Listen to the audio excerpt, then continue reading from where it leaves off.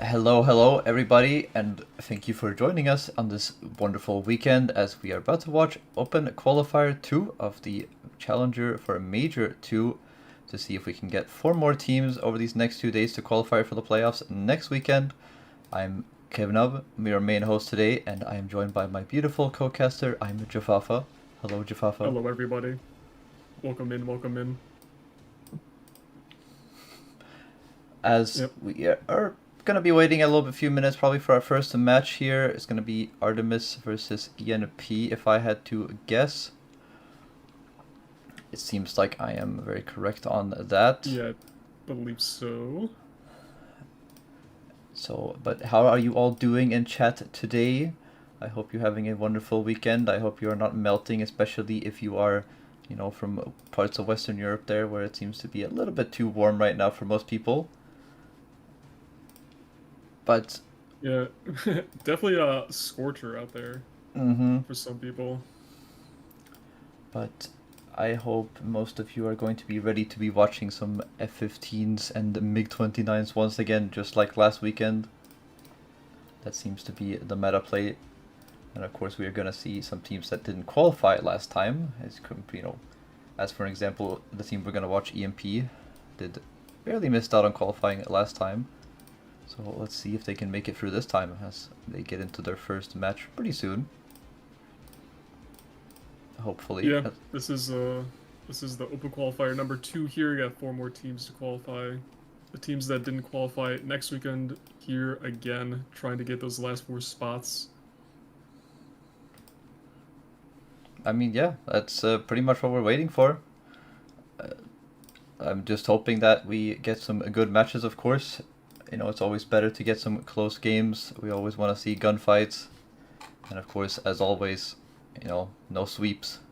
Sweeps are, of course, as a sign of a dominant team, maybe fighting a team that's not as strong as them, but it's always more fun to get, the actual close matches and getting those gunfights in up and close.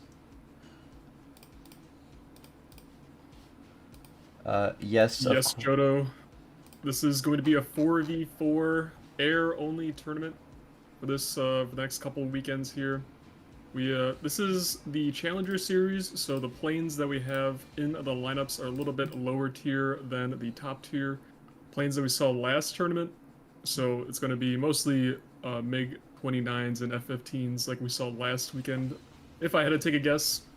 And the map we're going to see for this round will be Pacific Hidden Base, which I believe is an air arcade map that we have converted to a air tournament map here. Yeah, it's definitely a map that has some memories for me playing it back in Arcade Air many, many years ago. Oh yeah. Yeah, I remember people always taking out the little landing craft there in the middle. Good times. But no AI targets on the tournament map here.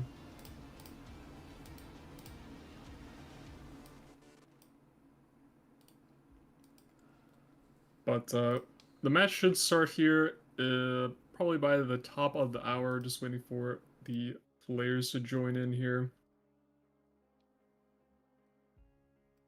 If you're wondering about other vehicles that the people can play here, we have all nations in the game represented here. A lot of Phantoms, some of the higher tier ones, MiG-23s, MiG-29s. Also for Britain, the Tornado. Maybe we'll see a Tornado.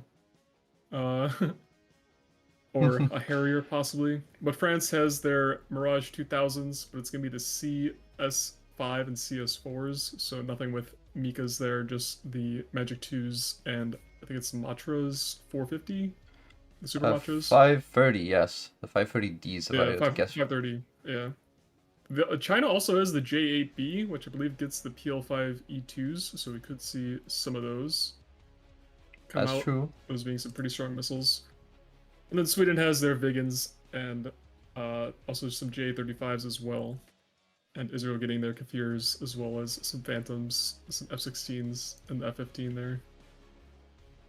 Yeah, no, that's what I'm expecting to see. It's mostly just F-15s and MiG-29s like last weekend, but yet again, I said it last weekend, I would really, really like to see the F-16 the French one, just because of those 6-9Ms. I know that it doesn't have Oh radar yeah. missiles, but I feel like 6-9Ms is, and especially if you manage to survive, the entire game and getting into that last dogfight, you'll have such a massive advantage that you could always clutch up for your team pretty easily. Mm-hmm. Someone But wondering how we explain this works. If any team could play in it, yes, you had to sign up earlier for the open qualifier, but it's open to everybody, not just the top teams here. mm-hmm. Most definitely indeed. I am pretty excited to see the first game because we did see, as I said before, AMP made it pretty far in the losers bracket. They just kind of missed out on not qualifying. I think they got taken down by Nexus last weekend, if I remember correctly. But, I hope that this time they practice a little bit more, maybe. Maybe they lock in a little bit harder this time and actually manage to qualify because I would like to see them in the playoffs, to be honest. Yeah, we have seen them before in the air tournaments last year, I believe. Uh, so we'll see if they can qualify here for the playoffs starting next weekend. Mm-hmm. Someone already putting the prediction for 3-0 for Nexus against ENP. Ooh, let's see if Ooh. did he put his points? Ooh, how about you get in that prediction? Put your Mm-hmm. points where your mouth is. ENP does have a 55% And also, of the 5 vote a Ho 3. currently. Thank you for the 5 gifted sub. Thank you very much. We appreciate the support as always. Thank you, thank you, thank you. As it went 1 to ND Blue 1, Lord Chaos. It's me, random name, Nikki VT, and Prosto Guru. Well, enjoy your emotes, guys, I guess.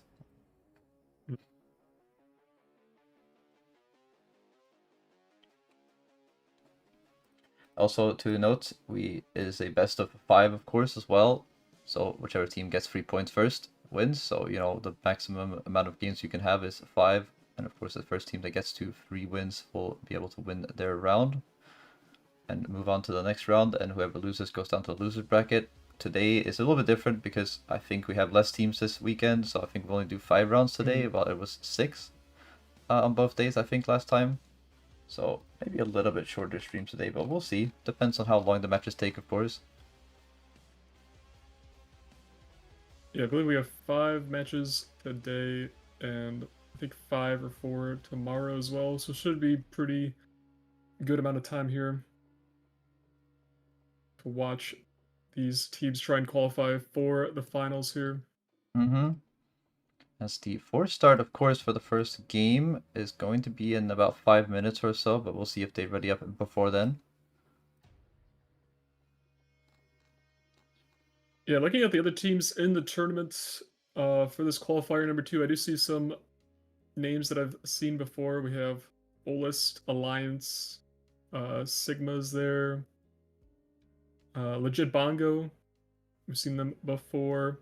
Elite as well, but I think that is their like Yep. B team, I believe. Mm-hmm. I think so Uh, too. We have Kekis. G-Friss as well. Yep, they were there last weekend. We have Kekis team as well. We saw last team weekend. So there's definitely some people trying to requalify that did not make it last weekend. So I think they'll be nice for the final matches. Hopefully we'll basically get the same teams we maybe watched last weekend that just barely missed out.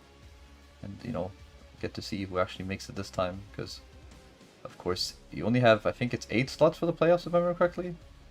Yep, 8 teams. Yeah, so only 8 teams. So there's not, easily, if you think about both weekends, we probably had over 100 teams signed up for this. So only 8 teams making it. It makes it pretty hard to qualify. Yeah, you got to be the best of the best here to qualify. Got to show your skills in the air here, not crash into Team Mountain Mm-hmm. or Not, Team Tree. well, or Team Water on this map, I guess. We count Team Ocean as well. We did see Team Ocean. Yes, I believe so. But they don't have a decal yet. Maybe we'll get Team Ocean for the next Maybe, air tournament here. Maybe in the maybe, grand maybe, finals. maybe that's a good decal idea. A plane Mm-hmm. becoming a submarine. Mm-hmm. Put a snorkel on F-15. I guess it's a pretty good idea, but it looks like we're about to get into the first match here as we load it in, so we'll switch over to the in-game view now for our first round between ENP and Artemis. Up here on the Pacific Hidden Base, like we said, this arcade map is now a tournament map for us. We have the 3 caps there, as well as the bases on the opposite corners, top left and top right. Mm-hmm. Let's see here. We have a Mirage 2000 coming out from a 9 here. 2 MiG-29s and an F-15 rounding out the rest of Artemis's lineup there. ENP on the other side has 3 MiG-29s as well as an F-15 there. Yep. So actually pretty similar to what they were running last weekend, at least for ENP. Did not see much of Artemis because I think this is basically yeah, I don't think I saw these players last weekend, so this is definitely a new team up in for this qualifier. Of course, the Mirage 2000 we did see from Kekke's team, but not from any other team, so let's see if it pays off better for them maybe than it did for Kekke's team last weekend. Yep. I did also want to point out, I didn't catch too much of last stream, but I do notice we have the updated minimap and the kill counts there. Pretty awesome to see that. But it looks like Otake here, gonna stay low with Bustler, gonna go for that C point. Mm-hmm.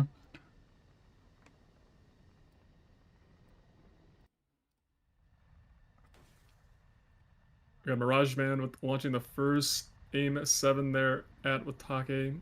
Gonna go for Bustler though. Bustler launching off some of his aim. No, those are going to be AAM 4s there. The Mirage Man taking out Bustler here in the beginning. Yeah, but just Watake absolute also chaos. his missile Watake kind of stuck in the launch. middle of there, getting missiles from every side. 2 down players already for ENP. Not looking so good for Neme and Holly here. Gonna have to lock in if they want to, you know, catch the game back. Of course, they've already lost 2 caps as well, so not so great for start for ENP. Yeah, gonna have those tickets draining away as they did not cap the C point as well. But Holly launching an ER down onto the enemies there. Looks like it's just gonna miss or be multipath there. And then Yeah. Holly gets taken out by Songbird, who's up high. Of course, Neme now last alive in a 1v4. Just gonna try to head on that missile S-24. A bit too late on the rocket launchers there to be able to get the proxy properly. And Team Artemis goes up 1 point there. Already, wow. Incredible stuff by Artemis. I was kind of not expecting that to start off that quickly for, you know, their side. Of course, we have the in-game view. My bad, I switched a little bit too quickly there. We'll see the actual final score there. No kills for Team ENP. And, you know, 1 kill each. So Team Ace there for Team Artemis. So, well played Artemis for their first round. We'll see if ENP can maybe, you know, catch it back in the next round here. Yeah, I mean, those EMP voters might be sweating a little bit on maybe from the heat, maybe from the fact that their team not getting the first round win there. But it is a best of 5, so they could still bring it back here. But yeah, definitely a pretty strong showing from Artemis there. EMP losing 2 of their members pretty quickly. Definitely did not help out Holly and Neme trying to take out the 4 players of Artemis there. Yeah, no, it kind of felt like, it just felt like, you know, the 2 players, those F-15s kind of just, or the, you know, the MiG-29, Bustler, and of course Wakatake and the MiG-29 kind of just felt out of position. You know, they split up in 2 groups and basically just felt like all of Artemis just pounced on them all at once together, and the 2 remaining players on EMP just being too far away to support. So that's a bit unlucky. Yeah. You know, you gamble and try to split up. You maybe don't think that everyone's going to go together on the enemy team. You want to position yourself to, you know, maybe engage the first fight. You want to try to, you know, I mean, basically hammer and anvil them between you guys. But, you know, all the players in Artemis decided to just commit to the 2 people they found first, and they went down too quickly for the rest of, you know, the strategy to work out. Yeah, you definitely have to use that first round as kind of a feeler to see what the enemy team will do. But then again, they could switch it up between rounds here, so you got to be careful of that. But yeah, Mm-hmm. definitely the strategy coming into play as well. Artemis having the better strategy in that first round there. But I did see Neme roll I think it was a Sparrow right at the end, right before he tried to S24. The next one going down to that one though. Oh So yeah. definitely pretty skilled players on Team ENP, but strategy not just working out for them that round. Yeah, just not working out for them, as you said. I mean, sparrow rolling is something that's very doable in this game currently, and it's of course you got to time it right, and it looks kind of pretty amazing, honestly, especially when you manage to roll several sparrows coming at you at once. Just makes you look like you're Neo himself, dodging every missile and coming towards you. But it just seems like everyone just brings the 29 just because of the R2070R, even if you might actually be able to do more damage, especially when you get into those furballs with the 9Ms or Python freeze that you have on the Israeli F-15 or even the AM freeze that you have on the Japanese one. Like when you get into those furballs, it just feels like you can launch off way more missiles really quicker and actually pick up kills. The 2070Rs are just so incredibly strong for these long range duels at the start. Yeah, they are just way faster than the other radar missiles that a lot of the other planes have. So definitely Mm-hmm. one of the strongest radar missiles. But then again, they only get two. F-15s do get up to four AIM-7s there. So it is a little bit of a missile economy uh, play as well if you want the more missiles or two of the faster missiles. These are the MiG-29s that only get the R-60Ms, not the Yeah. R-73s. So if you lose both your radar missiles, then you're only down to the R-60s. Those R-60s do get flared pretty easily. No IRCCM, unlike a lot of the other missiles from the other countries, like the AIM-9M or AAM-3 for Japan, Yeah, it's or PL-5 E2 for China. I've seen a lot of surprising amount of R60M kills still anyway, but I guess that's probably just because there's such short range launches and people just don't have time to turn off afterburner or they just forget to. So it's still pretty strong, and it can still go through the flares if you keep your afterburner on, especially in a rear aspect. But yeah, I mean, that's the strength, I guess, of the F-15 is not actually in its barrel use. It's actually the fact that you have 4 9Ms or A&M freeze or Python freeze that are just really good at getting kills, especially of course of how the IRCCM works on the 9M, where it's really hard to flare when it's in a side aspect. It's basically you have to turn in or turn away from the missile to actually be able to flare properly, which makes it so strong, especially when you're in this third balls, you're getting missiles from both sides, and of course it kind of plays into it. You want to turn side on to notch radars, of course, and if somebody launches a 9M at the same time, it counterplays how you're trying to notch a radar because you're putting yourself in a perfect position to get 9M'd.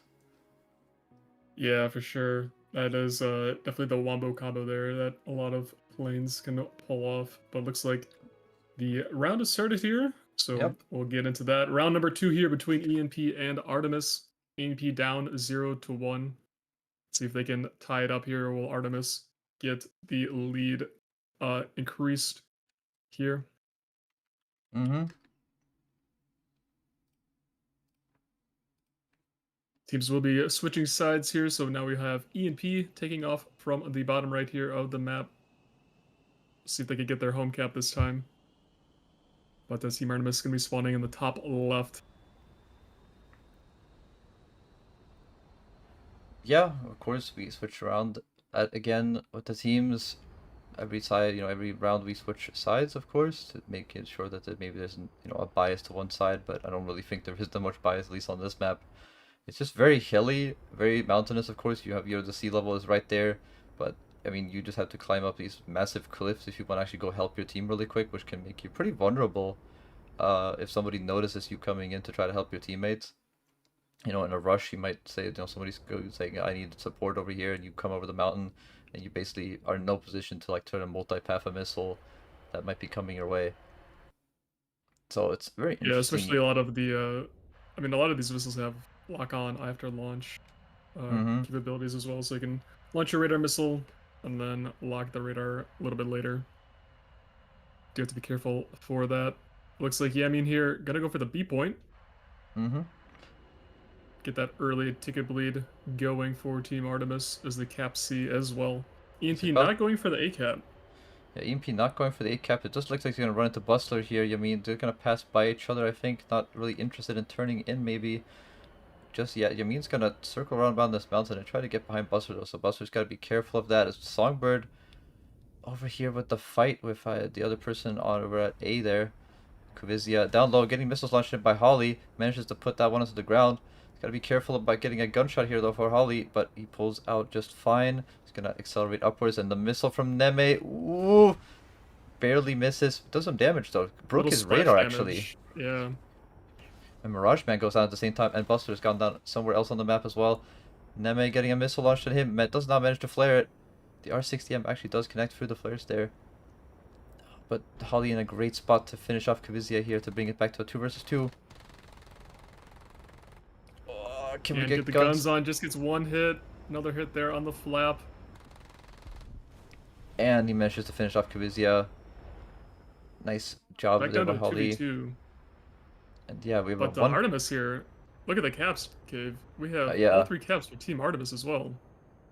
It's going to be not great for AMP. They really got to finish off these fights real quick if they want to, pull it back, because the ticket bleed is deceptively fast on these maps. Holly and Yamin going into a slow fight, and Holly actually does get hit by Yamin, gets taken down all up to Wakatake now to finish off this fight with Songbird before his teammate can come and support him.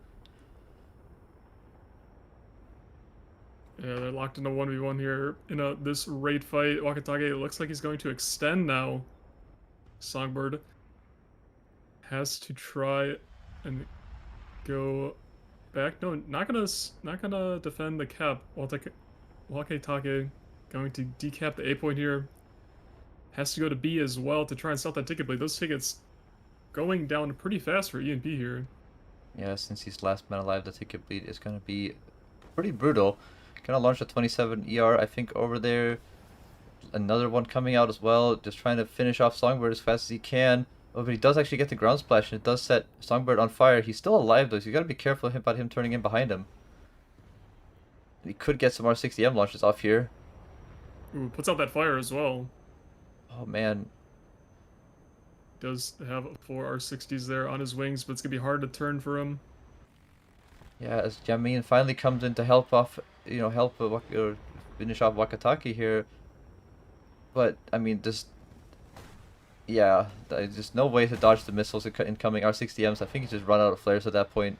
And I mean, it just wouldn't have mattered, I think, anyway. Even if he got both kills, the ticket bleed would have just been too brutal. So that's going to be another round for Team Artemis. Yeah, Artemis getting those caps, just draining those tickets away from EMP. Looks like Holly and Neme both with the kill there for Team EMP this time.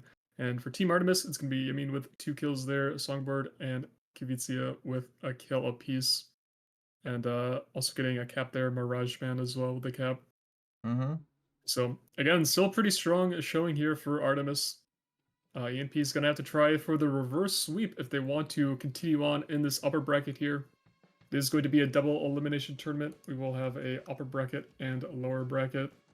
So even if they lose this round, EMP still has a chance down in the lower bracket or losers bracket to qualify for the finals here. Yeah, no, of course, that's the nice thing about this is you don't instantly get eliminated once you lose your first match. You do have another chance in the losers bracket, so maybe if you, a bit shaky at the start, you might not be ready, maybe not all the way locked in for your first matches, of course. You can go down and have a chance in the losers bracket, or maybe you just get a rough first, maybe a rough first matchup against a team that maybe has a different strat that plays well against you. You didn't have enough time to really get ready for it. But it does seem like it was a little bit better there from EMP.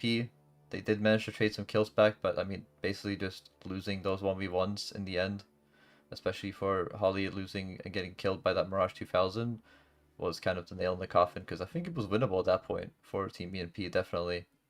If he can just get, survive a little bit longer, because Wakatake was coming out on top of his fight, it seemed like.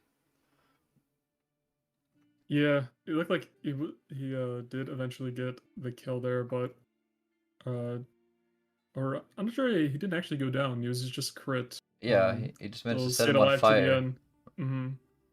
So, but yeah, they were able to get 2 kills, which is better than the 0 kills they had in the first round, but still not the win for EMP yet. We'll see if they can hopefully keep their upper bracket hopes alive in this next round here, or will they get knocked down as we get into the next round Yeah. here? We get into the third round, of course, all pressure on EMP at this point. It's got to be able to win every round from now on if they want to take the match win. But it's going to be a tall order, especially with how these last 2 rounds have looked. They got to be pretty much almost flawless, I would say, if they want to get this through. Because the risk of even if you're trading 1-for-1, is that of course you get down to 1v1s in the end. Maybe you're split up on the maps, and when you get down to 1v1s, the last few people alive, if you get to that point, it seems like a little bit of a 50-50 ball game of who has the actual better advantage at that point, who has more missiles maybe left, who has more even fuel left, it's just so many variables that we can't even see as well that could decide the outcome of these fights. Yeah, as well as how many caps you control.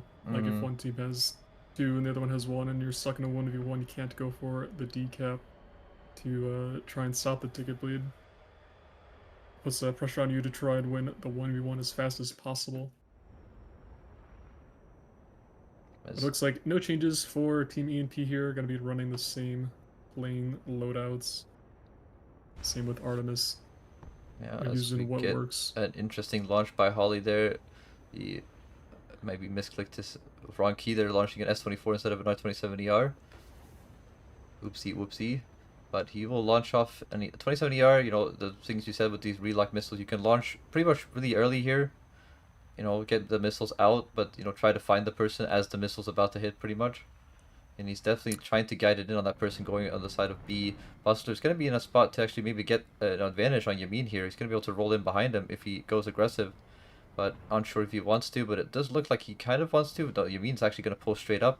Going to make himself an easy target for Holly, I would say, as we see missiles from Wakatake and Convizia there. Nothing to trade it, but Yamin does Holly get on. taking out Yamin. Yes, so good bait there by Bustler to bring Yamin up for the kill. Many missiles coming out of Kavizia now from Bustler. Ooh, barely just getting some splash damage from the ground there maybe, but nothing that serious. Bustler now with Mirage Man right below him, and Mirage Man gets taken up by Wakatake, so good start for EMP here. 2 players down already. Kavizia with missiles coming in from every angle, and that missile almost looking like it was going to go for Wakatake there. Can we get some guns on maybe? Nope, nothing connects for either team there. Wakatake taking out Mirage Man as well. Yeah, So, and Songbird going down to Meme. So Artemis is going to have only 1 player left alive, and just as I say that, he goes down. It's giving EMP their first round win here. Yeah, and a round number 3. Flawless sweep as well. Mm-hmm. So much stronger from Team EMP there. Beautiful play, I would say, in the middle there. Knowing that, for the last 2 rounds, Yamin's gone to the same place, gone for that B cap aggressively, and Bustler actually just baiting him up for Holly there, which was pretty nice, well played.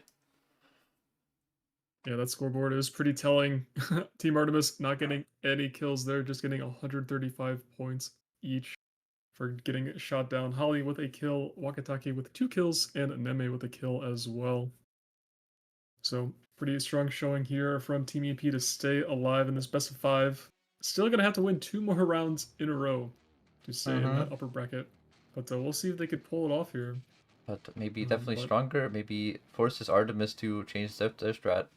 As they basically felt like they got countered to what they've been doing for the last 2 rounds pretty perfectly there. EMP learning definitely on the fly. Of course, I have to give them a point here. Make sure. There we go. So, but I mean, that just felt like EMP just was in complete control of that round. I am unsure that if Artemis is gonna have to change out a lot on their strategy, or if that was just an unlucky round for them, but. Or if Yamin maybe has to stay more passive when he sees Bustler, pulling up ahead of him. Yeah, getting baited up into the vertical there, and then Holly is sweeping in, getting the kill on Yamin there early. Not the best opener for Team Artemis if they want to try and seal this best of 5 here. Just have to learn to not take the bait from Bustler there. Bustler looked like he was going to turn in to try and fight Yamin, but then turned right out. And Yamin was unable to go back down or find any cover from the R27 from Holly there. So, yeah, definitely have to learn from that mistake. Learning from your mistakes, definitely something everyone should do when you play War Thunder. Obviously, can make you a better player here. But yeah, Yamin just gonna have to take that one. Yeah, That I round mean, loss and learn from it. that bait was, the start for EMP that got them the first point, but even then, like, Mirage Man was basically seemed like he was trying to follow Bustler into the fight as we get into the next round. And, basically just got baited into Wakatake's 27 ER that came his way as well. So, two beautiful 27 ER baits pretty much just locked them in the round there for them. But as always, Yep. we switch sides again. Probably gonna have no changes in lineup, I would assume. I'm gonna see if Yeah, I EMP think can both stay these alive. teams. Yeah, both these teams, they know what they got to do to win their rounds. Artemis just has to stick to their plan here. Yep, no changes from either side here. Have to see if, I'm really interested to see if Yamin's gonna not go for the B cap this time, or maybe, Mirage Man's gonna stay more passive around the B area as well. They're just gonna let EMP, get into position first, and then they'll decide what they want to do. Because, of course, that last round did cost them their first round, and they're secured 3-0 win. But I'm unsure if you want to maybe like risk it too hard this time. I mean, Mirage Man is still going kind of towards the same-ish area he's been going for the last 3 rounds, with Yamin behind. They're, getting between B and C. Gonna try to get into these like low area mountains, try to find, some baits out. 27 yards up high, of course, as always. The MiG-29s definitely want to launch from above. Mirage Man understanding, try what he's gonna see to do here. I mean, he wants to go, basically next to those big mountains at B. He wants to be ready for Bustler here, but he does have that 27 year coming from above him, I think. Well, that F-15, sorry, from Bustler. He's got to be really Yeah, maybe careful shove on about the the side missiles there as coming well. in. He's got to pull up into the missiles, but the problem is one of them was a 9M, and yeah, there you go. Bustler will take down Mirage Man with an, I think it was probably an AM3, but works pretty similar to the 9M. Songbird and Wakatake, and a nice merger there, of course. Yeah, Gonna Songbird have, does use both their R27 ERs as well, so down to the R60s to try and and take he's out actually gonna Wakatake pull here. away. He's gonna let Yamin come in here from behind. Magic could be pretty dangerous from a launch from behind here, but he manages to flare nicely there. Wakatake, he's gonna pull up into the vertical fight, gonna pull down towards the ground again, and start just extending away because the next Magic is gonna come in. He's gonna be real careful, and the next Mirage does actually connect. The Magic connects there. Wakatake goes down. Oh, but missiles from Buster barely just skirt every side of Yamin there. I'm sorry, and the Kavizia on fire as well at the same time. Oh, not looking so great actually for Artemis here. Holly can get a nice shot onto Yamin here, and he's gonna be able to finish him off. 2 players down, I would say. 3 players maybe down even for side of Artemis. This will be true. Songbird now last alive. 3 versus 1 in the vertical fight, but he has some energy still. Buster has to be able to turn around and get the shot on here if he wants to survive this for long enough, because that F-15 is pretty heavy compared to the MiG-29 here. But Holly, ready, slow, ready to take the gunshot. Doesn't get the one there, but Songbird rolls out of the way perfectly. Buster able to pull up though, get the missile launch in. It's not going to be able to pull in, I don't think, but at the same time, a missile from earlier he just launched, I think, managed to pull in there. Yeah, I think it was launch 2 missiles there. We didn't see the first one launch. Does take out Songbird. And Team EMP going to tie it up here, 2 apiece in this best of 5. Next round will take it.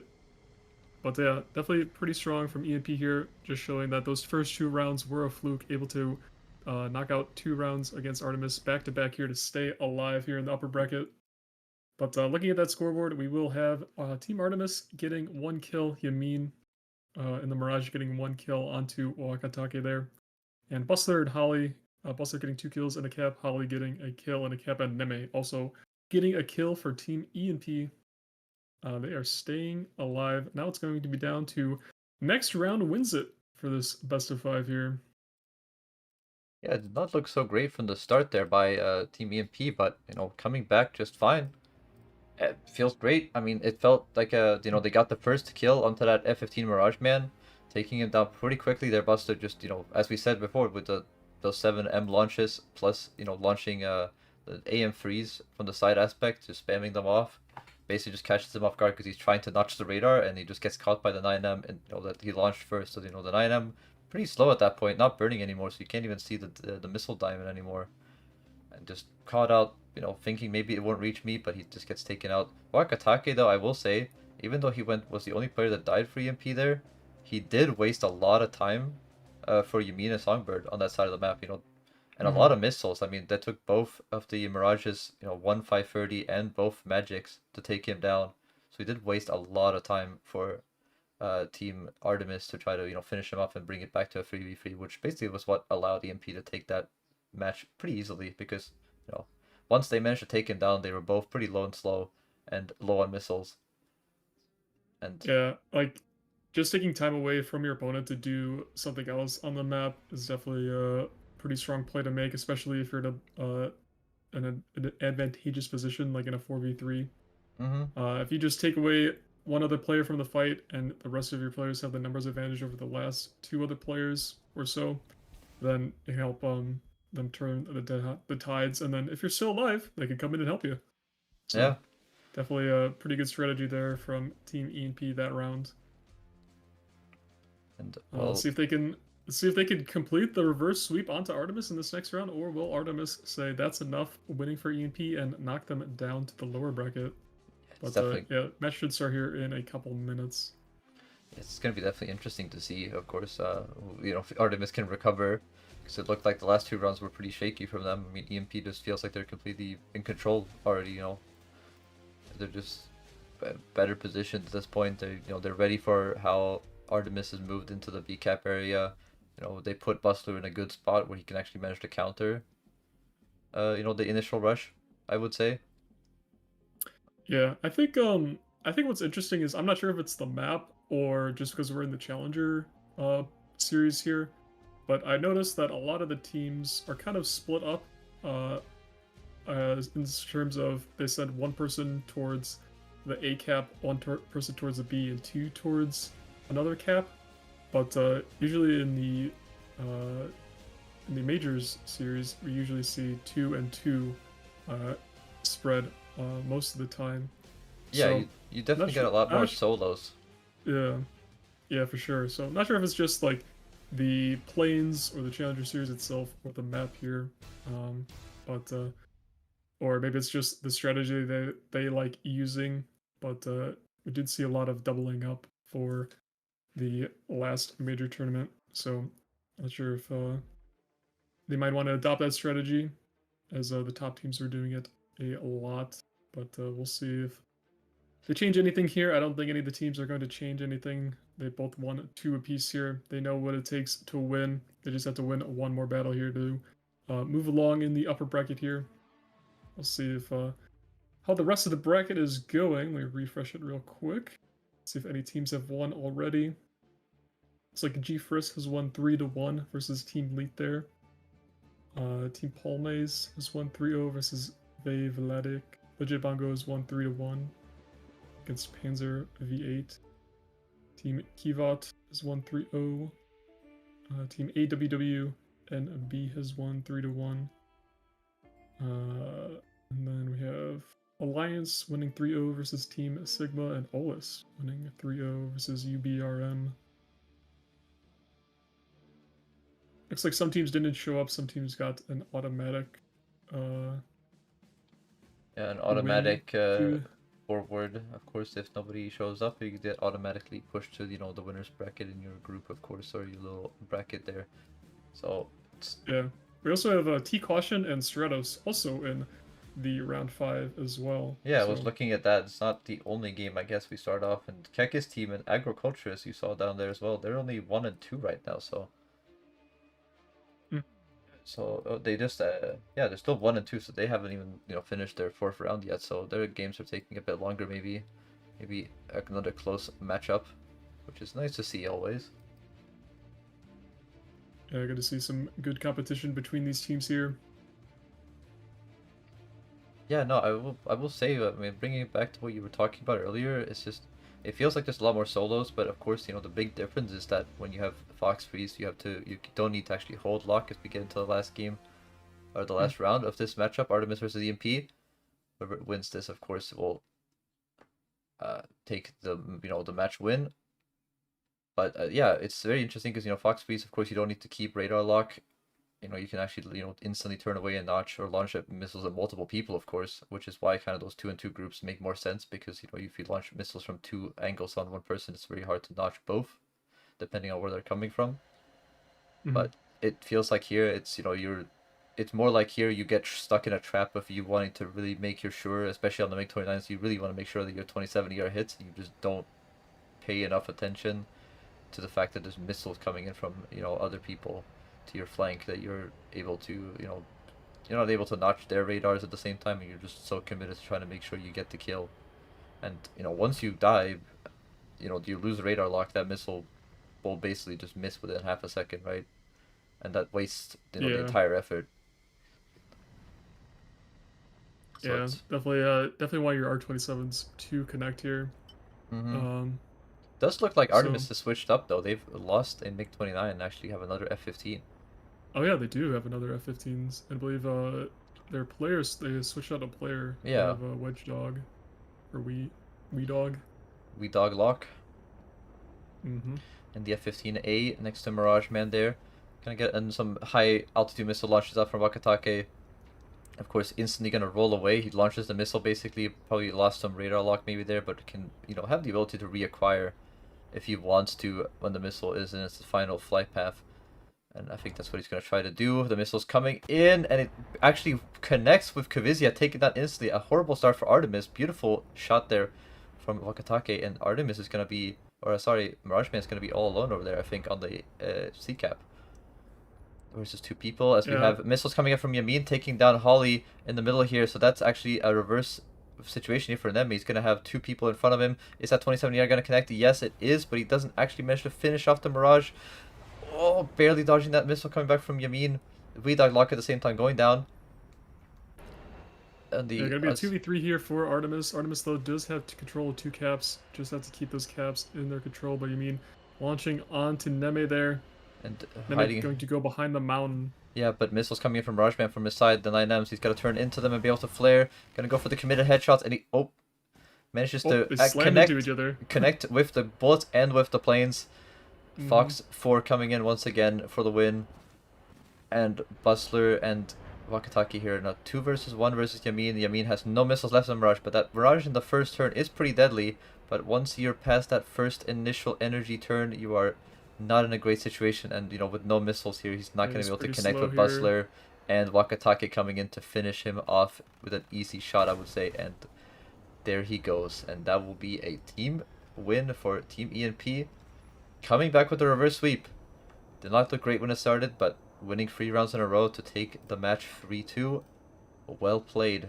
And that will send Artemis down to the losers bracket, and ENP will, of course, go further in the winners bracket. Yeah, pretty good reverse sweep here from Team ENP. Those first 2 rounds, they said, no worry about it. Coming back to win 3 in a row here against Artemis. Pretty dominant in their first 2 rounds, but this round definitely a little bit closer. Going down 2 to 4, or going down to 2 players there. But looking at the scoreboard though, looks like Yamin is only able to get the kill for Team Artemis there, and they did have that crash between Neme and. Yeah, I was gonna say there's only actually, even though they lost 2 players, there's only 1 kill there, of course. But the full commit head-on. Neme did get credited with the kills, so he did take the wing off him. I just don't think he had the time to actually get out of the way of the wreck he had just smashed up. But the Holly getting 2 kills there, and also getting a kill for Team ENP, solidifying their victory here over Artemis. Pretty good round between these 2 teams. Not sure if we're going to be able to see another round from maybe another teams that are still playing. Let's see that bracket updated. Yeah, it looks like the only teams still playing would be Keka's team and Agro Control there. But it looks like they're also in round number 5, so I believe that's started, so we probably won't be able to catch. Probably won't be looking at that. We will instead probably be waiting for the second round to start, of course, the second round of this winners bracket to start. Give us some few options to watch, but we'll let our director pick what he wants to watch. And I think we'll have a little bit of time before the next match starts, depending on, of course, when the team's ready up and when the round actually goes off. Yeah. Looks like some teams already have completed their second rounds. So. Yeah, But, legit Bongo apparently has gone 3-0 against Kivot, but is that because they actually showed up, or did Kivot just decide not to show up? Well, then they would have won 1-0, I believe. They didn't Yeah, show okay, up. so legit Bongo apparently just 3-0 sweeped Kivot in the second round before we even got to watch the second round game, so they've already managed to Yeah. go to the third round. So yeah, GFRS as well, winning 3-0 versus My6. If you want to look at the bracket that we were looking at, you can do !bracket in the chat as well to see what teams are in the tournament here, if you're wondering for yourself. But yeah, some teams are already into the third round here before we even get to watch round number 2. But let's see what the cameramen pick for our next match here, starting in a little bit. I will actually don't give a shout out to Yamin. I mean, last weekend we saw Keki's team using some Mirages, and it didn't feel like it worked out very well for them. And I didn't see many kills from the Mirages, but Yamin did actually use it decently well. I mean, he was picking up a decent amount of kills in it in the the first round, the second round, and even fighting back okay in the other rounds as well. So that was nice to see. It's not just Mirage, F15s and MiG-29s for once. We had a Mirage in there, and he was actually doing some work, which is always nice to see people using other planes. There's, I think the only plane that we saw in the first weekend was the F16AJ, if I remember correctly. Some people using that, which makes sense because you still get the 2 Sparrows on it. But there's for 9Ls outside of that, so you don't get IRCCM missiles, but still pretty strong because as I said at the start, the F16A is just, I mean, when the 1v1 at the end, it's so much stronger. Yeah, I think it might be one of the strongest 1v1 planes if it gets down to that in this tournament. Looking at the other planes, anything that comes close, ooh, I mean, there's J7E, but I don't think a lot of people will be playing that. But I think the F16A might have the energy advantage over it. And then there's the Nets, but I believe that only gets Python 3s, which are kind of an A9L equivalent.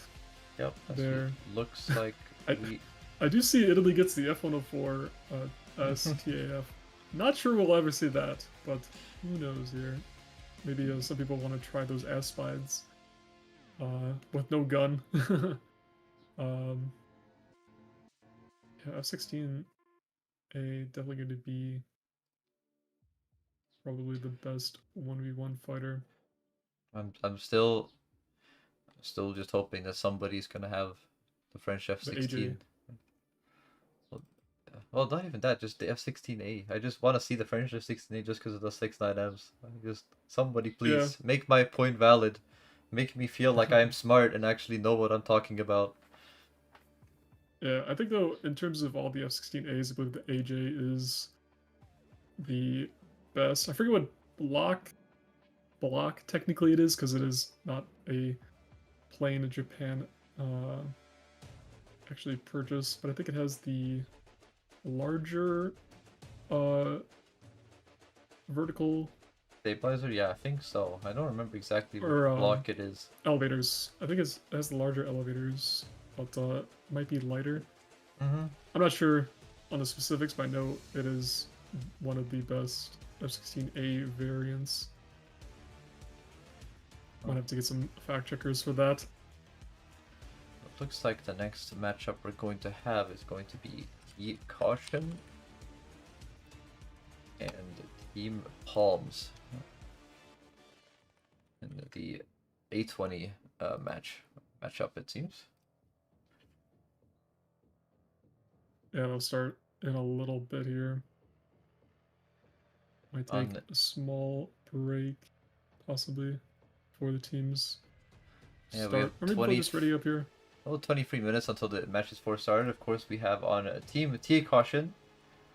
We have Davos Justalai as the team captain, Leviathan, Patricos 10, Rebel Creature, Bramo 16, Cactus 6141, and I think if I remember this Chinese name was Cocoa Milk, if I remember correctly. Yeah, that's Cocoa Milk. We saw But him. for Team Palmace here, we have Team Captain Kimitsu. We have Spot Q as well. We have a Russian name which I believe translates to Kind Juice. And then we have another one. Looks like I Love Passat, I believe, and Sharp Boy as well. Oh, AJ is the Block 10 with additional sparrows. Oh, Thank okay. you, Certified Monkey. Does make it basically the best one, because I think the Block 10 is still the best one for what pure 1v1s. Yeah, I believe so. But yeah, so I'm asking, would there be only English and Russian streams? I believe so for the Challenger series. I think, yeah, for the qualifiers there will only be English and Russian streams, but I think for the playoffs there will be more. Okay. I think for playoffs we will have more streams. I'm not sure exactly which ones, but for Yeah, I think it depends on our casters' availability. Yeah. For the other languages there. But I think, at least for playoffs, I think there's going to be some more. Mm-hmm. But for this qualifier, so today and tomorrow, there'll be only English and Russian. Of course, you can also find the Russian one on VK if you prefer watching it there. It's, also on Twitch on VK. I think we're also on YouTube technically for the English stream as well. So if you prefer to watch it there, you can also watch it there.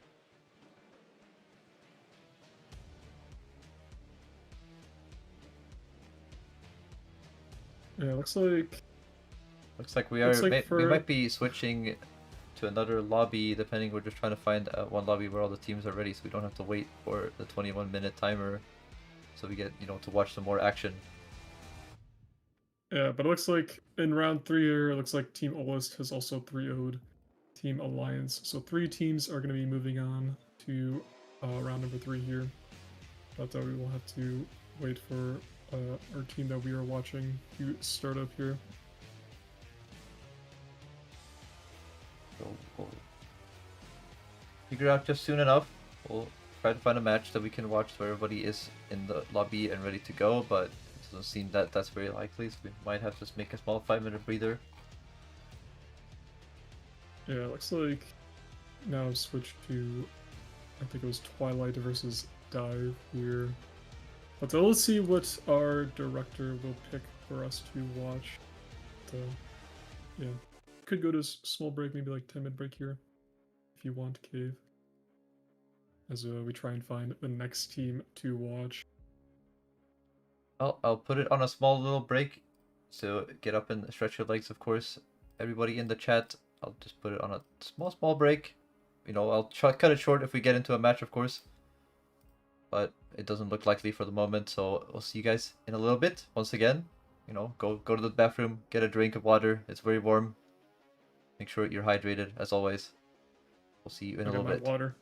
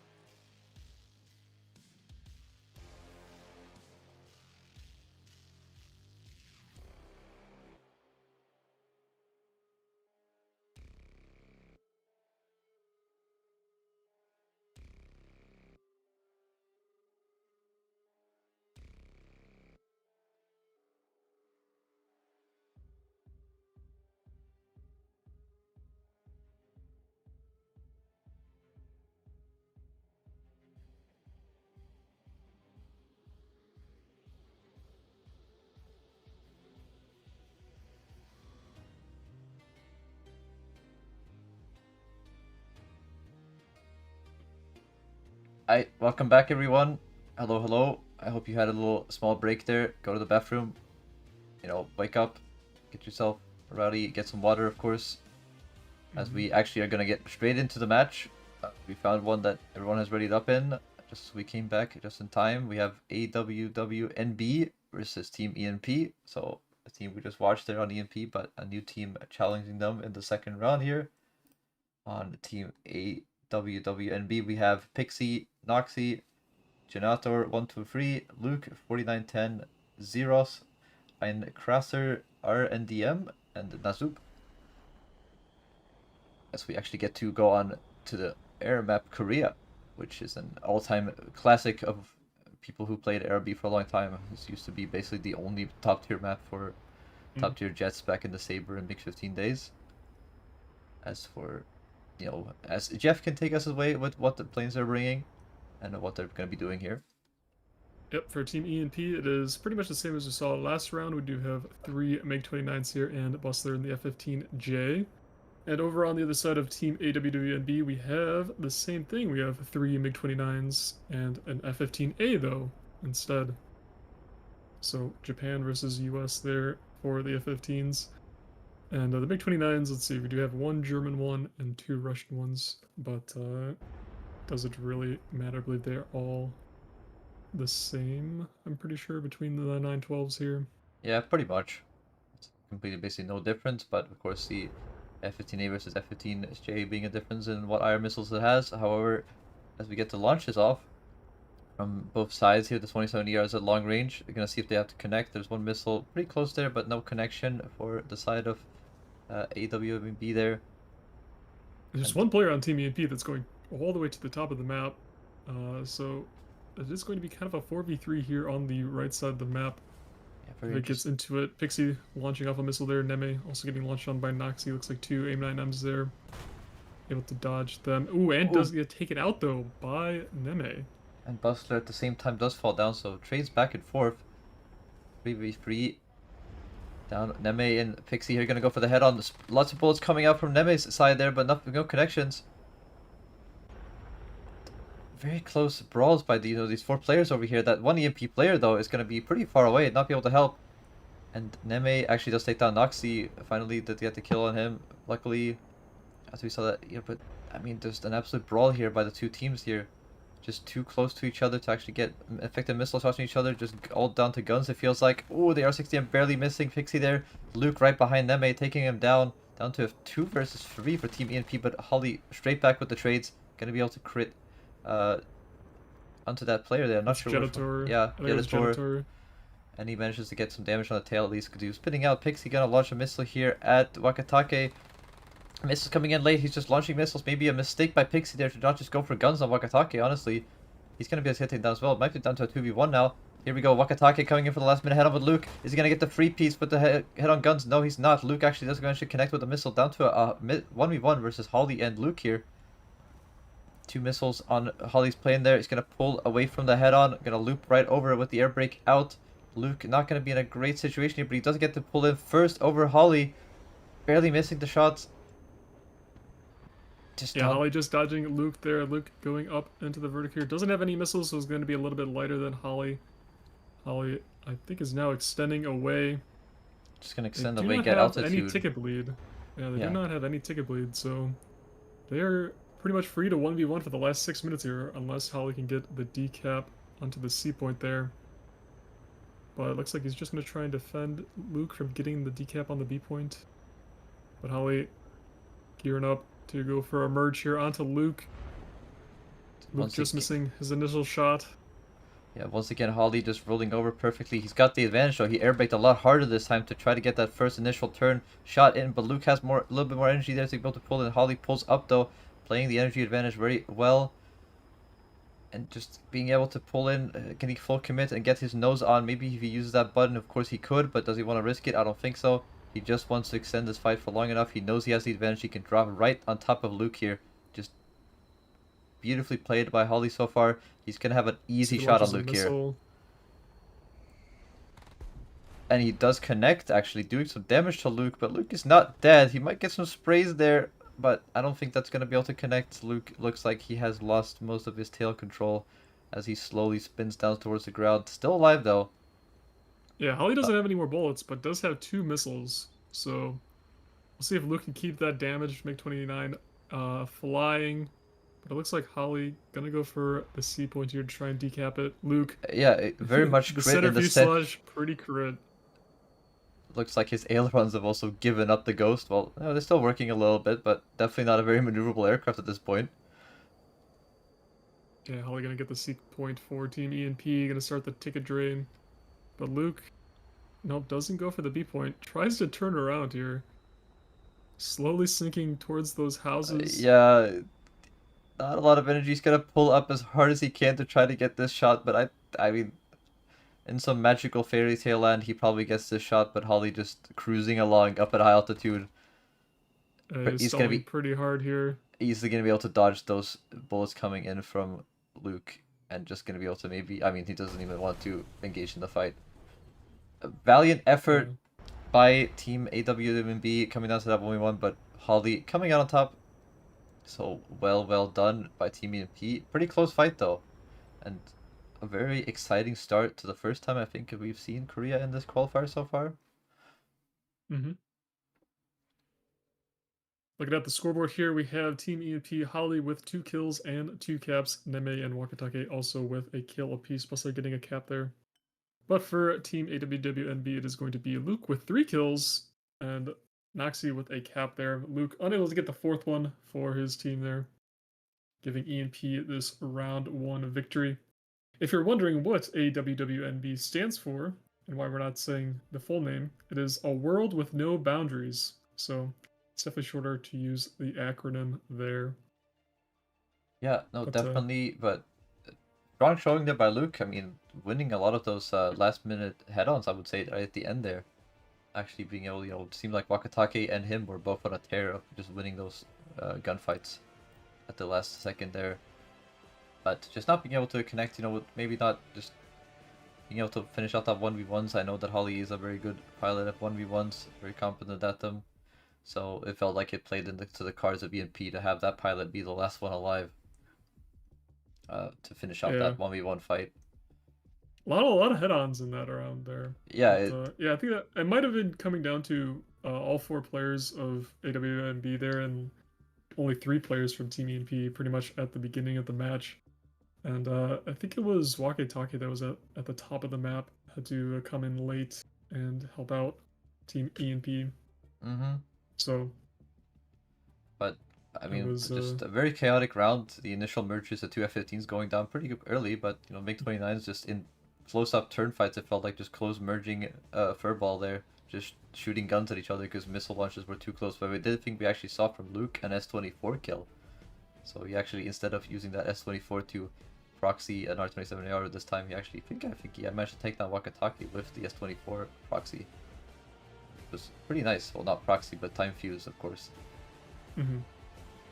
Yeah, I think people wondering where their predictions went. I think we switched what team we were watching there, so we're able to make another prediction for these 2 teams. But don't worry, the next round we will have another bet going for you to win your sweet Thunder points to cash in for a camo of your choosing. Speaking of camos, we did have Esports, the crate number 5 release a few weeks ago. So if you are wondering what camos you can get, I think you do !camo, give you the list of all of them. If you do redeem that reward there for channel points, a lot of good camos. There we go, from Cave, the command. So pretty awesome camouflages here from Yeah. our artists. I've seen a lot of them, especially in the first qualifier. I felt like every MiG-29, I think the German one, I think, is the one that has one of the newer ones from the Trophy 5 as we get into the next round. But I think I saw a lot of those last qualifier. Thank you, Thick Turtle, for the raid there. Welcome in, Welcome. everybody. We are looking at Team EMP versus Team AWWNB, A World with No Boundaries. In this best of 5 here in this open qualifier number 2 for the Challenger Series, EMP up 1-0. So the question is, Jeff, do you know what EMP stands for? Enyo Proxy, I believe. Ooh, he remembers. I'm a smart cookie, sometimes. But no changes, I think, for both the teams. We still have the one F-15 for either side, and of course the three MiG-29s. It's interesting to see though, because Korea is, as I said last round, is not a map we've seen before, like in this qualifier yet. And it is a very interesting map because there's a lot of mountains, in that area, around the actual middle bowl where the caps are. But once you're actually in the bowl, especially around the B and C caps, it's pretty flat.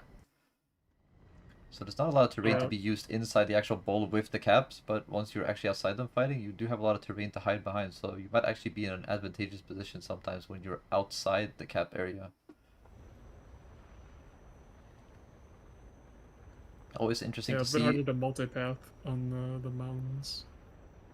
See 3 players or 4 players here from EMP, kind of 2 grouped up here to the bottom going towards C, 2 players a little bit split up, one going very far north as well, and one going kind of the central area towards B and C with his teammates. Missiles coming up from Holly here. Looks like also one player from AWNB is also going up north to fight that one player going down the little Korean Valley. So we'll see how that Yeah, two goes. players But of ENP all the way on the 9 then. Almost on the map border. very very far away. That's actually Team AWNB actually, because they switched sides. Remember? Oh yeah, my bad, my bad. It's all good. We have Buster and Noxy going in for the last committed head-on, and it does look like Buster's about to lose both his wings, and it looks like he did indeed lose both his wings. He's still flying though, which is very interesting to see. Noxy gonna give up to come up on top of that head-on. Generated right behind Wakataki here. It has a little bit less energy, but the missile launch could be pretty dangerous here. Wakataki's gotta be careful as Buster or Neme actually goes down as well to Luke. At the same time, Holly coming back with a trade onto Pixie though, and Generator taking out Wakatake from behind with the missile launches. Down to a 3v1 for Holly here. Not looking so great for EMP in the second round though. Yeah, it looks like AWNB going to get the B point and the A point in their control. Holly trying to get the C cap. Trying to go for Luke here. Does have 2 R60s left and an S24 going for the head-on. Does not connect. Does have a missile launched on them. Gonna have to try and roll this aim 7. Oh, the missiles as are... well. Yeah, there's aim MM in there as well, but looks like the aim 7 going to take down Holly here. Yeah. Giving AWNB their first round. This is best of 5. Yeah, it's looked pretty interesting. Honestly, an interesting start from both teams. That little head-on between Bustler and, of course, Noxy not going the way of Bustler, kind of starting off bad for EMP. And, of course, that kind of just spiraled out of control from that point, because just having that extra player just was too much for EMP to handle, especially in that little brawl in the central area. Yeah, look at the scoreboard here. We have Luke again with 2 kills for his team. Noxy as well getting 2 kills, probably getting a severe damage somewhere in there. As there's 5 kills for Team WWNB, and Genitor getting a kill as well as 2 caps. Holly getting the only cap for Team ENP that round. Yep. And someone asking, and this BR Flare and Chaff can't defeat the missiles? They can. A lot of the missiles at this BR will have IRCCM though, especially on the F-15s. So you will have to be careful with your flare pattern as well as dropping afterburner. But in terms of chaffing radar missiles, I believe you have to chaff the radar instead of the missile here at this BR range, because missiles themselves don't have radar seekers in them, unlike the top tier lanes that we saw a couple of weeks ago. No, for the major. We're very reliant on Fox 1s at this BR for radar missiles. That's all we got, and it's more about notching the actual plane and the radar. And of course, chaff can help there if if you keep spamming chaff while you're actually in the notch. It can help make it really hard to get a relock, especially because you're gonna be spamming your radar HMD key most likely, or your ACM mode into that area, and you're just gonna hit find chaff very easily as well. So it's definitely usable, but not maybe as usable as top tier, I would say, because chaff does matter a lot more at top tier. I feel like when especially when multiple missiles coming in. The Fox freeze, but this BR, no, it's more about being able to notch radars, and of course, as we talked about earlier, 9Ms are the ICCM missiles. We have the ANF freeze as well for Japan for the F-15J. think those are the only IRCCM missiles we have technically in this lineup. Because I think... Well, from what we've seen so far, yes, but I think there's still the PL5 E2s for the J8. So. Yeah, true. But no one playing China yet that we've seen, so.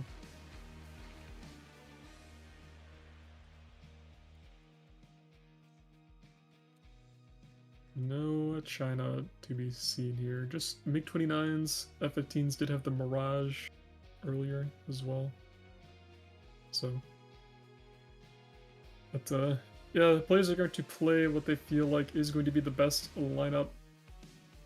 And currently do have the F-15s and MiG-29s. Definitely liking the R-27 ERs and those AIM-9Ms. Now, of course, it's just 27 ER is such a the best radar missile by far in this lineup. Of course, as we get into the third round between AWWNB and Team ENP, as they're up 1-1 each, so still tied up. Oh, it's the J8B, not the J8F. Oh, so no okay, so no missiles. Okay, so it's literally just the AIM-9Ms. And Mm-hmm. does the Mirage 2000 that version have 9 Magic 2s? Wait, did the JH7 got missiles, right? Yeah, it does have PL5E2s. So I guess JH7 will have. But of course, not much point in flying that plane outside of those missiles compared to the ones they're currently using. You do get 4 of them. Yeah, the flight performance not the best. As great as the dedicated fighters here. So yeah, definitely the favorites. Being the F-15s, especially for the little head-ons. The Vulcan just having so much ammo, of course. I mean, almost 1,000 rounds of 20 mil is very useful in these head-ons, and just being able to get shots on people. You can spray very diligently. I mean, if it gets down to a 1v1 2 cave, you can gun yaw with that Vulcan. Oh, true. You'll see that. Some Willy Walrus strats right there. But yeah, it's just having so much gun ammo is of course very useful. I do think we have a change actually for AWM. Even though they won the last round, they picked up another F-15, so that's interesting to see. Yeah, going with the 2 F-15As here for them. It looks like someone launching an early radar missile. I believe that's Pixie, possibly. Yeah, early radar missile out. Has launched a radar missile, but also 3 players for AWMB, really far out, the left side of the map here. Really far away from EMP aggressing them, and only 1 player actually going in towards B. I'm going to assume that's going to be Noxy again, going aggressive towards B, but, EMP as well, even what I said, I guess everyone just wants to stay around these mountains early on to dodge radar missiles to make it so much easier to be able to, put them into the mountain.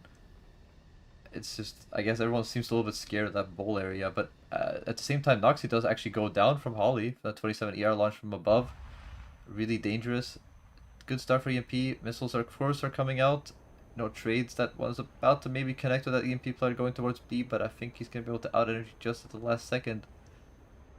As Pixie... Noxy going down, though. And Noxy going down, though. Noxy going down for... Yeah, going to be a 3v4 here. Team EMP with the early advantage. Wakatake! Oh my god! Oh my goodness. Gets his wing, the right wing ripped off. And our generator trying to dodge 1 27 but the second missile coming in, the second radar missile they're connecting with him, could not be able to proxy 2 at once. And that's just going to be an absolute disaster for Team AWB as Luke is left all alone, 4 versus 1, and also at high altitude, so he's got to dive for the deck to try to run away. But missiles coming in, Holly 27 ER on its way, I think. And just Wakatake actually does go down to Luke at the same time, though. He does manage to trade back with his 27 ER on the way before he gets taken out by the missile from Holly. Gonna be a little bit too late, but a little bit consolation prize. He didn't go down without taking 1 with him, and wow. I mean, it looked so dominant from EMP at the start. I mean, the missile killing Noxy when he was basically all alone at B. Not such a great thing, I would say, from Team AWB there. That just Noxy being way too separate, going towards B. I know that he's trying to rush in and try to cause confusion, but he felt like he had nobody on Team AWB to really push the MiG-29s launching 27 ERs from above him, away from him. So he easily got taken down, and just, I mean, all the missile trades plus that beautiful gun kill for Wakatake just absolutely nuking the favor in, the standings, the favor in the match towards Team ENP just very quickly there. Yeah, Luke getting the only kill for AWWNB there. Holly getting 2 kills, Nemi getting a kill, and it was Bustler getting, or Wakatake getting the last kill there for Team EMP. So EMP is going to go up 2-1 in this best of 5 here. See if they can win the next round and go on to round number 3 here of the upper bracket, or will Team AWWNB tie it up? But yeah, like you said, the play there for Noxie to go in at the beginning, while the rest of the team was just a little bit too far away to come and help him out, might not have been the play here. So we will see if they change it up, maybe go back to the 3 MiG-29s, or maybe they wanted to keep the 2 F-15s, and maybe change up their strategy and how they start up the beginning of the match. Maybe Noxie playing more with the rest of the team there. So yeah, we'll I'm wondering if here. AWW was trying to maybe counter that EMP player that always went up north really aggressively on that side of the map. And they thought maybe they can catch him off guard, you know, going 3 people up here. They can catch him off guard and get an early free kill as well. But nobody on EMP that went that way that round. They all just went far south. So maybe the play didn't work out for them. Maybe their positioning just didn't work out, you know. Their little gamble to try to find that one player just that wasn't there this time didn't pay off very well for them, and they just left Noxie completely exposed by himself. Yeah, they will be switching sides though on the map, and Team AWWNV did win from this side before, so maybe they can repeat it again. But we'll see if they can do it and keep alive here in the upper bracket as the match starts here. Or will they get knocked down to that loser's bracket, the lower bracket here? It is a double elimination tournament, so if you lose your first round, do not worry, you're not out just yet. You can still qualify for the finals, but you will be at the mercy of elimination in that lower bracket. As we now start the 4th round, BMP, of course, the advantage of having 2 points on their side and AWMB having 1. So, you know, if EMP wins this round, they can advance, as you said, in the winner's bracket and keep going to round 3. And it will send AWWMB down to the loser's bracket. So we'll see if they do something different this time. Maybe they won't split up as much. Well, at least they'll not send up one player all by himself towards the middle of the area and have somebody to support him, so that he doesn't get picked off for free. Yeah, it looks like they did go back to 3 MiG-29s here and 1 F-15 as well. Yep. But it looks like they're all 4 are pretty much grouped up there on that 8 and 9 line. Yeah, very aggressively going very far south there. All players, someone just even on the map border, not even on the mini map for us anymore. So positioning himself really up high altitude. Wakatake definitely also climbing up as well. You know, that seems to be the strat basically, is to have 2 players on your team that are down low to, you know, bait the head-ons, you know, going for the initial merger fights, but the 2 MiG-29s on your team also dueling with those 27 ERs at the start. And gonna see 1 launch coming out of Wakatake there. He's gonna instantly dive for the deck though. You know, gave that missile as much energy as he wanted to, and then he's gonna dive for the deck, let the missile go out. No, he actually didn't launch one. I thought he did. My bad, but I was expecting it, so maybe he gets the missile launch on him. That's why he's diving away. Didn't want to take the fight. Buster down here, already going a bit slow, I would say, but trying to stay in the valley as much as possible. The missiles are coming out from Pixie. Oh, is it gonna be able to multipath? Yes, it's multipathed perfectly to ground. Does not splash him, luckily. He's gonna have that MiG-29 right behind him though, as he races towards the Bravo cap. As absolute chaos seems to be going out on the C cap over here. Many merges happening at the same time. Pixie and Neme and Pixie. No, and Noxie as well. Yeah, and Holly coming in to help his teammate Neme. Missiles everywhere. Wakatake. Oh, a missile or a wingtip has been lost for Noxie here, being able to not get the shot on Buster because of it. Not sure when he lost that, but just an absolute crazy furball here on the C cap. Nobody actually down yet, but Holly actually does take damage. Sorry, he took damage on somebody else. Wakatake goes down. Pixie is down at the same time. Noxie launching missiles. Or Buster launching missile on Noxie, doesn't be able to take him down, cannot get out of the way because of his damaged wingtip. Neme in a head-on here, gonna be able to launch a 27 on Luke. And down to a 3v2. Luke's gonna have a pretty hard time trying to dodge that R-27. Yeah, he's gonna try to fire S-24s. Oh, he does. He does proxy the S-24. He's gonna be able to pull in now. Gennaro right behind Neme. R-60s coming out everywhere, flared by Neme. He's got to watch out for the gun, though. He put himself in a nice position because he had to flare that VAR-60M. He's going to put on the air brake. Going to pull up as aggressively as he can, try to bait this player for his teammates. Gennaro is going to maybe push the button here to try to get the kill. Yes, he is. He tries, and just as he's about to get the shot, Holly comes in and just absolutely nukes his entire plane from existence. As Team EMP take their third round in a nice cleanup after the initial third ball. And that Yeah, is what a going to... crazy series of events there. It was pretty much chaos over at the C point. Neme and Pixie and I think it was Janator and Just Noxie Noxie all and trying to fight Holly, out. everybody. Holly coming in as well. Buster taking out Noxie with his missing wingtip. Not sure how he lost that. Pixie Yeah. getting the only kill though for their team. Holly getting 2 kills, 2 caps. Buster getting a kill and Neme getting a kill for Team EMP here. EMP going to move on in the upper bracket. AWWNB going to get down to the lower or losers bracket here. Still not out though. Can still try and qualify for the finals in this Challenger Series 4v4. So, but yeah, definitely good stuff from Team EMP here. See if they can continue on and qualify. But Yeah, let's see. Looking at the rest of the bracket though, it just feels like EMP was learning really well there. Honestly, this feels like they're getting better and better. I mean, compared to last weekend, they seem a lot more conformed now. They have strategies. They play better together.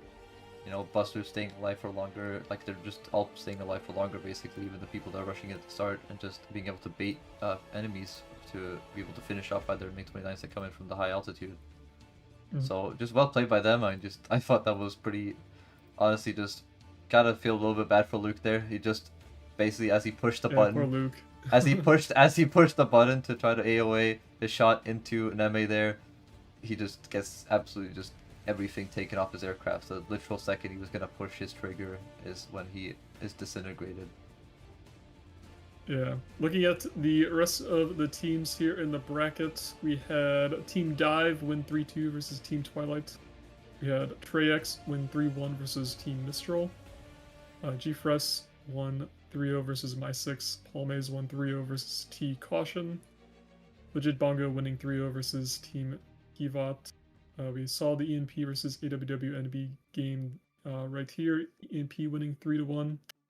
We had Aggro Control winning 3-0 versus TPC, and we had Olist winning 3-0 versus Alliance. So round number 3 here will be starting in a little bit. Quite a bit of time, actually. But we'll be able to pad in the time here with us talking. But for the teams coming up, we will have Team Dive versus Team Trex, Team G-First versus Team Palmace, Team Legit Bongo versus ENP. That might be a good one. Team Aggro Control versus Team Olist for round number 3.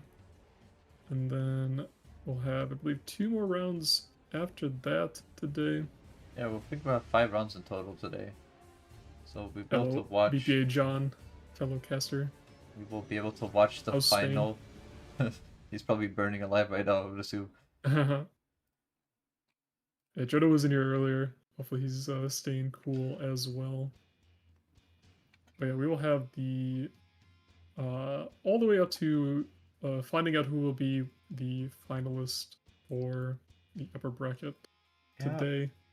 Well, and then, 4 choices of matches. Of course, 3 of them have teams we haven't watched yet, so I would assume we probably watched one of those since we watched 2 ENP matches in a row, but yet again, it just depends on who readies up first. It's always nice for us to not have the longest breaks ever, because it helps you guys, you know, that are watching not have to sit here and wait for an extremely long amount of time, hopefully, not watching. It's always nice. I think, yeah, hopefully the team's ready up here shortly, so get right into the action. Of course, it's always, you know, you can hope that they also want to enjoy their weekend a little bit as well, even though they want to play the tournaments, of course, which is amazing by them that they want to play the qualifier for the Challenger Major 2. But it also would be nice to, you know, go outside and honestly enjoy the nice weather today. That's be nice to see. It looks like we are waiting in one lobby, but it also has the forced timer start of 39 minutes currently. Maybe this team will ready up. It looks like one player is ready, but we'll have to see if what our director, of course, says about if they start or not anytime soon.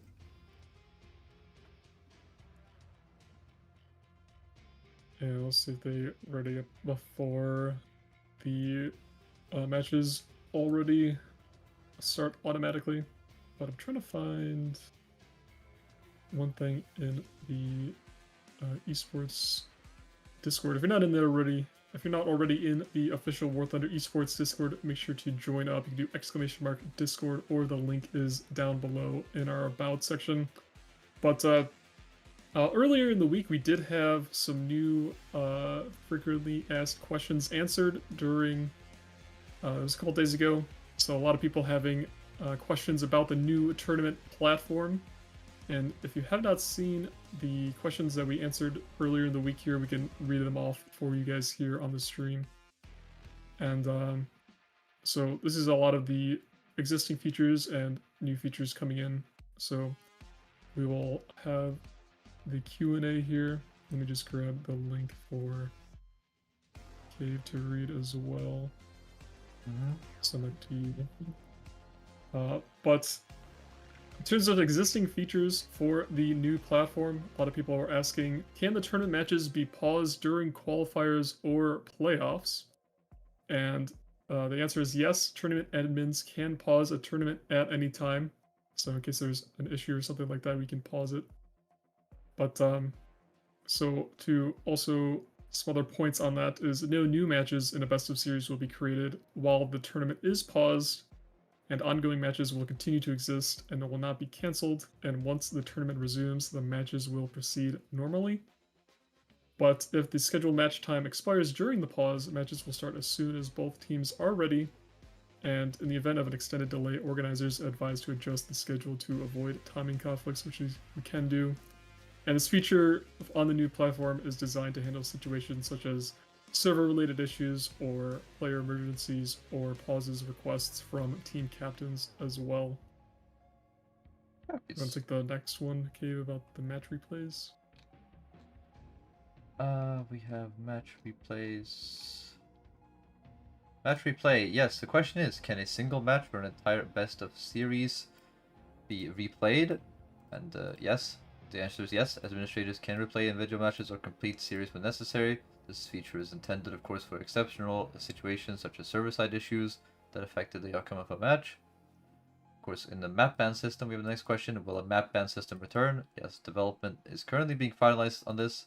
The system is designed to integrate smoothly into tournaments without slowing down the competition flow. Team captains will receive in-game notifications to ensure they not miss their turn to vote. Which is something I remember back in the day, at least when I played tournaments, was a bit of an issue, like sometimes with the map bans. Like some people had issues getting into map bans, and of course since only the team captain could map ban, you know, sometimes you had the issue the site would not load properly. So you, like, you know, sometimes you just didn't get to ban a map at all, which was kind of a frustrating thing. So I'm definitely happy to see that returning, and of course this time it will be working, hopefully, much better. Yeah, and of course should be pretty good. Yeah, and of course last we have server region selection. And the question is, will tournaments be playable on other servers than EU? Yes, the answer is of course. All available game servers will be supported, or server regions will be supported, including EU, CIS, NA, and SA. Organizers will be able to apply server settings onto an entire tournament or into individual matches.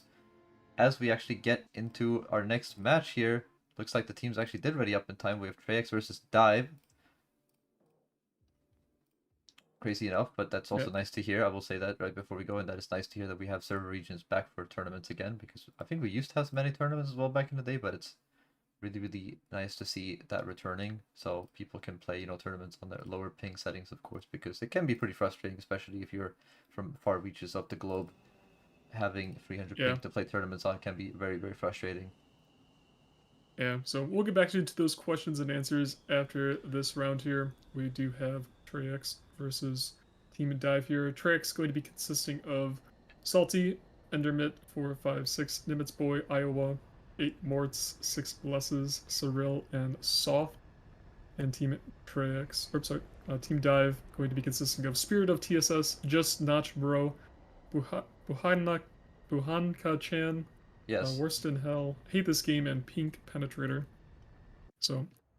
I learned from Team Trex going to be on the right there. Team Dive on the left. Yep, we have Team Dive with free MiG-29s, 1F-15, very normal to us. And once again, on the other side, Trex, free MiG-29s, 1F-15. So once again, the meta lineup seems to be 1F-15, the free MiG-29s. Yeah, we're back on Korea as well for this round number 3. Looks like Just Notch Bro going to be launching off an R27 ER there. Does have a radar lock in TWS. Let's see if it connects here.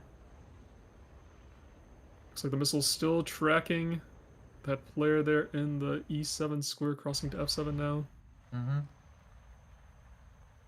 Just lost radar lock there for a second, has relocked. Oh, lost it again. Relocked Ooh, again. but that Ooh, looks like missile it's going to looked, have enough yeah, energy. yeah, run out of energy just by Iowa. Iowa just running away there and out energizing that 27 ER. He can now turn back in, but of course not. Just Notch Bro really committed to that missile launch. As I talked about yesterday, it's really dangerous to be committed to those missile launches. 2 missiles coming out from Serial. That missile tries to pull it at the last second here, but it's gonna not be able to because of the angle it is at. But Just Notch Bro gonna have to be really defensive here. Serial gonna pull off at the last second there though and not commit to the gunfight. Hate this game with the missiles coming out from him from the F-15. Aim 7s, aim A&M freeze, A9Ms, whatever is coming at him. Everything is just at him. Gonna be taken out in a bit at the same time, getting traded back though for Team Trex. So Yeah, I down was to able to roll 2 of the Sparrows, but that third Yeah. one coming in, taking him out.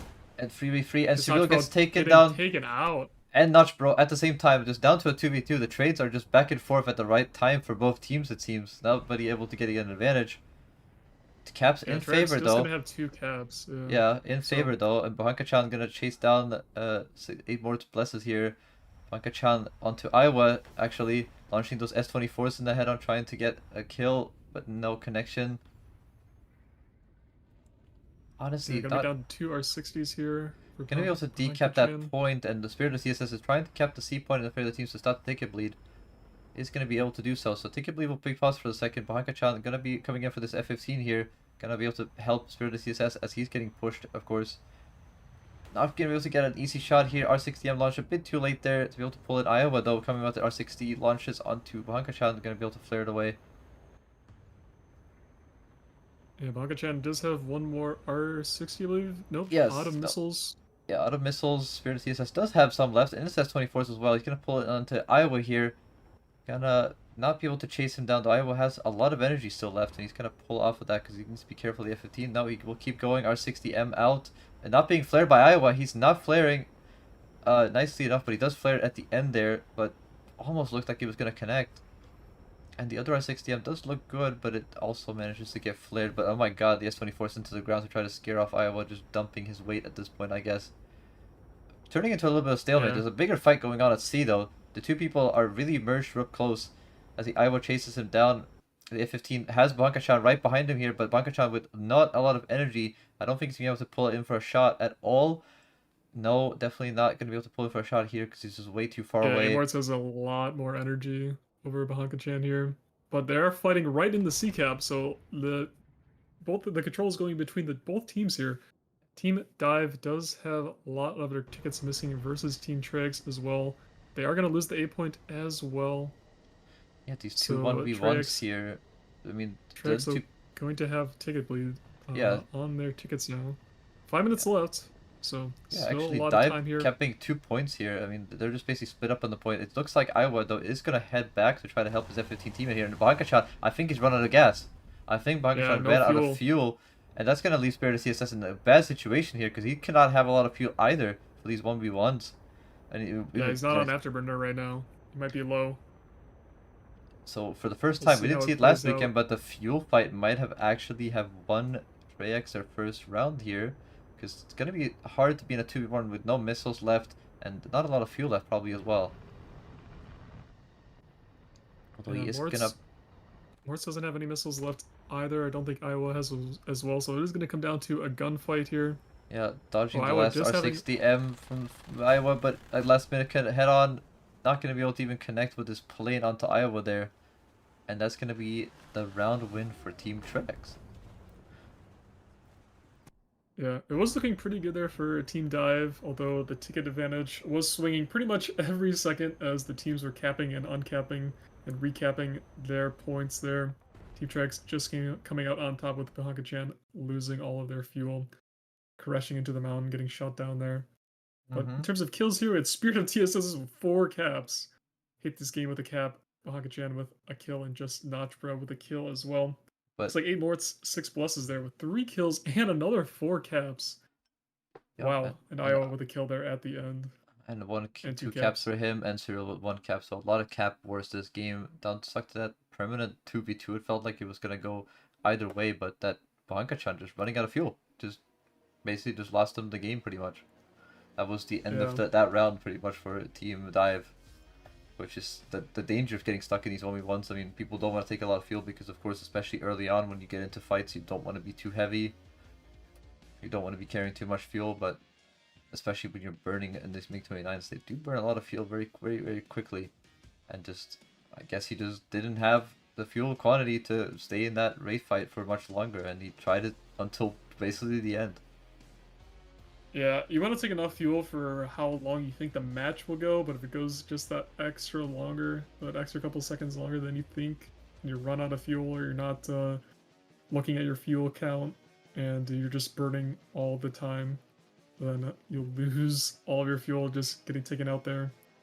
Not the best play, maybe Bahaka-chan puts in a little, maybe a few more minutes of fuel there for the next round if it is going to be this close between these two teams.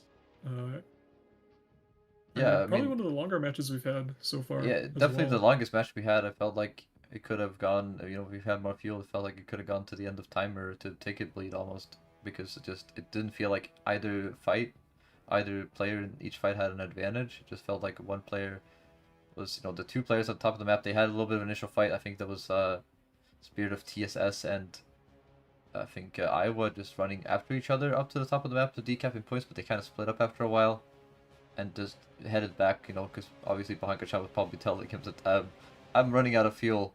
I need a little bit of support here, and Yeah, I mean, just way too far away his teammate was to even be able to benefit on the fact that he maybe baited that F-15 into a slow fight with him running out of gas. yeah. Just Ochbro though, trying to get the early R27 kill onto Iowa, I believe it was, and Mm-hmm. just Iowa just able to outrun it. Losing his R27 also might have helped them later. Yeah, that's true. I guess it's definitely the risk you take with launching these early R27s. If people are not going to be aggressive and actually push into the missile, then you can easily outrun the missile, of course, the other way and be passive. So you have a choice if you want to, aggress anyway, even though you have a 27-year on you, or if you want to just decide to say, no, I'm going to run away. Which basically wastes the missile, but I guess you can get some map positioning out of it, but it feel like he got very good map positioning out of it, because he basically just pushed himself really far into the enemy area very early on to try to commit with that missile. That basically I think cost him his life just because that F-15 full committed to launching every missile at him in return. Yeah, pretty much. Um, so we'll see if they change up anything for the next round here. Betray's going to have the early lead in this best of 5, winning the first round. So we wait for the players to ready up for the second round. Not sure if the bracket updated. Yeah, it looks like this is the only team that is playing right now. So This is good definitely to the have. early match that is started off. The other ones are probably waiting, maybe not, taking their own little breaks. Mm. But we'll see if we get into the next round. Of course, it's, we still have at least 3 rounds to go. I think, well, no, at least 2 rounds to go, depending on if Trax takes it all the way to 3-0, or if Dive can take a round back as we get into the next round, it seems. They just readied up perfectly as I called for it. Funny how that works. Yeah, it is interesting that when you It's start like they're talking about listening to us. something, they just ready up perfectly. Yeah, but teams will be switching sides here as well. So it'll be Trix taking off from the orange airfield, I believe. I think so indeed. We'll switch them around here as we get the observer to switch the teams up there at the top. Yes, there we go. And no changes in the lineups, I guess. Though doesn't seem like it, but of course, side of map can have a lot of difference in how you position yourself at the start, and how the other team positions themselves is of course going to be something to look out for both teams.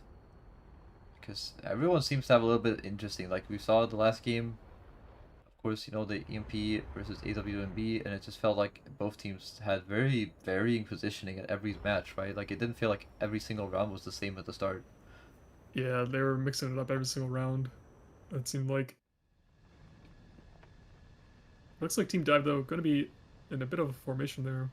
Uh, Pretty much going straight towards in between the B and C points here in the Yeah. little valley, Yeah, the little very, hole. very like grouped up there. They have the one player in front going down low, but you know the three players behind in a nice little line there. It looks like a team Trex is splitting up a lot more. These two players are going down to the bottom of the map, just notching away almost. It feels like not wanting to take those 27-yard duels, but Surreal going really high now, upside down. Looks like he's basically preparing himself to take a 27-yard duel with that player up high on the enemy team. Oh, but he could actually surprise Just Bro. Just Bro, I don't think realized that this guy was so this close to him already. The 27 yards are coming up from both teams, and he actually connects it. Just Bro goes down instantly. Looks like he just got completely surprised by where Cyril came from there. So it's gonna be a nice start for Team Trex once again. But two players going down to the long range duel, 27 yards at the same time. Oh no, for Team Trex down to a 3v2. I guess I eat my words.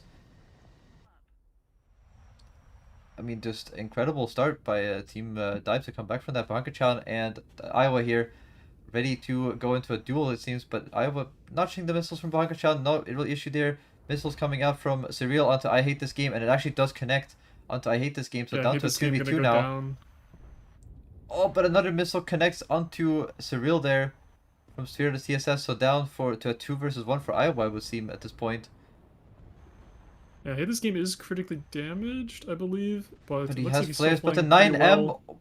barely misses Iowa coming out from the very crit F-15 there. Banka-chan right behind Iowa. Actually going to put out some gunshots there to try to get him to maneuver around so he can catch up, but he's way faster than Iowa currently.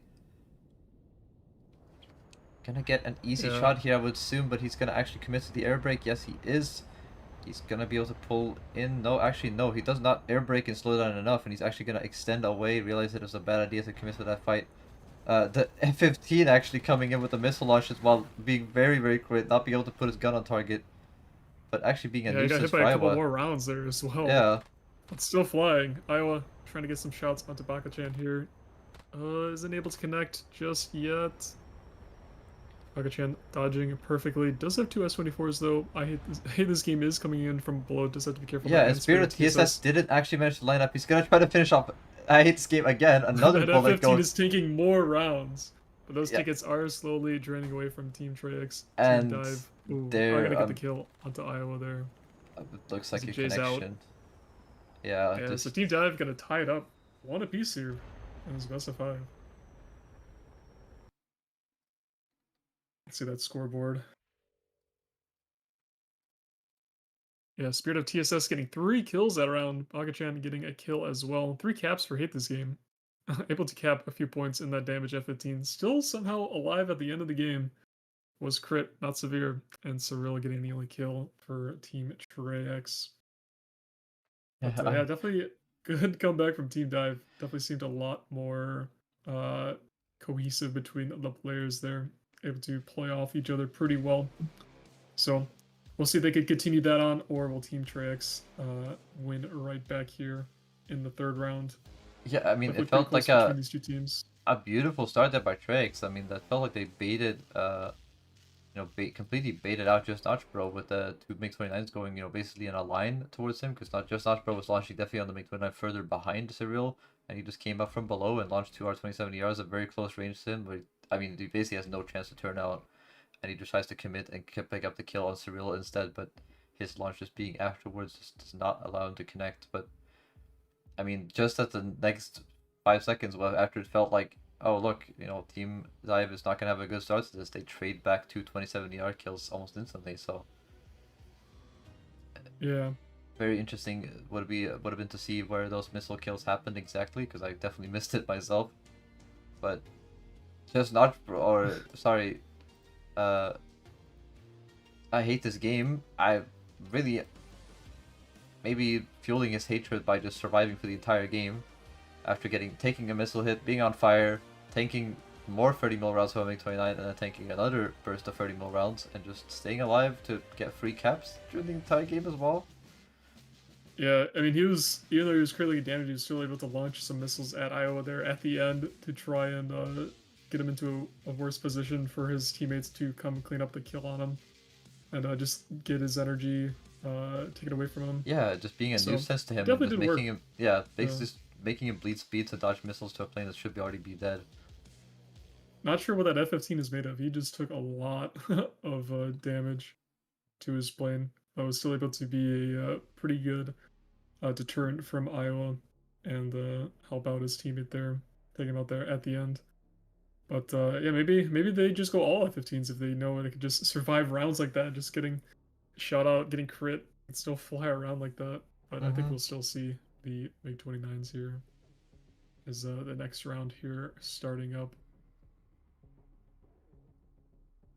Yep, no, definitely. We'll get into the next round. Trex versus Dive. Third round, 1-1 for each team, of course. So tying it up once again.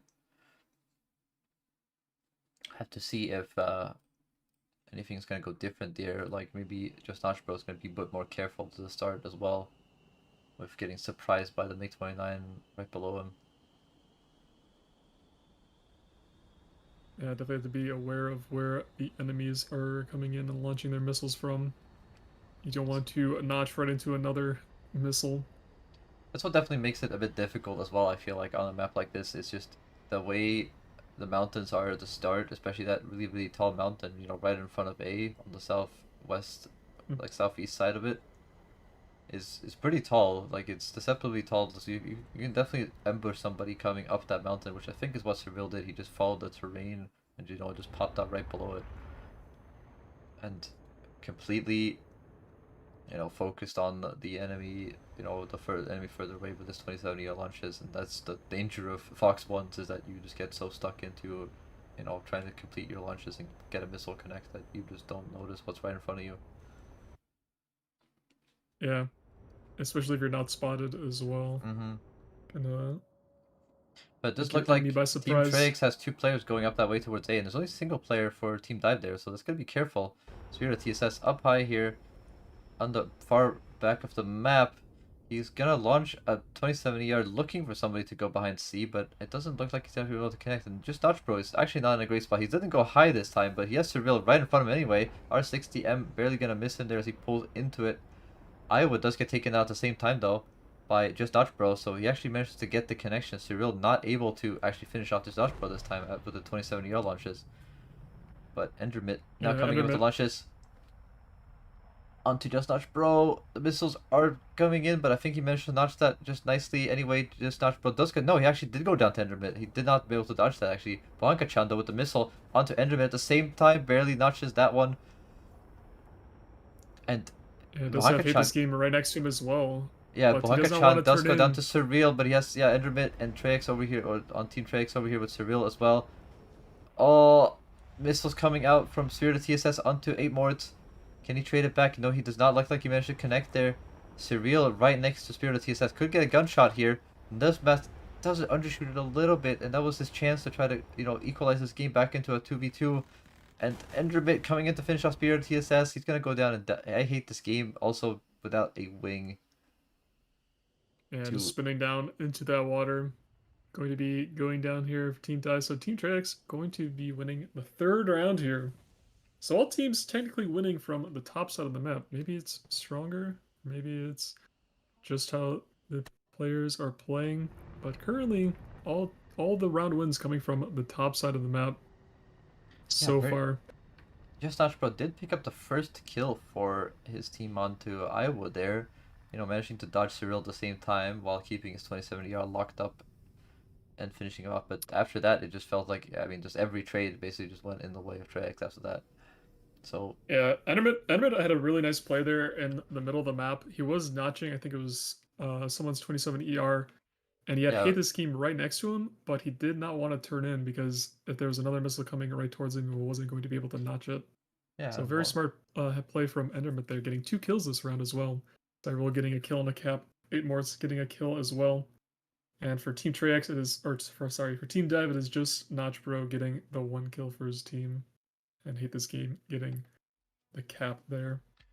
Yeah, no, definitely. It just felt like it was. As I said, good start. Just Notch Bro get a pick up a kill, but I mean, as you said, Endermit managed to notch the. I think from behind Kachan launched a 27-yard honey, but he managed to notch Yeah. it pretty much in the last few seconds of it tracking into him there, and that caused behind Kachan also to be basically just stuck up, focusing on trying to get his 27-yard kill to Endermit that caused him to get traded back instantly by Surreal, I think.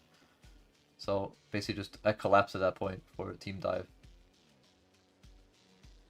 Yeah, definitely a pretty good team plays there from Team Treyx, just capitalizing on Team Dive's mistakes, them getting focused to try and getting their R27 kills, and then just being taken out, trying to lock their radars.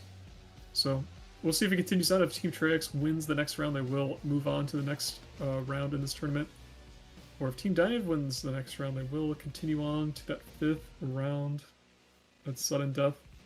Looking at the rest of the bracket, it looks like one other team is playing. Looks like Aggro Control and Olus are playing each other, and the other two teams have not started just yet.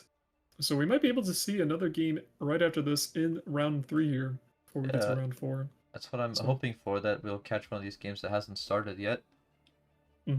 After this one, since this one started pretty early, which is nice to see, so we can get several, matches in the same round, which is always good. So yeah, see a lot of all the teams in the tournament. Because it's always nice to watch as many people as possible, so we know who they are, how they played before. Maybe we can see who they actually won against and how they won. Because it's always nice to know if they won dominantly or if they were all close games, of course. Because it does give you a telling of maybe how strong a team is at teamwork and how good they are at capitalizing on their advantages in matches.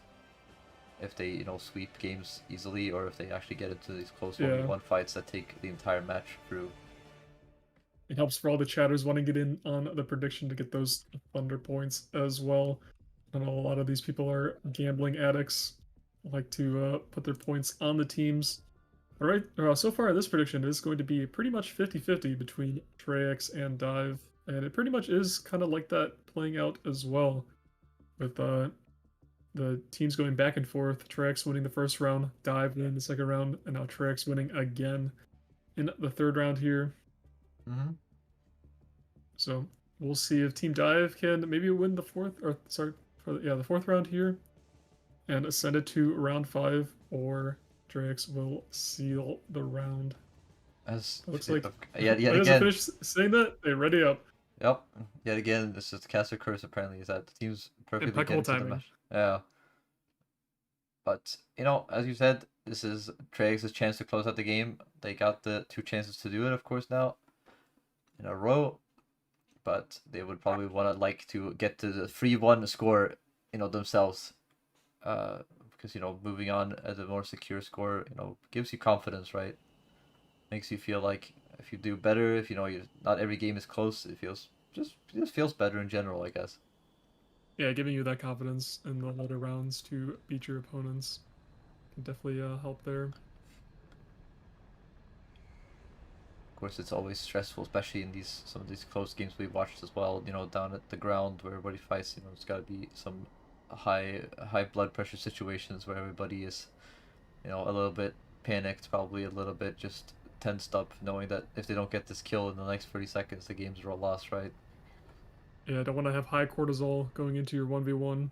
And keep it nice and low. Looks like Serial Hill down on the ground. Does have his teammate Iowa right behind him. Yeah, it looks like they're doing that. Taking off. You're kind of a 2-2 split. Yeah, they're doing that same strat again. I think where Serial is going to be behind that mountain. He's going to, have Iowa trying to bait out the missile shots from that enemy big 29 players. Which probably, I'm going to guess, it's just Notch Bro once again. And we'll see as they are 20 kilometers away from each other. Iowa going pretty much straight up here, now at 5,000 meters. Yeah, and there's a launch from both sides, I would assume. Now the question is he going to pull away completely? Yes, he is. He's definitely going to try to notch as much as possible, but Surreal, yet again, he comes up from below and he's launched missiles. Just Notch Bro is a bit more careful this time. He was not as aggressive, but doesn't matter. Surreal takes him down. He's just not able to notch, 2 radars at once. And he gets taken down. So once again, Treyx with a beautiful starter. Yeah, kind of an oxymoron. Just Notch Bro not able to notch a missile. Yeah, Cyril taking out a missile with the S-24 there, yeah, and and a Bahaka-chan launching turning as in last well. second, and he also manages to actually dodge that missile. I don't think he actually managed to pull it in time, but Surreal was also taking out another S-24. Spirit of TSS in front of him, but not Spirit of TSS actually just get taken down by Surreal in the trade there. So Surreal with the 2 kills so far already for Team Trex, and it looks like a shattered dreams here for Team Dive in this matchup. Down to one As Hate This player as Game is the well, last one up. and just It's every gonna be missile hard. is going to be coming in for him, just everywhere. They're above him, they're on every side, it feels like. He's going to Yeah, pull to in the for right, A to the Mortis, he's left, going to above. launch, he's going to be able to not even pick up the kill there on the F-15. The M7 just couldn't pull in time, and the R60M from behind by Endermit is going to finish him off, and that is going to be 3 rounds for Team Trex and an absolutely dominant last sweep over Team Dive. Yeah. Oh, hey, they did win from the bottom side of this map, so it looks like Hey Mortis just crashing into Hate This Game there right at the end there.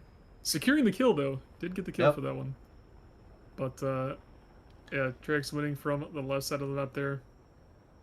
Dive, unfortunately, unable to send it to round 5. Trex going to win 3-1 over Team Dive here in round number 3.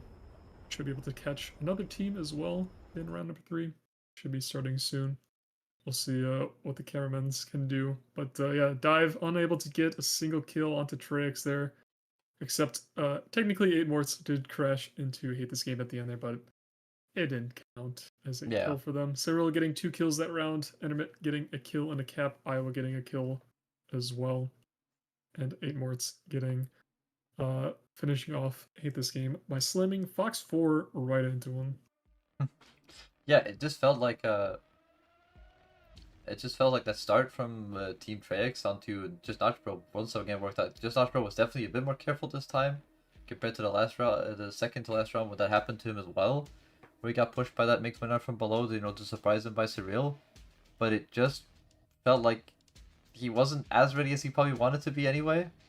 He just got caught out anyway. He was trying, he was getting into the notch, but I think he just didn't realize how close Surreal already was, and it just trying to notch the previous missile coming out, not sure which one was which and how close it was, and just getting taken down. And just starting an absolute cascade for Team Dive. Yeah, definitely pretty hard to come back from that, especially with just Notch Pro going down at the beginning, like you said. Wasn't able to notch, like his name might have implied.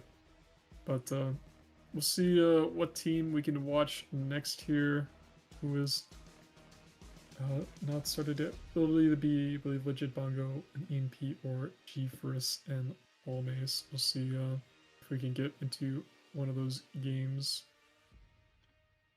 Yeah, they should be It's like starting kind of here. The round was supposed to start before started right now in like a couple of minutes, like 4 or 5 minutes, I think, because it's supposed to be starting at 17:01 UTC, which will be in 4 minutes now. So I hope that we can get into one of them pretty quickly. And it looks like we are going to be watching the G Frizz versus Palms, at least what our guy is in the lobby for right now. I'm going to be assuming that that's what we're going to watch next. Yeah, so this is still round 3 of the upper bracket. We did just watch Trex and Dive, but we also have Legit Bongo and EMP still waiting to play their game, and G-Friss and Palmaze, which we might be watching next. See, I believe we will be doing that. We'll get the prediction up as well for you guys. Possibly. Our readers can do that. But for Team G-Friss, they're going to be led by Ghost of Leb. And they also have players Zekiel, TV, Jet, 3765, Bubberhrum, Maragamus, and Yanox 19. And on the side of Palmace, we'll have Team Captain Kimetsu. We have, let's see here, Kind Juice, Spot Q, I love Pasa and Sharp Boy as well for Team Palmace there. And the winner of this match will be going on to face Treyax as well in the next round. And it looks like Agro Control and Olist are going to round of 5, and that round has not started yet. So we'll see what will be the outcome there. Yes, we're waiting for Kiefer versus Palms, so this is what we'll do. So I guess our moderators can lock in a prediction for G-Force versus Palms. The match will be started in 5 minutes for the first round. So we can probably get a prediction up for these two.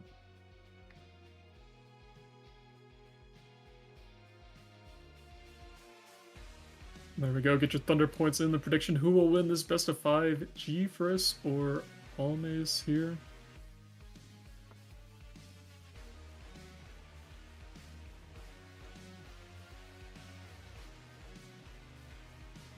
Let's see.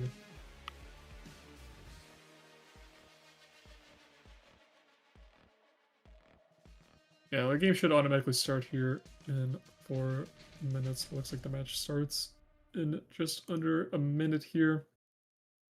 As we are delayed to the matches starting for the competitive integrity of the game. Obviously, we can talk to you guys instantly in the Twitch chat here, but the games that we are watching are technically 3 minutes older than what the players are already playing, just to have that 3-minute delay.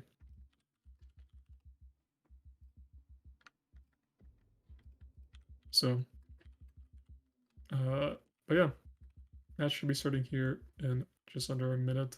I believe it's still going to be on Korea, as we are on, yeah, round 3 is going to be Korea. But next round, don't worry, we're going to go back to Pacific Hidden Base. And then rounding it out, we will have Norway for the last round as well. It was interesting that we got Korea twice in a row, but I guess that's what the RNG machine decided to roll. But Norway is an interesting map because, you know, you have the very long ridges. We saw it last weekend, actually, even for the finals of the losers bracket as well, I think, and even for the actual final itself.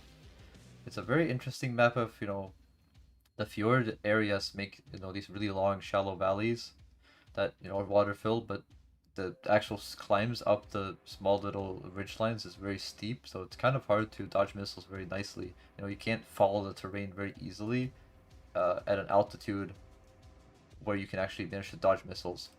It does actually look like we're going to get into the first round already. G-Force versus Palms. And no, we actually not on Norway. Again. Yeah, still in Korea for this round here. Yeah. But the next round will be Norway, as you said, which is a very interesting map. I think round 4 is Pacific Hidden Base, so we'll go back to Pacific Hidden Base. Looks like Olost has won their round. So we'll have Korea, and then we'll have Pacific Hidden Base again for round number 4. And then for the last round of today, we'll be on Norway. But getting into it here, these two teams, looks like G-Force going to have 3 F-15s, 2 Japanese, 1 American, and a MiG-29. And Palmes having 3 MiG-29, and the Baz coming out for Israel. This is pretty much identical to the American F-15 though. Same loadouts.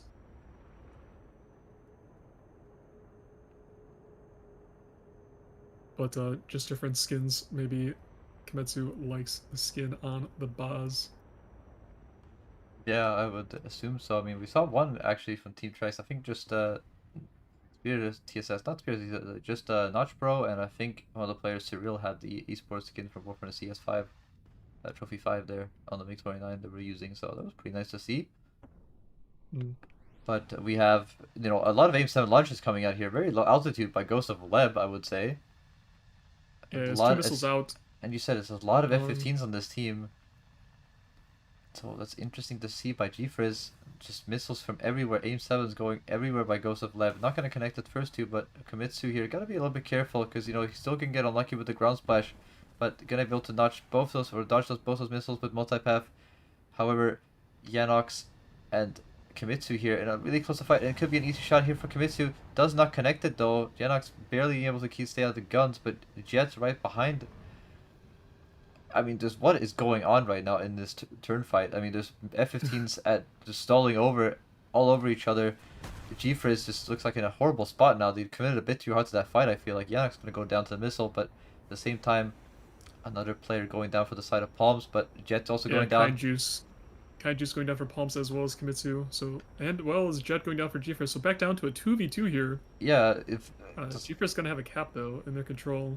Sharp Boy though is gonna be Sharp Boy's gonna be in a real lot of trouble because he's getting a 27 ER from above. Gonna come down and maybe be able to connect pretty easily, I would say, with him as he comes through that valley. Yep, it does. Just not gonna be able to put himself in the most path because of the terrain there. And oh, it's the last player here for Palms comes down, launches a missile. Actually, looks like he actually gets Ghost of Leb down, and that's down to a 1v1. Missiles coming out on Maragmas, not gonna be able to connect. Maragmas with the energy advantage, I do think, maybe.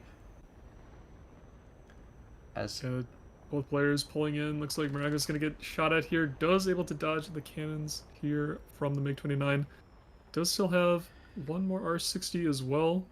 So if you get onto Maragmas here, launches, going to go for the flares, but he was too slow. Gets taken out by the guns of the MiG-29 here of I Love Passat here.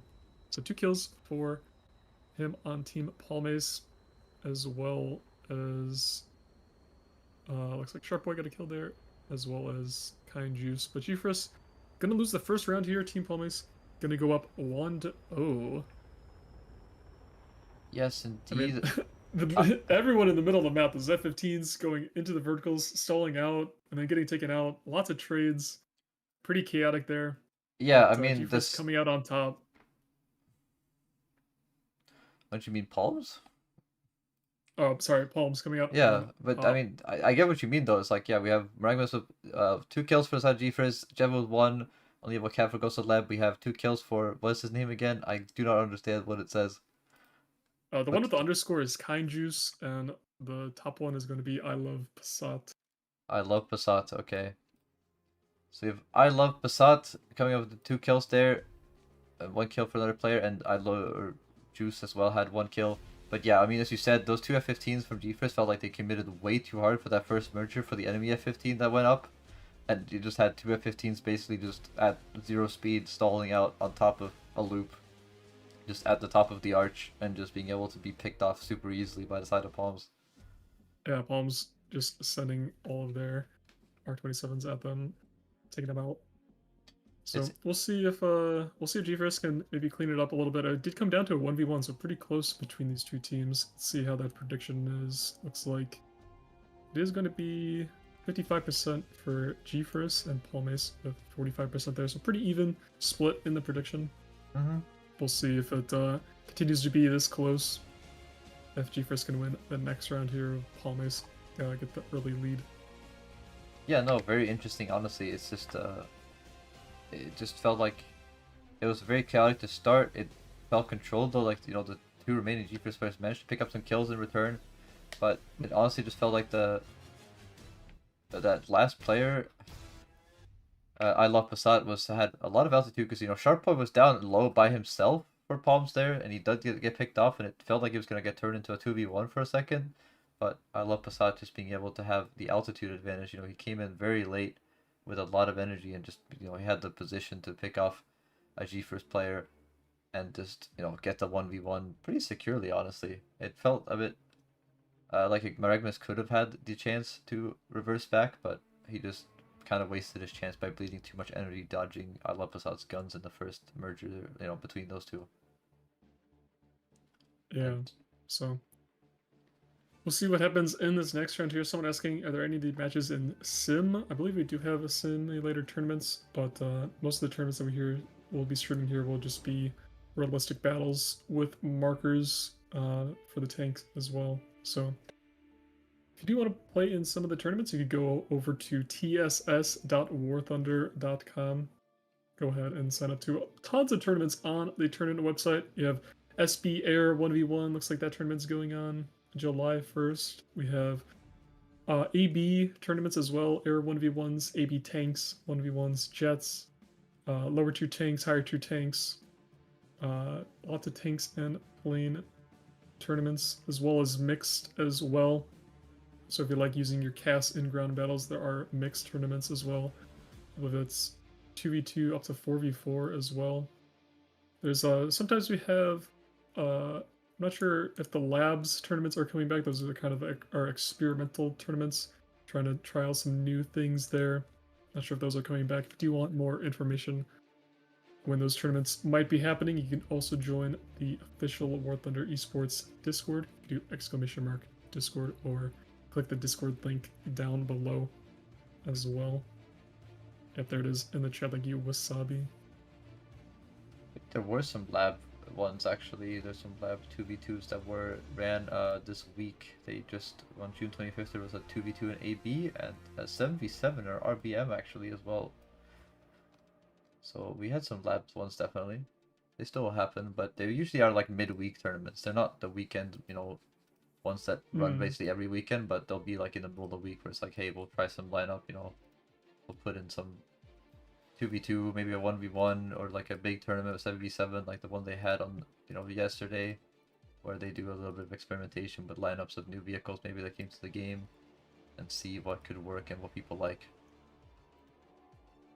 So it does happen, and the experimentation is always good to, refresh the Yeah, lineups try out some sometimes. new things. Yeah, Yeah. try out some new things. Maybe some tanks that never been in a tournament before as well. See if you can fit them into a lineup or just have like a 1v1 thing. But yeah, definitely we'll get better with time as the new platform will be coming soon at TM as well. If you want to put your feedback in the Discord as well and what you want to see, you can go ahead and do that as well. Yep, as we have But it looks like one yeah, minute just left under a to the minute four here. start. We'll Yeah, just see. waiting for another player to ready up. What do you think, Cave, for this next round here? Do you think GeForce will bring it back, or do you think Palmace will continue their lead? I mean, it feels like if GeForce is definitely gonna do their like very hard commit to the initial fights, I feel like Palms can control it much easier. So it really depends on if that if GeForce decides to full commit to that fight once again, it's gonna be difficult for them to come out on top. Of course, I feel like it's also gonna be difficult to start because they have free F-15s. It does look like actually that Palms now actually has picked up another F-15, which is interesting to see. But it's really difficult when you have free F-15s, especially that early duel with 27 ERs. You basically because you're never gonna win that duel off, right? Like you can't go high, you can't do that duel with the 27 ERs. So you just have to stay low and try to get up close, where you can use your advantage and having so many more missiles, your gun, being able to spray at everybody. So it's all about surviving that path to the initial merger. I feel like for Team GeForce. Yeah, let's see if they can make it happen here as the team's ticking off. Looks like, in terms of team spread here, kind of have three members of Team GeForce going down the A-line, one towards the middle a little bit. And Palmace looks to be a little bit more doubled up with one person in front, one person behind, kind of being a wingman. So we'll see how it plays out, but looks like that's, yeah, I love Passat launching off an R27 ER there. See if he can make it connect. Is going towards, looks like that player going straight up the middle, going to start to Yeah, he's notch. definitely It already looks notching like, already. He's definitely turned to the side already, trying to notch the radar of Mr. I Love Basad here. 3 players though for GeForce down low, all those F-15s, right? They're ready for the brawl. Sharp Boy is not going to have the easiest time ever as I Love Basad has to dodge the AIM-7 incoming him and that merger between the two F-15s. It doesn't seem like anyone coming on top of there, but Sharp Boy definitely not going to be in a good situation here. And I Love Basad, switching between targets, decides to launch on Yanox here. 27 yard from above. Yanox could be in a world of hurt if he doesn't see that missile coming in, and he does not much he could do there. Gets taken down, so advantage for Palms already. yeah, the F-15's not able to take down Sharp Boy either, but looks like Yanox is going to be the only one going down so far for GeForce. Jet here getting a lock onto Kind Juice, but as he goes up, he has a missile launched on him by Sharp Boy. We'll have to try and dodge that. He does dodge it initially, it seems, but there's more missiles coming in, and he lost the lock because of that on the MiG-29. So he's gonna get taken down. Sharp Boy though in a really bad situation. Ghost of Leb launching missiles onto Sharp Boy here. Sharp Boy here does have the energy advantage, and he's able to pull it away. We see some damage on Ghost of Leb on his left wing there. Not gonna be able to get a shot on easily. Down for 2 players, for GeForce versus Free. Kimitsu spraying a Maragmas here. He's gonna be in a horrible position. That Baz is gonna be able to, easily secure the kill onto him, I would say. And there he goes. Ghost of Leb now. Yeah, so much Vulcan rounds coming out. Yeah, and just being right behind him there, taking him out. And Ghost of Leb also spinning down as well at the same time, and that's gonna be an easy second round for Palms. Yeah, very good showing for Palms here, continuing their victories, winning round number 2 here as well. G-Force unable to counter what Palms is bringing to the table. Kind Juice flying off here into space as his team wins the round. Looking at the scoreboard though, let's see here. They've, yep, Jet with a cap there and Yanax with a kill for G-Force. Ooh. Ragmus getting the only kill for G-Force, unfortunately. But over on Team Palmes, it is Kametsu with a kill and 2 caps. I love Passat with a kill and a cap. Sharpboy getting 2 kills, and Kaiju's getting 2 kills. So, 6 kills. 6 kills So, on a a lot of 4-person severes. team. Very many severes, yeah. Yeah, And just trying to pad their kill stats there. yeah, I mean, Janox got picked off by Alapasat at the start there. Not a great start for them, I would say. Just, the make 27 ER from above is just too strong. It's just in that situation, there's not much you can do with Janox, and the 2 F-15s actually went head on there, and that's where I think Ghost of Leb also got the damage to his left wing, which, made him a lot worse for to be able to turn around and actually get into the fight and get his guns on target. So basically, I mean, it felt like, Team Palms almost had 1.5 kills already from the initial merger by those players, basically almost instantly just bringing it down to 4 versus 2 pretty much the same second, it felt like. And you just can't recover, but especially when everyone's in a furball that close up to each other, you can't separate a 1v1 for any of those players. So, just not controllable for G-Force at all to be able to push it back in their favor. Yeah, we'll see if they switch it up. Maybe take one less F-15. Maybe go try and match Palmes now with 2 F-15s, 2 MiG-29s. Maybe having 2 more R-27 ERs might help them out in a little bit, especially if they get an early altitude advantage and able to launch those top downs. R-27 ERs like Palmes was able to in the beginning of the match there, taking out the one player of G-Force right at the beginning. Trying pretty much distracted by can't remember who went in. I think it was who was it? Janos was the one who went down. I think Sharp Boy is the person that's in the F-15 Sharp Boy. Sharp Boy was the one distracting the 2 F-15s. Yeah, F-15s it's not working out so great. I mean, of course, G-Fizz managed to make it this far, and I wonder if they played this many F-15s before. But it felt like it's so hard to get into the good situations you want to get into with the F-15s only, because you only had that 120, MiG-29 that got pushed off by ER launches from, I think, Le Passat at the start, as we get into the third round here. Palms with 2, so, on the match point here. But yeah, it just feels like it's so hard to push the fight you want to with those 3 F-15s. Because you want to get into that low, low merger with everybody's, in chaos, and you can spam 9Ms and aim 7Ms at people, and, they secure the kill super easily, but they just never got to that point. So they're betting a lot. Yeah, the MiG-29s are so high up for Palmes, weren't able to deal with them. But let's see here. Yep. Looks like G-Force going to keep with the same lineup, the 3 F-15s, the 1 MiG-29 here. And Palmes also going to keep the 2 F-15s and 2 MiG-29s as well. Yeah, most definitely. It's very interesting to see. Of course, the positioning, once again, has felt like Palms is a lot more, of course, as I said, the F-15s need to push in, so G-Force has to be aggressive, and I feel like Palms is also playing, off that. They just know that they can be more passive to start.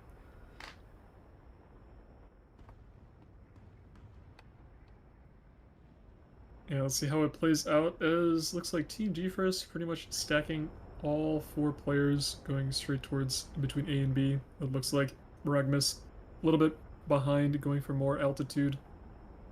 Meanwhile, Team Palmes pretty much stacked up 2 and 2 apiece here. Kind of a little bit more spread out in the middle. But all those 3 members of Team G-Force pretty close together. Going to be launching some aim 7s at the players going for A and B on the side of Team Palmes. It's like Ghost of Leb. Oh no! Ghost of Leb crashing into Team Mountain. Might have disconnected there.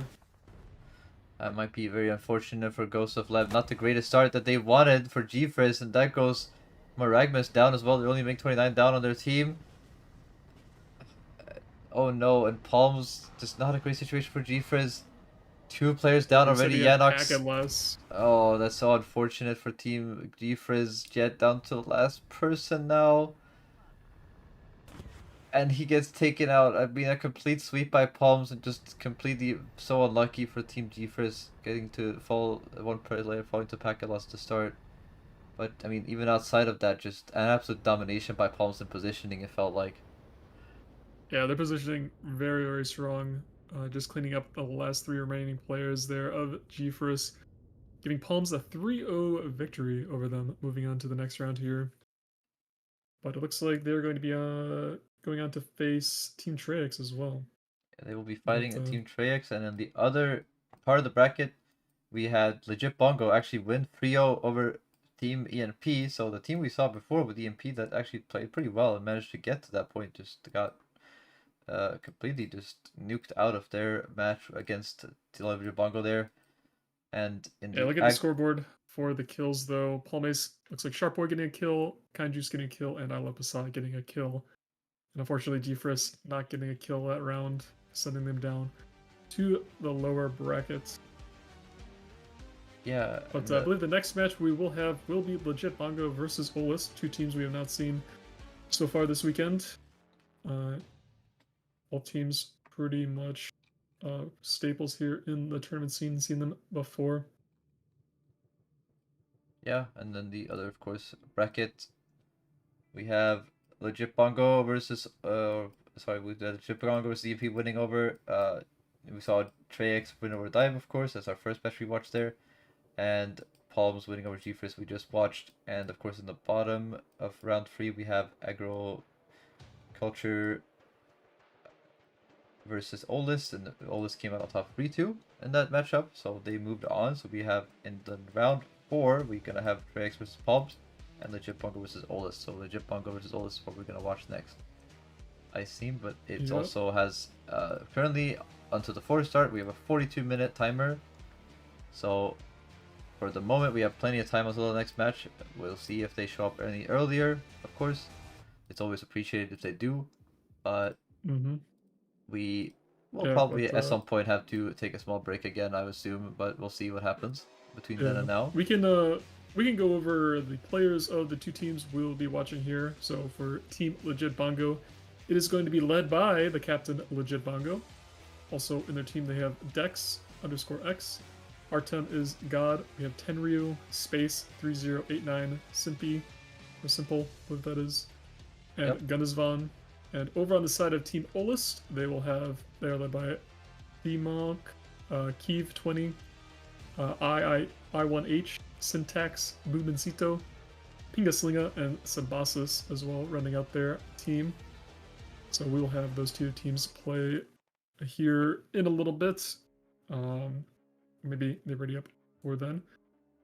But I think we can go back to our question and answers about the new tournament platform that we will be releasing sometime soon at TM. And I believe we left off with the server region selection. With that being, we will have all of the servers available to us on the tournament, and we can apply that to an entire tournament or individual matches. But continuing on here, some questions about match scheduling and waiting times. The question was, match delays can sometimes be very long, and people were wondering, will this improve? And the answer is yes. The new esports platform will introduce dynamic scheduling. So some points about that will be, so matches can start immediately after previous matches end, unless a fixed schedule is defined, so a lot less waiting between rounds. And the system is going to be particularly useful for the daily tournaments. And organizers can pause and resume brackets during major events when needed. So that'll be a very nice feature that we will have.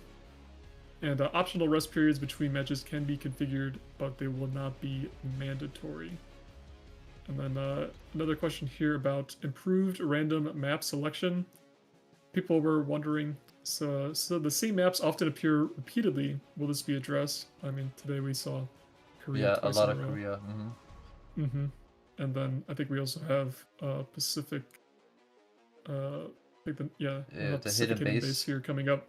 Once again. So the new platform hopefully solved there. And they said, so the answer for that is yes, a new map selection algorithm significantly reduces the likelihood of the same map being selected multiple times in succession.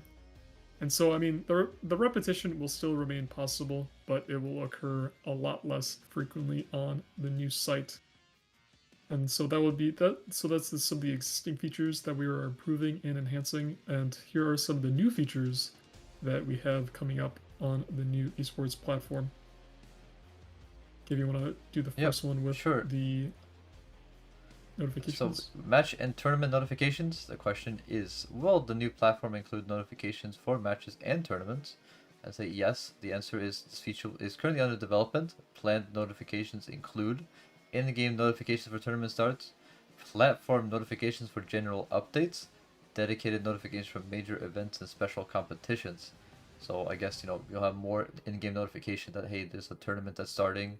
Maybe it won't just be in the, because it's currently you have to look in your messages board, right? In the in-game notifications to see your invites and stuff. So maybe it will be more something that actually pops up more frequently to make sure that you see your invites and when the tournament starts, of course, to make it less easy to miss. Helicopter support. The question is, will helicopter specific modes be available and will helicopters be included in mixed lineups? And it says, answer is helicopters will be supported on the new platform. Dedicated helicopter modes are planned for the future. However, helicopters are not currently planned for mixed lineups of major competitions. Nation bans. Yeah, we have also nation ban systems. The question is, will it be possible to ban nations? And it says, answer is yes. We are currently developing a nation ban system based on principles similar to the map ban system. Teams will be able to ban one or more nations during the drafting phase, creating new strategic possibilities and increasing the competitive depth. I think that's can be a good change, because it sometimes feels like everyone wants to play a certain nation just for, especially in the mixed lineups, for tanks or even in the 4v4 tanks, it feels like one nation always has a really big advantage in the tanks. Maybe? Yeah. And then, so for presets and press accounts, people were asking, will a press account feature be available? And we have, during the playoff stages of major tournaments, organizers will be able to temporarily grant access to all lineup presets through the platform only for the duration of the event. So that'll be very nice to see. As well as people were wondering, will new tournament formats be supported? So new bracket formats. And yes, the new platform will support the following formats. We will have the Swiss system, the single elimination, double elimination, a Swiss stage followed by double elimination, round robin, and group stage. So it looks like our all those questions, teams have readied up. But yeah, those questions were asked on the official War Thunder Esports Discord about the upcoming new tournament platform, completely new, from the ground up, which will be coming soon, TM. And someone asking, how do you guys handle CAS in competitive ground? Well, it is only in the mixed tournaments, but usually the CAS planes that you do get have not the best loadouts, as well as if you're in around like the mid BR tournaments, I know the CAS planes you get are pretty low BR compared to they're the tanks themselves. Very low BR compared to tanks themselves. I mean, you can even think that they're a lot of the time the CAS planes you get are even sub 2.0 BR, while the lineup you actually play might be even at 5.7, like 6.0. 6.0 to 7.0.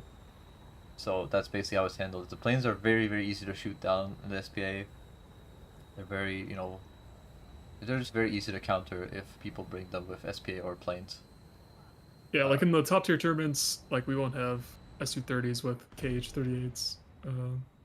They're usually a little bit there below. are some. They're basically some like planes you get with some Mavericks, I believe. Yeah, there's some planes with Mavericks. I think some it's early the Swedish one. Yeah, we have some AJ, so the early Vigans, with the Mavericks, but a lot of these MiG-29s, like basically the planes we see now with dumb bombs and a lot of stuff like that. Yeah, so and you are only limited to one attacker spawn, I believe. But as we get into this, we actually have Legit Bongo with 4 MiG-29s. Legit Bongo himself goes for a launch on this enemy player from Olus going into the the speed cap here. On the side of Olus, we do have 3 MiG-29s and an F-16 that I was talking about. Sabaz actually is in the F-16, the French one. I see, I made it. Syntax does go down at the same time, though. He mentions to dodge the missile from Legit Bongo, though, and it does like to get traded back. Legit Bongo goes down to a missile coming out from a player on Ola's side here. A9M's onto Dex here. He's got to be really careful. Oh, and a missile coming in from, I think that was Kiev. Yeah, Kiev taking down Dex there. Legit Bunker was on fire, but he's still alive technically. Artemis God gets his missile taken out by Keeve's 20's S24 launch here. Sebastius with the Artemis God coming in behind him now. So I think it's Yeah, technically down. Artemis got just trying to check behind his 6, make sure no one is chasing him as he chased down Sabassus here. But he does have to be worried because they are down 2v3. Always having the numbers advantage here. Sabassus Yeah, and Legit trying to Bunker go finally for a goes raid down. fight around the mountain. Legit Bunker did finally go down after that initial fire that he had. You know, that player over there, Tenryu, is not going to be in a good situation. He has 2 players right next to him. He's just trying to play around the mountain here. He's calling in for help from his teammate maybe, but Keeve, beautiful shot, takes off his wingtip.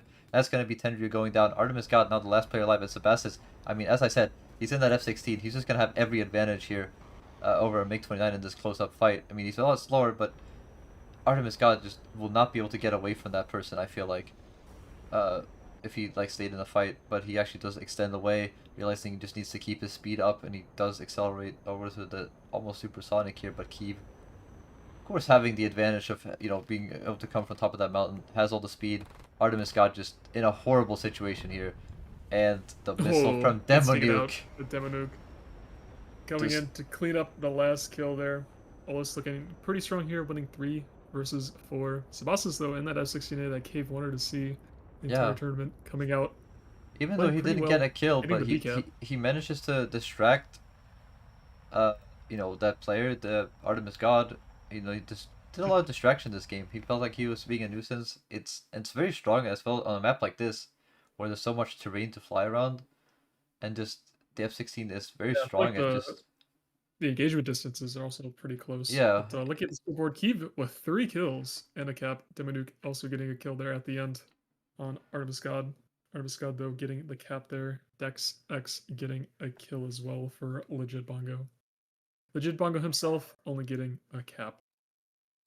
Yeah, and that's gonna be pretty good showing from Olus here in the first round. Yeah, I mean, a trade back and forth at the start there. For both sides getting 1 kill each. Basically, it felt like Legit Bongo did take a little bit of a while to actually get into his parachute. But basically, a 1-for-1 trade. Sabas is just being able to hold Artemis God, though. Completely just focus on him. And Dex also went down to, I think, a missile from Keeve. And that just left Tenryu basically in a one-winnable 1v2 on the other side of the map there. He was just a little bit too separated and very separated by the huge mountain top that is right there. So he was very, very separated, trying to play around the mountain to stay alive for long enough that maybe Artemis God could finish off Sabassus. But Sabassus, I mean, the F-16, especially when you're doing the ring around Rosie around a mountain like that, you're not going to win it. Yeah, just as that energy advantage. I think Sabassus was able to get the wingtip off of somebody, but I think Keeve cleaned up the kill there. Yeah. But so Sabassus didn't get the severe, just got a crit, so got the assist there. But yeah, very nice to see the F-16s come out. I'm vindicated. See, it worked, guys.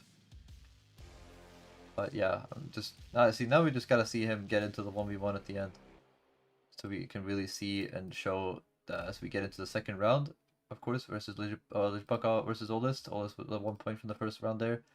But just to see that F-16 in the close 1v1 where it will just absolutely dominate, no matter what the plane's gonna fight, it feels like.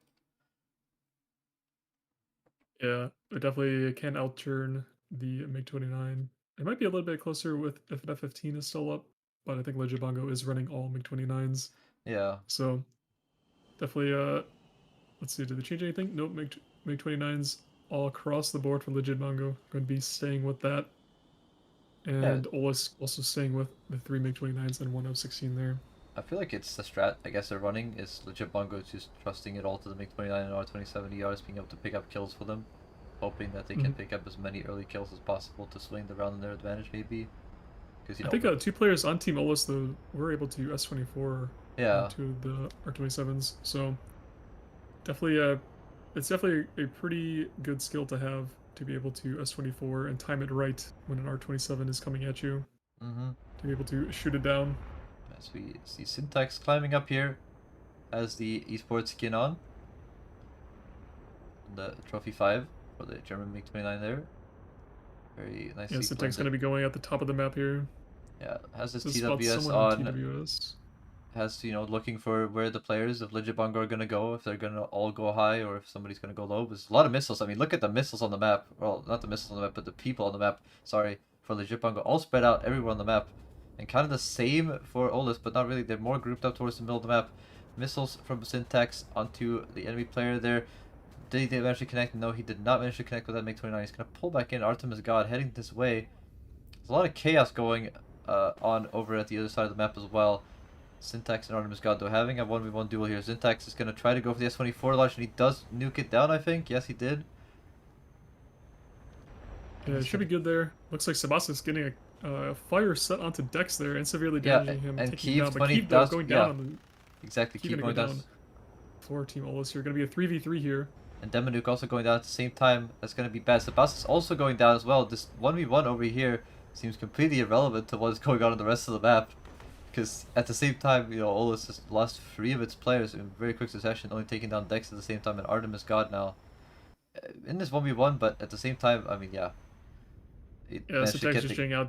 Doesn't believe in his abilities to win a 1v3. Just Jay's out here giving the win to Legit Bongo. So gonna tie it up here in round number 2. This is the best of 5. So we'll have a couple more rounds after this to see who will win it all. But Legit Bongo coming out on top in this round here. Yeah, no, definitely. What about that scoreboard cave? What can you tell us? Well, we have, for Team Olus, we have 1 kill and 1 cap for Sebastian there. The only one to actually manage to do anything for his team, really. Legit Bongo side, we have Tenryu with 2 kills, 1 cap. Legit Bongo himself with 1 kill, 1 cap.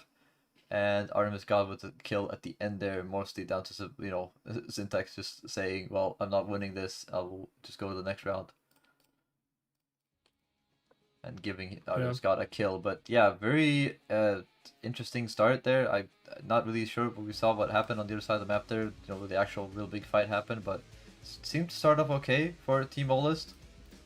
Sebastian's getting a fire onto Dex. They did have a trade. Yeah, they did have a trade at the beginning where Key went down. I think Sebastian's got the fire onto Dex there. But looks like they were just able to furball it a little bit harder on Legit Bongo's side and get the win there. Yeah, I mean, both teams, when they win, they look pretty dominant. Yeah, let's say. So it's gonna be a pretty close series between these two teams, I would assume.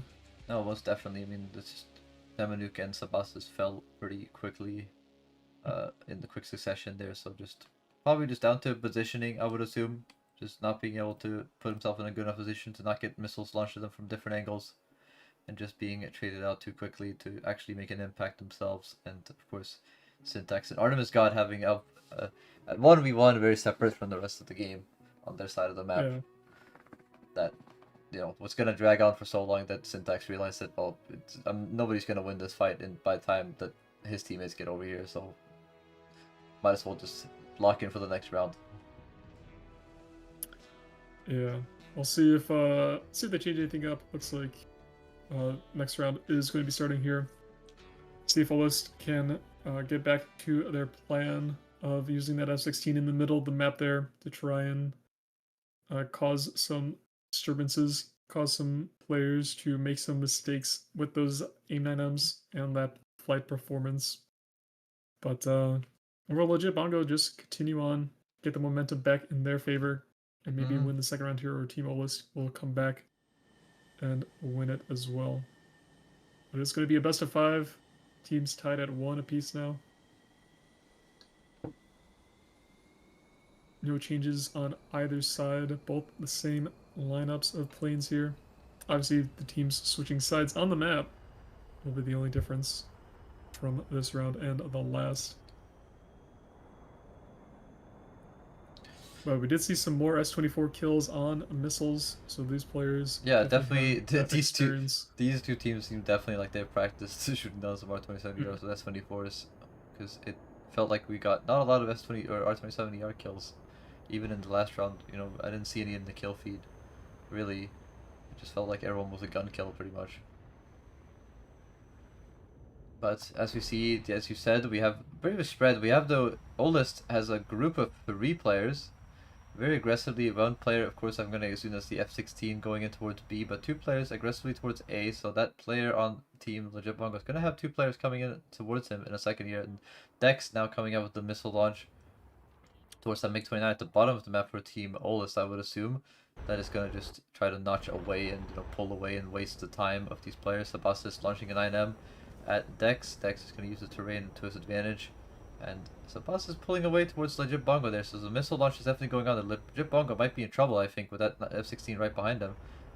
Yeah, just dodges a 9M there from Sabastis. Dex does have Dex launching on him, able to flare that R60.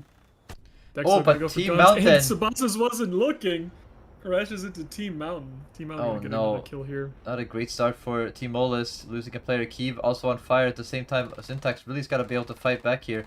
Him in a 1v1 Artemis God. He did get the wingtip Artemis God, I think, here. He's going to be able to finish him off with the R60M. Yes, he is. Keeps on. He's on fire. Artemis God is down, but that's down to a 1v3 once again for Syntax. Just not a great situation whatsoever for Team Olus. Making the first... gets finished off there by Legit Bongo, I believe. And Syntax, I mean, just in a horrible situation because he's not of the R27ERs that could trade him back to give him an advantage in this, these fights. Down to there are no caps currently capped. Syntax could go for the cap points here and maybe get a ticket advantage and then just run away for the rest of the map. But Syntax dodging one missile there from Dex has to turn in on Legit Bongo. So they'd be going to vertical. Gonna loop over, Bongo, but the missile from Tenryu manages to flare it. But I mean, just oh my lord, there's so many MiG-29s heading up his way. Is he ever even going to get a chance to put guns on target is the real question. The missile coming in, R60M cannot pull into it. But another R60, the S24s are just coming out everywhere. They're shooting S24s at him, just harassing him with explosions all over as Syntax tries to loop his way over all the MiG-29s. Maybe they were a bit too committed to try to get a shot at him at the first, but Syntax is pulling off a decent rate here. Being able to keep his speed up while the enemy players are just holding S as hard as they can, it feels like. Yeah, it looks like my average ARB game where just 3 people around me and no one else. But Syntax, looks like one player did break off to try and cap at the B point to start the ticket bleed as Legit Bongo tries to get the guns on to Syntax. They're unable to connect. Syntax does have one missile left. See if he's able to use it. Yeah, he's trying to head towards that enemy player right now, pulling up aggressively towards Tenryu. You got the lock on him. Looks like Dex went off to cap that point. He fires the R60 and chased himself out of the aircraft, realizing that no, this was not a chance to clutch this one up in the end. He gave it a good go of it.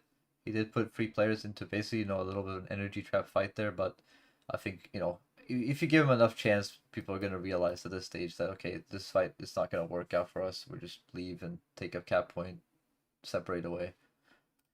Yeah, Legit Bongo, though, going to be going up 2-1 in the best of 5 here as Legit Bongo gets 2 kills that round. Dex getting a kill and a cap, as well as Tenryu getting a kill as well. But Sabastis just getting a cap for Olus and Syntax getting 1 kill there.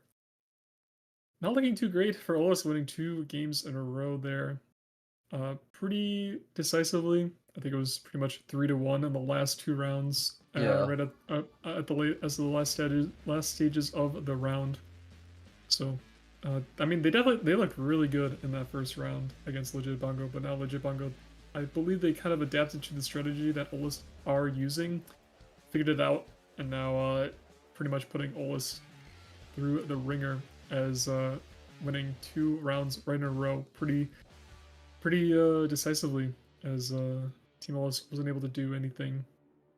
Kind of in the middle of the map there, while Syntax kind of in the 1v1s. Of course, a little bit unlucky for Sabastis to hit Team Mountain. That is true. I would say he was too busy looking behind himself.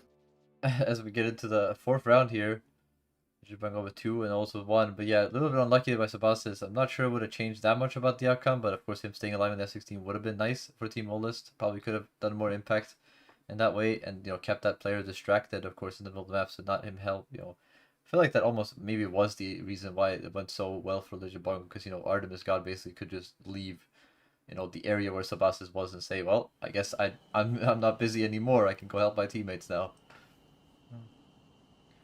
And kind of just spiraled it out of control for Team Olus there. Yeah, we'll see. Looks like both teams going to be sticking with the same planes again. Teams switching sides of the map. Let's see if Sabastis can stay out of Team Mountain's clutches and hopefully put in some damage with those AIM-9Ms on that F-16A. But early team spread here, it looks like Ola's going to be kind of 2-on-2, 2 towards C point. Looks like that one player is going to go up the middle. You do see them kind of go in between. I think there's a little bit of a valley in between the mountains in the middle there. They kind of pop up in between the valley there and then go right into the middle. Demanuk and Kiev down here on the left side of the map. And Legimago have a pretty even spread across the map entirely, sending 2 people up the middle though. That's Kiev turning in now. Does spot a player launching a missile off. Just gonna go straight into the mountain. Team Mountain claiming a missile kill as well.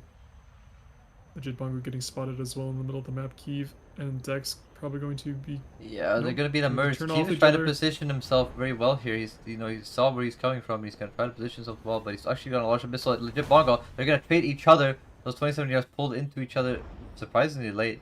But Demanuk and Tenry not going to merge in as well. Demanuk actually going to get the advantage here. I think he's going to get the shot off first. He launches the missile out on Tenry, but it misses, but he does connect with the gun.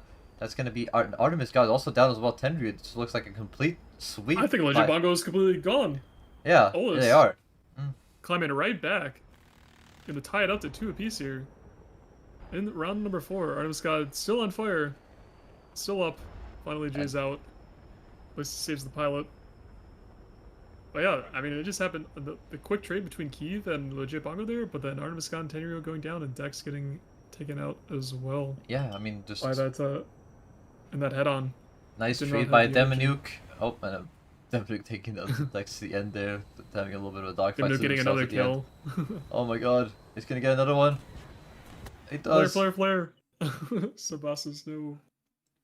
But Olust gonna win that round, tying it up 2 apiece here in this best of 5. Legit Bongo, the only one getting a kill for Legit Bongo. But for Olust, pretty much even across the board, everyone getting a kill. And Demanuk getting some team kills there at the even end.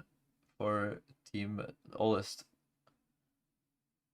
Yeah, everyone getting a kill, as you said, but I mean, that felt very nice by Team Olust there. We had, you know, the trade, as you said, between Kiev and Legit Bongo, but, you know, Syntax coming out of the fight on top of Tenryu, basically just coming out easily on top. He did, you know, they merged, he was able to turn in first, maybe because of his speed being a little bit lower.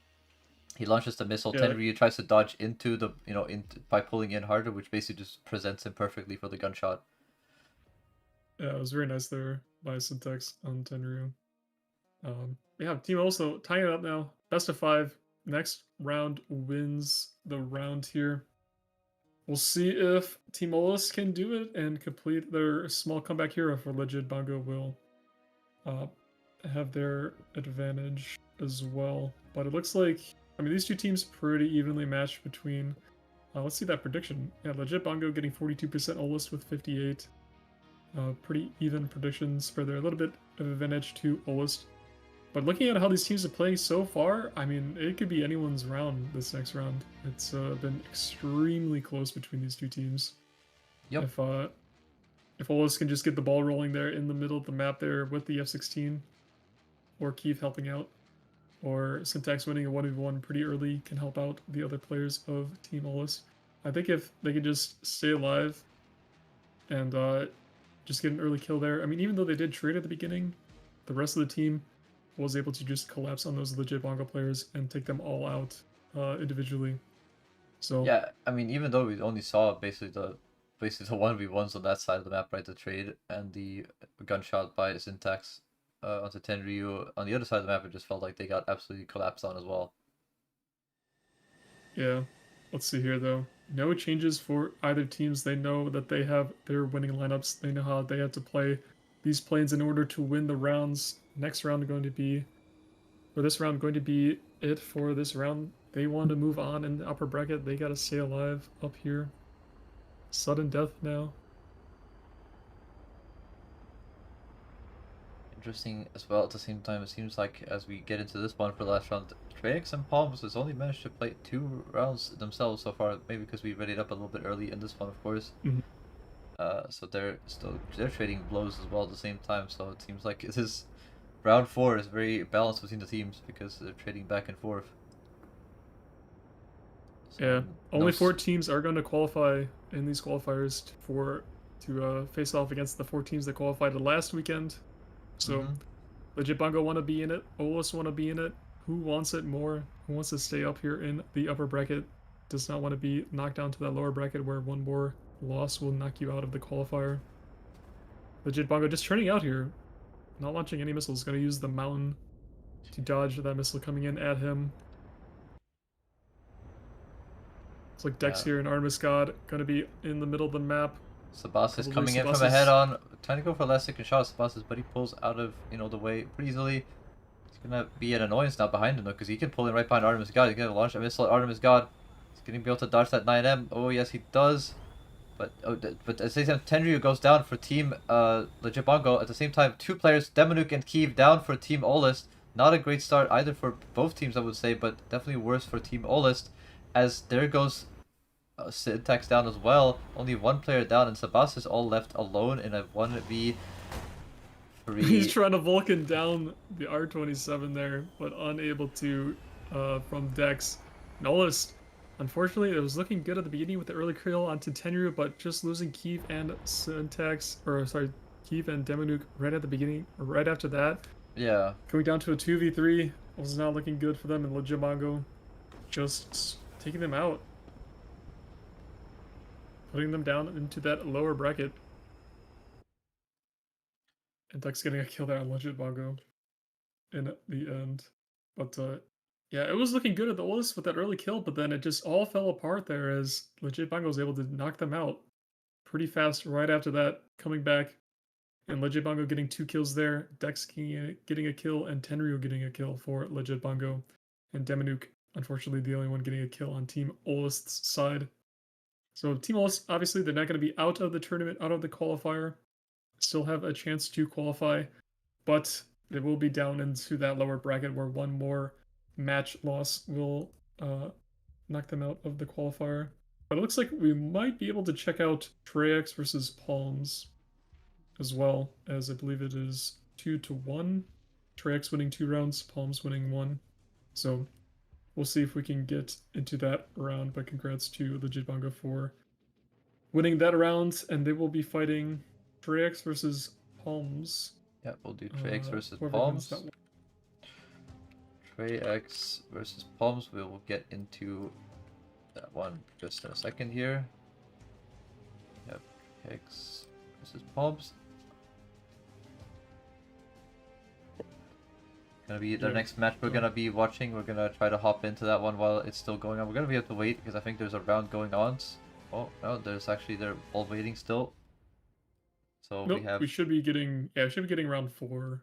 Yeah, we'll be. So it hasn't started yet, so should be good. And it's 4 started in 5 minutes, so we'll give it a little bit of a second, see if they're ready up soon or not. But we can catch the a little bit of the other match in round 4 here to see who else manages to win this one, because whoever wins this one is the team that manages to qualify. I'm pretty sure, right? As well, because the 2 people that get into the winners bracket final up here, right, in the next the next round, they will be able to qualify. Automatically qualified.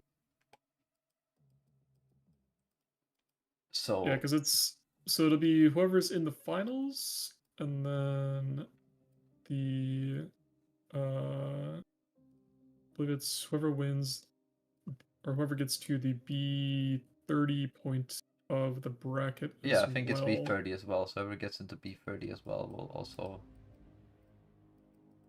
Oh no, the A31. So... yeah, we'll figure it out. But I'm pretty sure these ones will actually be able to qualify. Whoever wins at least or gets into the next round will be able to qualify automatically. Yeah, so I think Legit Bongo technically will be qualified, because even if they lose an A31, I think they go down to... They will go down to the losers bracket final. Yeah, the losers bracket final. And then they will at least get 3rd, I believe. Mm-hmm. So, yeah. So Legit Bongo will be one of the teams qualified for the challenger, for the major number 2 here. So, Congrats to them. And then we'll see Trix versus Palms. Looks like the match will automatically start in just under 4 minutes here. Yeah. But yeah, going back to the Olus versus the Chibango game, I mean, it was looking really good right at the beginning there for Team Olus. Like, their strategy seemed really good, really solid. But then Legit Bongo, once they got like one person down for Team Olus, it seems like they were just able to come in and sweep up the rest of the team there and just Yeah. win the rounds. No, definitely. Just Pretty felt like crazy they how were. fast it happened, especially in I think it was the second round and the last round there. It's pretty Mm-hmm. fast. It's just absolute sweep. It felt like once it started, it was just over. Mhm. No fight back. It felt like it's crazy to see just how quickly everything turns, especially in the air battles. I feel like that's the difference. The biggest difference in ground, of course, is that people can respawn in ground several times in different tanks, usually in the 4v4s. So they last a lot longer. When it comes to that, like if people can make an early mistake and they can still respawn and come back for the fight, but here the mistakes cost you a lot more. Yeah, it definitely comes down to the teams that make less mistakes. Obviously, you want to learn from your mistakes to not repeat them in the next round. But here we go, Trix versus Palms. Did see both these teams earlier. Trix currently leading 2-1 in the best of 5. Let's see their lineups. Looks like Trix running the 2 F-15s and 2 MiG-29s. And over on the side of Palms, it is just one lonely F-15 surrounded by MiG-29s over there. Trix going to be taking off from the right side of the map here. I think I had the team switched. Yeah, they just switched them now. So one MiG-20 or one F-15 for Team Trax and two F-15s for Team Palms. Mm. But as they take off into this fight, of course, we are once again on the same map since it is the same round. It'll be interesting to see if we're getting it different here because we don't have an F-16 maybe, but I'm definitely expecting the F-15s to go aggressively towards B as a start for Team Palms, I would assume. Yeah, it looks like Sharp Boy is turning in to go for that B point. But no, it actually decides maybe No, not to he's be as turning super out. aggressively, so maybe he's gonna go for this little valley here in front of him instead. Yeah, it looks like both teams pretty much going to miss each other as Yeah. pretty much they're just flying. The right side of the team is just flying straight up, and the left side team is flying straight down. So no merge at all. Looks Well, like the real question maybe is, T well, Palm's gonna it go for looks the like C point. Sharp Boy that definitely figured it out. They see the the contrails up at a high altitude over there, so they definitely Yeah, I think know Sharp that Boy something's spots up. them. Definitely know that something's Yeah, it looks up. He's like gonna dive into the valley here. Try to get low so he can be able to multi-path missiles when they come in. But he's also gotta be careful because he's gonna be the first player in here. He might get a lot of missiles heading his way from above. yeah, both teams not able to get a capture point either. It looked like Ooh, Palms was gonna get the C point, but Sharp Sharp Boy Boy here does spot launching an out. AIM-7. Does spot at Endermit, but Endermit uses the mountain perfectly to dodge that missile. He's also got a missile from Iowa not coming in. So he's gonna be really careful about dodging and notching those R-27ERs. Is he able to do it? Oh, barely at the last second he manages to get the notch onto the radar of that MiG-29. But he's also got players from behind now launching on him. Oh, not a good situation to be in. He's trying to turn into Iowa to try to get some launches or maybe some gunshot, but he's just a bit too late. Iowa launching onto Yeah, gonna pull Kimitsu. in. And gonna get taken down actually. Endermit and Cyril actually gone down at the same time. Spakyu and Mr. Passat is gone down as I well. love this Kimitsu, going down. Sharp Boy though, getting the kill onto Iowa as well, so it is going to be down to a 2v1 Trix. Only has 8 board there. yeah, missiles coming Is out he on gonna be able to get the kill onto Kimitsu. Kimetsu? No, he's No, not, and he is gonna get damaged maybe by Sharp Boy right now, but he does actually connect the missile. Never mind, he's not damaged at all, but the missile's from right behind. He's not able to dodge out of the way of that 9M coming in from behind. And that's gonna be getting down to the last players for both teams here, but Sharp Boy able to, because he had Kimetsu up, was able to kind of bait him for 8 morts to kill him, and then Sharp Boy was able to refrag his teammate there, taking out 8 morts, 6 pluses, and giving the round win to Palms. So we're gonna go to another round 5 here. Yep. Between these two teams. So round 5 between Olus and Legit Bongo. Now round 5 between Trix and Palms. Glad we were able to see this. Two teams pretty evenly matched here in this round 4. Yeah, very evenly matched, Purple. honestly, and it was even funnier because it's Drake's did actually technically have the ticket bleed because they did cap the V point at one point, so that was ticket bleed going on. So if he would just managed to flare that 9M, which in the heat of mode, He had two more though. He had he two tries more. to pull away. Yeah, that is true. He did have two more, So- but just maybe if he can get away, he can push it into a 1v1. But as you see, the kill feed here, Team Palms, or Team Trek, sorry, got 1 kill for 8 more. It's Endermit 1, Cyril with 1, and on the seed side of Palms, we had the Sharp Boy with 2, I Love Passat with 1, and Kimisu with 1 as well. So very close there for Team Trek to be able to finish it out. And definitely could have been possible if they managed to push it into that 1v1 a little bit more extended. Yeah, we are blessed with these close rounds today in Open Qualifier. And number 2, definitely pretty close. Obviously, now we have Palms and Tricks tied at 2 apiece. Best of 5. There is a lot of thunder going on outside. Please, I can hear that. Do not strike. Please do not strike the power lines. Oh boy. Oh boy. But yeah. Well, if we'll Papa randomly disappears, chat, you know what happened. The lightning struck close, and hopefully not too close. Yeah, it's pretty humid here in Florida. Gotta love the afternoon thunderstorms.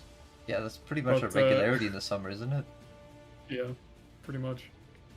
Hey, we need the rain though. It's been a little dry. But yeah, I mean, Palms and Tricks pretty close between these two teams. We'll see who can win and move on, face Legit Bongo in the next round. But yeah, definitely a pretty good showing between these two teams here. But different strategies with 1 F15 versus 2. Both teams obviously winning 2 rounds with their respective strategies. Let's see who comes out on top though in the next round as we get into it. The team's just ready up here. Got 4 minutes before it automatically starts. Obviously, the teams might ready up before then. Yeah, and this as well. We have also technically the lower bracket as well. Of course, a lot of teams went down there instantly, but for anyone interested who didn't look at the bracket themselves, we do have currently I'm pretty sure the round 4 or 5. Yeah, round 4 will start tomorrow for all those teams. Or no, actually today. Yep. Okay, maybe I don't know actually. June 27th. Round 4 will start. The lower bracket will start today. We'll get round 5, 6, 7, and 8. But the teams currently still in the lower bracket will be Agriculture, Twilight, ENP, and Artemis, GFirst, AWWNB, and Dive and Alliance. Those teams will be facing off. The only game where in an hour. Yeah, the one game we're waiting for down there is between Twilight and Kek's team currently in round 3 there. I think Twilight just won 3-0. 3-2.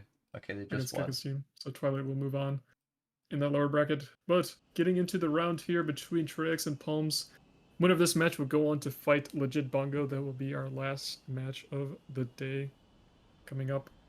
But right now, these two teams trying to qualify for the finals. They want to be in it to win it. Looks like the team's still sticking with their... Looks like Palm's still sticking with their 2 F15s. Trix still sticking with their 1.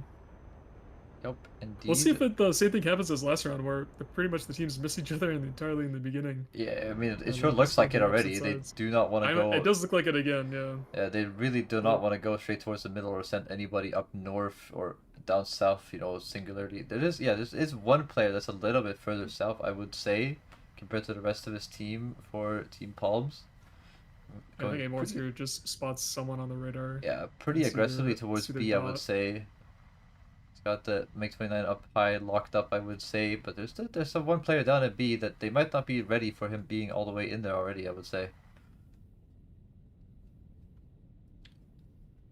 Was gonna be interested to see when they're gonna decide to turn in or if they're just playing passively. But that one player for Team Palms is pretty far into the map already. Basically on the enemy side of the mountains. He's gonna be able to skirt these mountains. Maybe pop over. Might spot him. Yeah. Surreal, pretty high up. Surreal and Iowa ready to duel with each other. But Sharpboy now turns back in. He's gonna be able to launch onto Iowa here maybe, or Iowa actually decides to pick him. No, Iowa is launched on somebody else up high. Sharpboy is going to get the notification that, hey, he's launching on somebody else. Maybe you should turn in and launch some Meme 7s at him. But he actually at the same time gets taken out. That was launched at him. Iowa maybe just played him and locked up somebody else first, but locked instead down to him. Sharpboy going to go down. Iowa gonna take the first kill there for Team Trex. But Ooh, Enderman at the Enderman same gets set time. on fire by Kimetsu as well and Oh, gets but taken this down. head-on Ooh, Kimitsu Kimetsu's is crit. he's very heavily damaged by Amorts. He's gonna turn around and just commit all his missile launches, I think, to Amorts, but they're just not gonna be able to pull in all in time.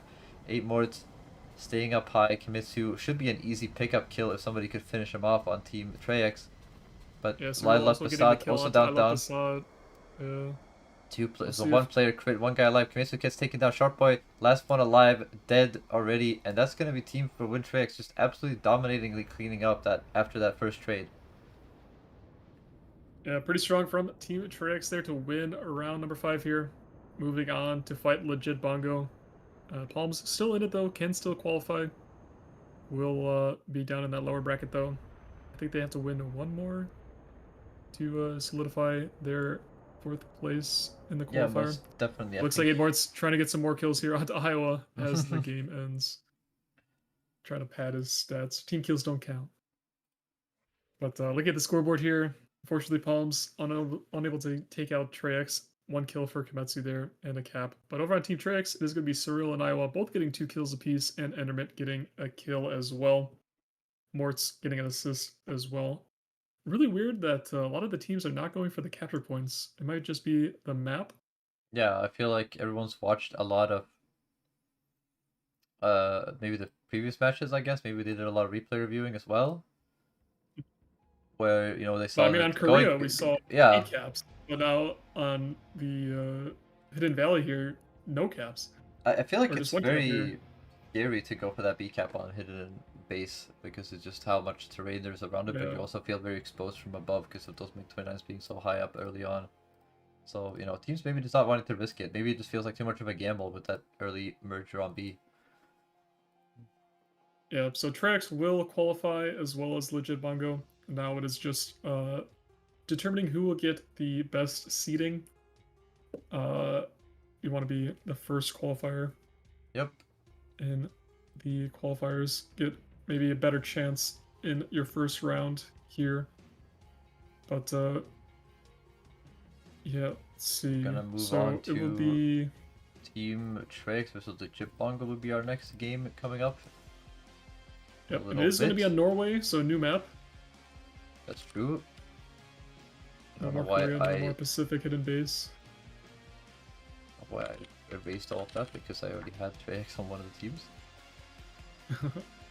Right, resubmit.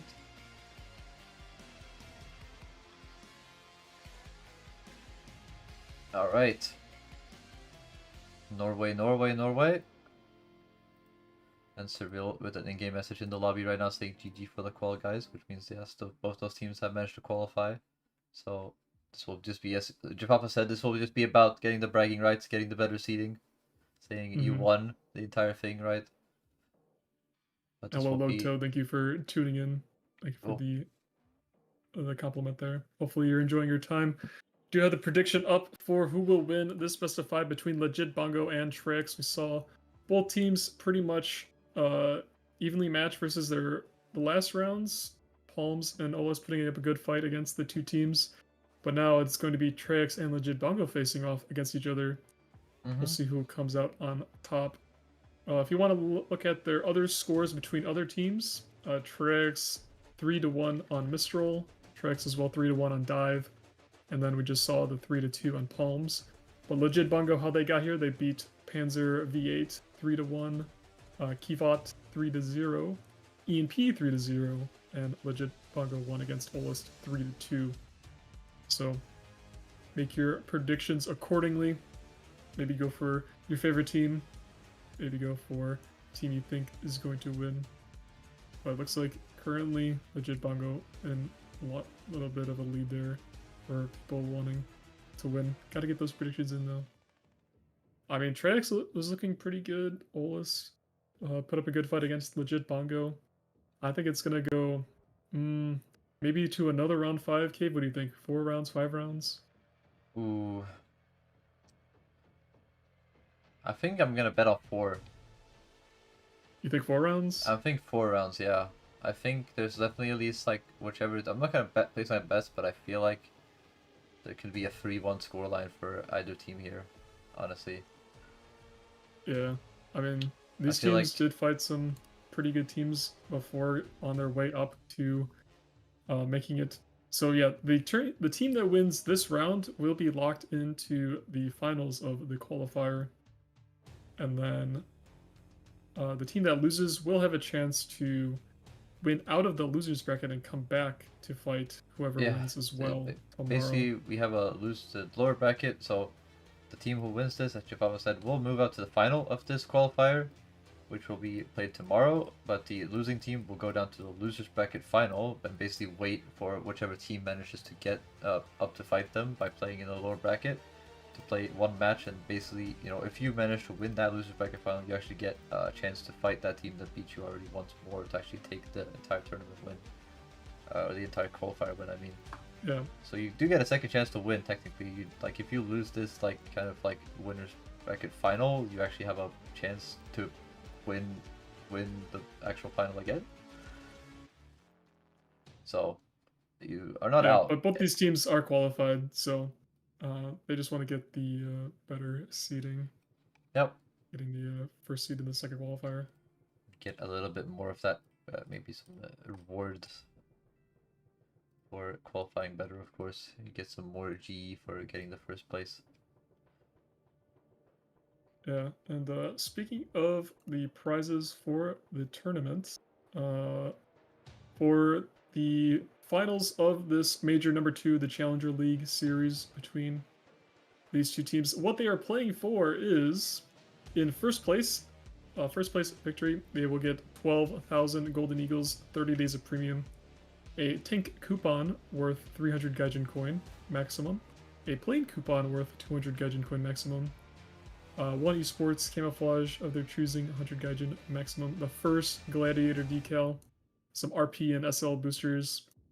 We have a new title for the Major 2 Challenger Champion. Get that awesome title. The Air Superiority Gold decal as well. And then for second place, you're going to get 10,000 Golden Eagles, 30 days of premium. The same tank and plane coupons that they can choose, same esport camo as well. Going to be getting the Gladiator decal, and as well as the RP and SL boosters, 50%. I believe they're for 10 matches or 50 matches. Can't remember correctly. Matches, but they're also getting a new title, the WTCS Rising Challenger title, as well as the Air Superiority Silver decal. And then in third place, 8,000 Golden Eagles, 30 days of premium. The same amount of plane and tank coupon Gaijin coin, as well as esports camo of their choosing. Gladiator decal boosters, same title, WTCS Rising Challenger title, and the Air Superiority Bronze decal. And then 4th through 8th place is slowly decreasing amounts of Golden Eagles, as well as 15 days of premium. And then the plane and tank coupons will be down from 300 max to 200 max, and then the plane from 200 to 100 max. But they still get that esports camouflage of their choosing, the Gladiator decal, those RP and SL boosters, as well as the WTCS Rising Challenger title. So that is what these teams are playing for to qualify into to get these prizes in the finals. Yeah, and it looks like, well, at least one team has decided that they say they're ready, so we'll see if TreyX is going to follow them up and say that they're ready pretty soon as well, or if they're going to give it a little bit of a wait, but we'll figure that out soon, as the fourth start of this current matchup is in 51 minutes. Will be a little bit of the time to be waiting for this final match of the day.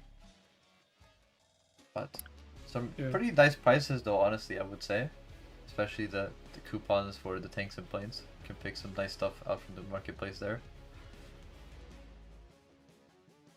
Yeah, and you also get some pretty cool, I mean, you get an esports camo of your choosing as well. I mean, there are some that I think that are pretty expensive, so you are able to choose pretty cool esports camouflage, as well as those decals you can put on all your tanks and planes, and flex the title as well, if you win especially. And the Air Superiority decal itself, gold, silver, and bronze. But if you guys were wondering, if you can get prizes for just playing in the regular weekly tournaments, of course you can. Tons of all the tournaments, I'm pretty sure, give out Golden Eagles and boosters and whatnot and decals as well. So go over to the tss.warthunder.com website. You can check out those. I'm gonna do the command here. And go ahead and check out all the weekly tournaments that are happening with all their prizes. There's 1v1s, 2v2s, 4v4s, mixed, air, ground, all the tournaments they could ever want for. And then even new ones coming up as we are testing some in the labs. And maybe some new ones on the new tournament platform coming soon as well.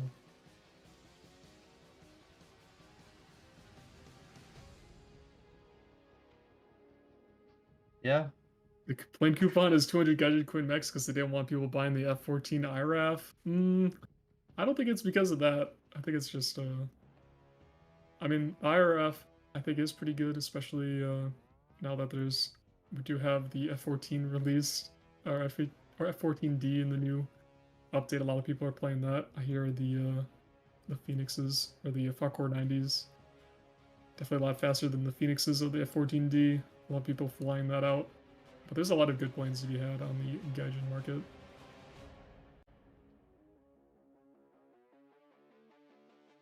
Yeah, I mean, it's just a nice price. You get to pick some stuff. Of course, I think it was said to say Rising Star title is pretty good, I would say.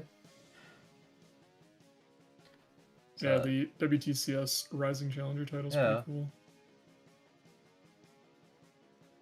Well, it's not the only people, not the only one complaining about the weather being warm and my room being a hot box currently, because the people in the in-game chat and the lobby chat are also complaining about them being playing in very little clothing because they are cooking alive in their rooms right now.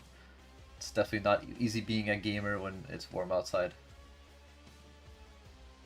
Warm in your room, of course. Yeah. All that heat from your computer running War Thunder at 300 frames per second, pumping into your room. Pretty hot. I think it's at its worst. I think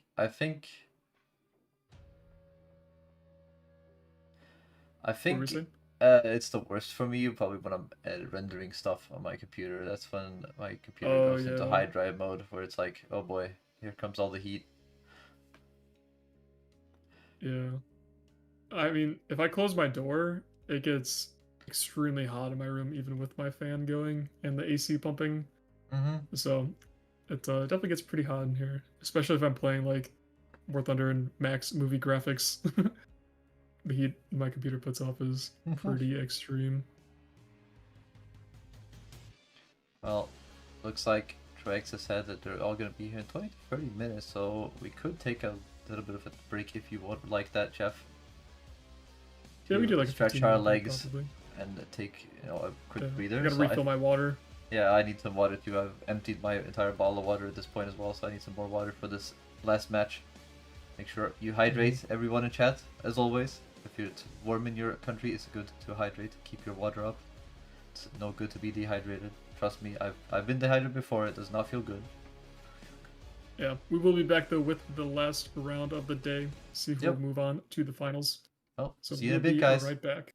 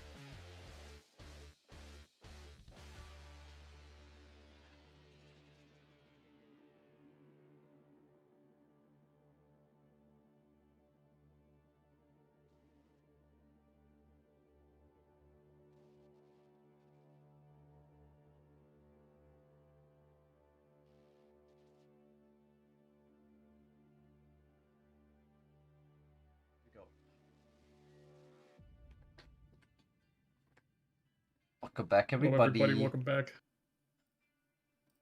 Oh, yo, yo, yo, yo. I needed that water. Yep, I'm already halfway done with the water refill that I did do. But yeah, I opened the door to my room and it dropped like a couple degrees, and now I had to close it again. And the temperature is slowly creeping back up. Oh So hopefully boy. everyone else in the chat is staying cool in this hot summer heat.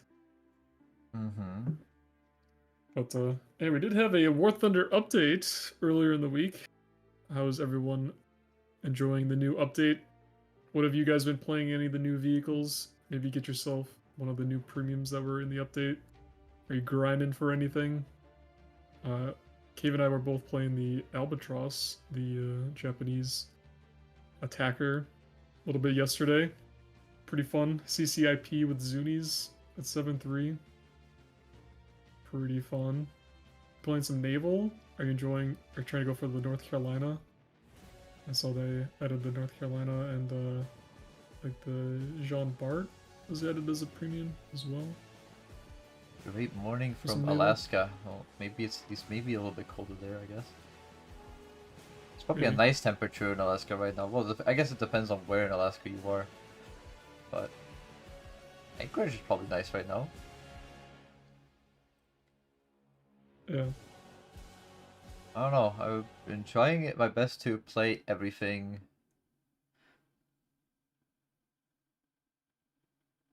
But I haven't really found a favorite yet.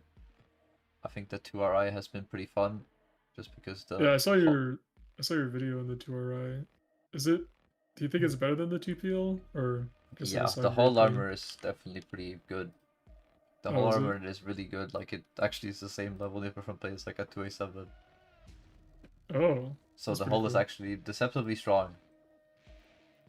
56 Fahrenheit. That's a little bit cool, I guess, and where you are in Alaska, but that's a nice temperature still. That's shorts weather Yeah, for Alaska.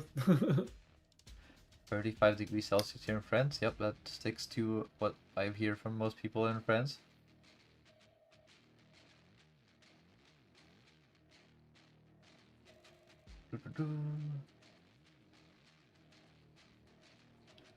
I I wanted mean, to play the Italian Yak 130. I think it's MB346 or something with the brimstones, but I think it's just too high of a BR. I think it's what 12-3 in ground. I would have liked to seen it at like 11-7 because like if you compare it to the SU-25 or T, I think it is, or the SU-39, I mean that can have like 12 Vickers and like some 25 MLs as well as like air-to-air missiles. But then you look at like the Italian Yak 130, it's just like 12 brimstones and like 2 air-to-air missiles, I think. yeah, no, Or it's maybe like not even it's air-to-air 6 missiles. It's brimstones, and you get a targeting pod that removes your gun, and then you get 2 missiles on the wingtip. So it's just like, yeah. If it was like 11-7, I think it'd be perfect. I would totally spam that out. oh But yes. I think it's 12-3. I think it came into the game. I'd have to double check. But yeah. If I will answer the question nicely, Sigask, I will say that I think Gaijin needs to do BR changes more often. That's all I'm gonna say. Yeah. That's about it. I agree with that. I think what we get like 3 or 4 a year, if that. Yeah. But it would be nice to see if PR changes, especially like Right after maybe a like after an patch. update. Yeah. More frequently after patches, I think, because you can tell pretty quickly what is a very nice and good vehicle and what is a bad vehicle. I think that's very easy to tell usually in the first patch or the first few weeks of a patch, and I think the period from the patch to when they actually change stuff, it's sometimes. Austin West need to be moved up. I mean, they have the cupola though, man. That's pretty easy to hit with even the 75 of a Sherman. Yeah. But I think they don't have the grenade launch or the mine launchers on the corners of the hole, so you can angle a little bit better with them. But it True. doesn't have a Tiger E cupola, so that's why it's not 6-0.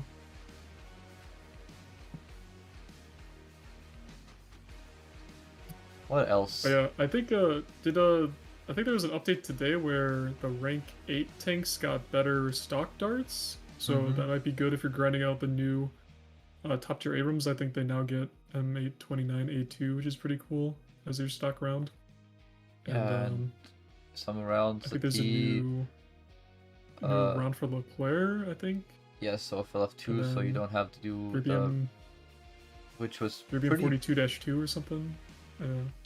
Yeah, the stock round on, excuse me, the stock round on the clerks was not the best before, definitely, because you basically have to use the same round as the MX40, right? Yeah. Which is super nice to have. Honestly, I think for the clerks it's a big help to have a better stock round, because you know having that almost sub 400 pen round at top tier was kind of rough as a stock round. Like Uh, useful ones. the Well, I BBM did is a, say, the BBM is an yeah, interesting one too, because of the 3BM42 2, the upgraded mango round. So you can actually use that as the main round, because with it you actually do get the 6-second reload on the BBM that you don't get with 3BM60. yeah. I also did want to say some of the coolest features that they added was like the favoriting system for decals and decorations. Oh, Super nice. You I've just go been into your favorites for all your favorite decals. Oh, super nice. Yeah, I think it's really nice. I've been using the favorite system already. It's like the first thing I did was make sure I get the Yeah, same decals into the favorite thingy, and I can just click on that instead of yeah. having to click through all the categories. I put in like the cool cube decals in there because I love Yes. using those.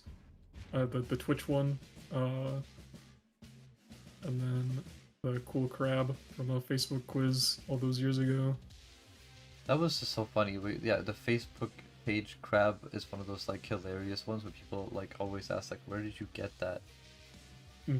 And it's like, oh, you had to like their Facebook page and write a little thingy into it, or like do a little quiz to It get was it. a mass. I think it was the mastermind quiz. Yeah, Yeah, it's pretty pretty funny. wild.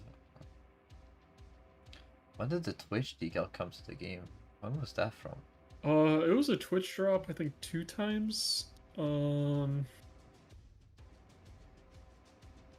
I'd have to check, but I think it was like 2017 maybe Yeah, because I around remember there. having it. 2018. Um, I can't remember what the Twitch drop was for, or if it was for um yeah, I'm not sure if it was for like the really old Thunder League. I don't think so. It was sometime after that. Um Well, I think it was the you could get it as a Twitch drop in the 2020 Victory Cup, at least. what was So that that? was a second time, I guess, at That was least. the second time, I think, yeah. Yeah. Because I know it was something like it was a tournament that War Thunder did drops for Yeah, but back in that's the the day. I never had it. That's the only one I couldn't find anything on right now, where it is from the second time at least. I think we should do that again, maybe. It's a nice decal to have. Yeah, maybe for I think last year we had the content creator Mm-hmm. the Hercules Summer tournament. Maybe we could Be nice to have a Twitch partner up with drop them one again. again. Mm. Or maybe we can twist the partnership managers' arms. Give people who are get their content creators through Twitch to get the decal. Yeah, it was the second time, Monkey.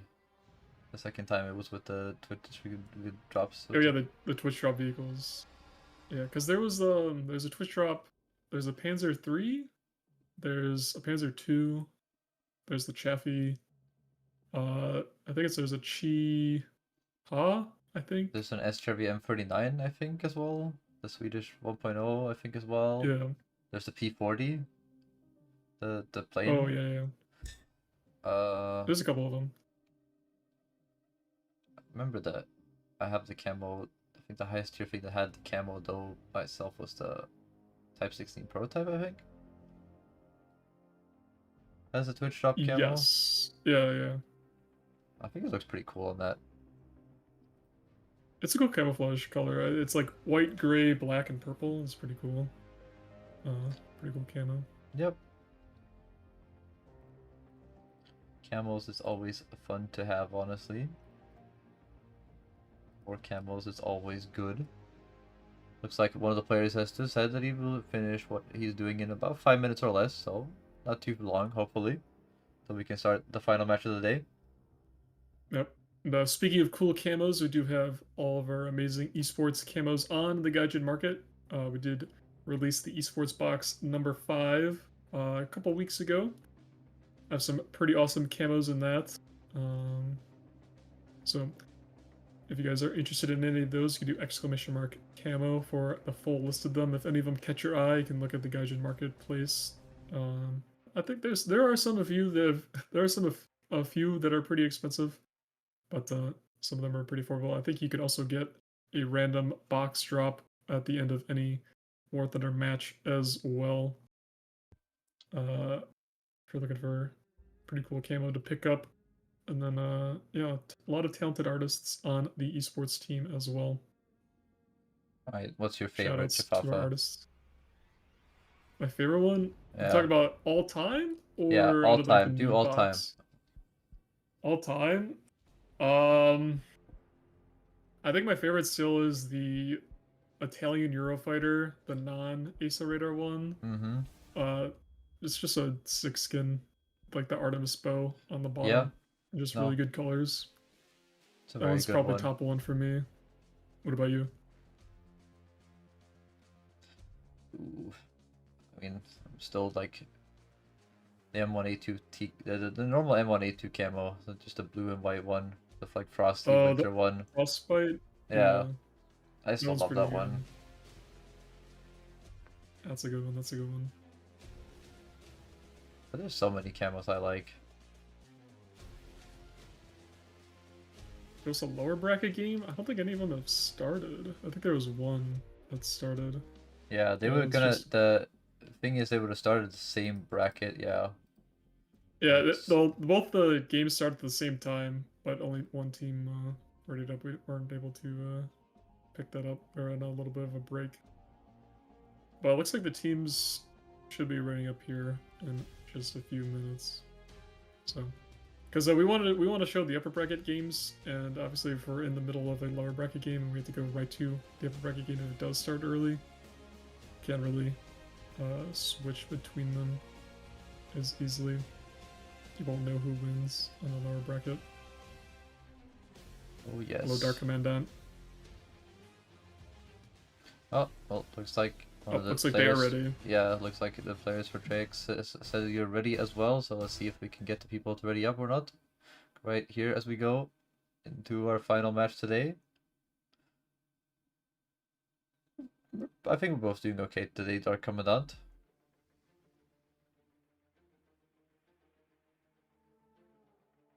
So we wait for one more player, I think, for Team Legend Bongo to ready up now.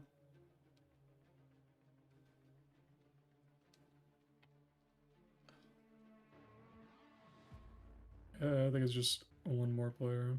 So let's see. So yeah, the match starts in just under a minute as the last player readies up here.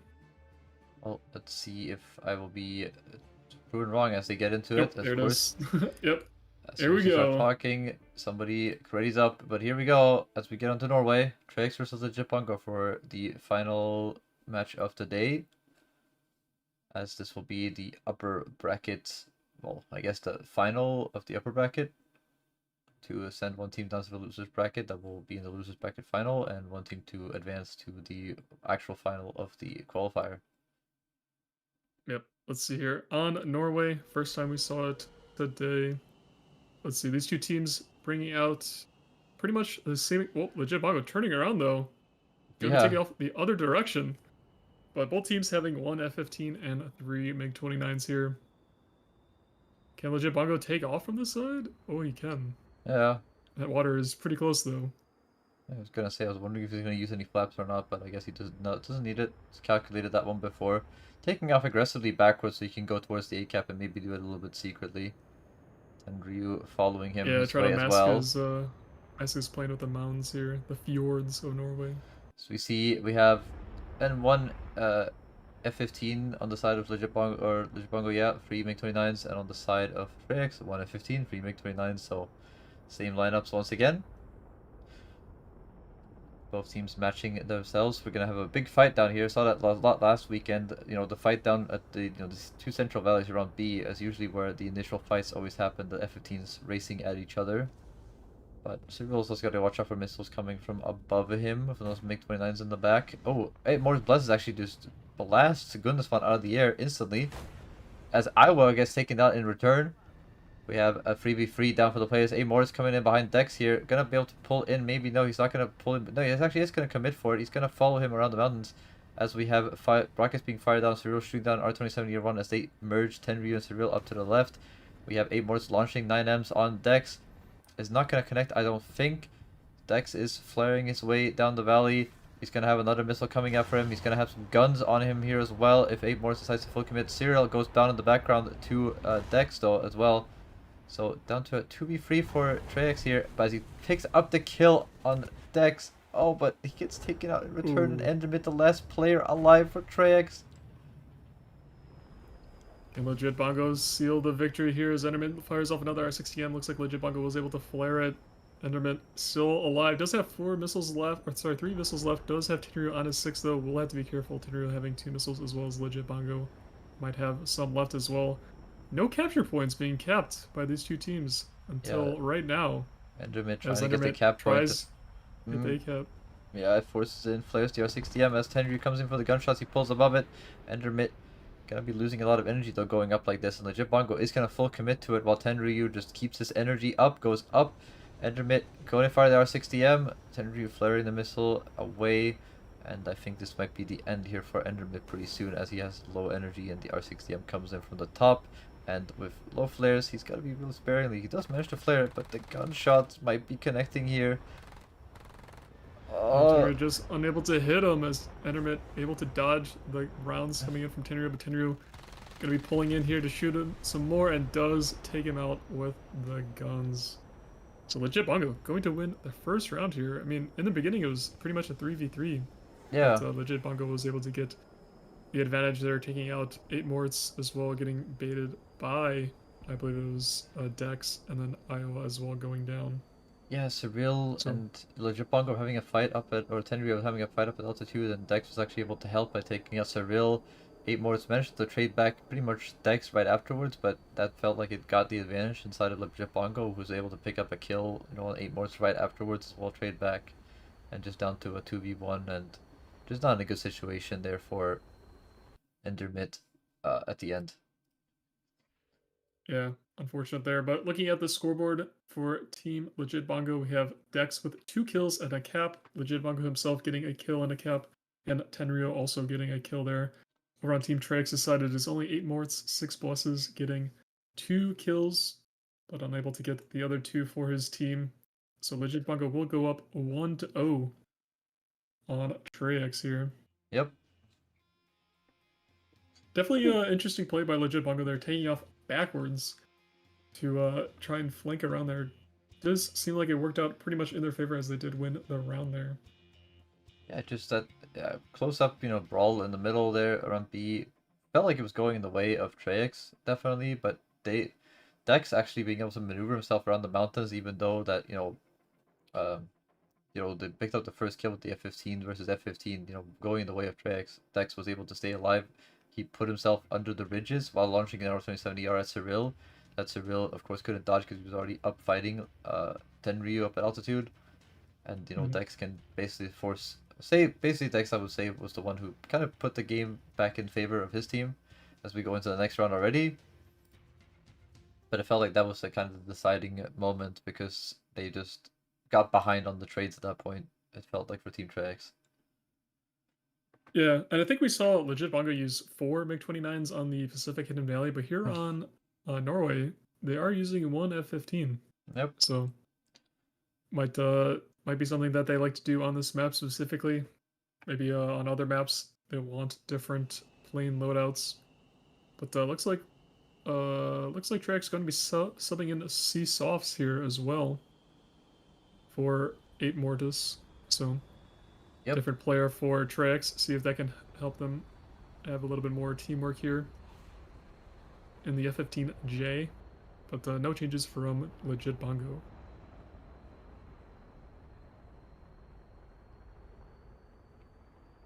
No, we'll see. Of course, we switch the sides, but we have the two players for Trex. The F-15 is kind of going towards the A cap right now, with Cyril and the MiG-29 behind, and the other two MiG-29s are kind of heading down the same little valley area towards between B and C. And of course, they're gonna get the first notifications of where the enemy teams are going by where the radar pings are coming from. Legit Bongo down low again, so he really wants to get to this A cap once again, it seems, from both sides. While Dex and the other F-15 are in the middle here. We're gonna go into the first merger, so we'll see what happens here.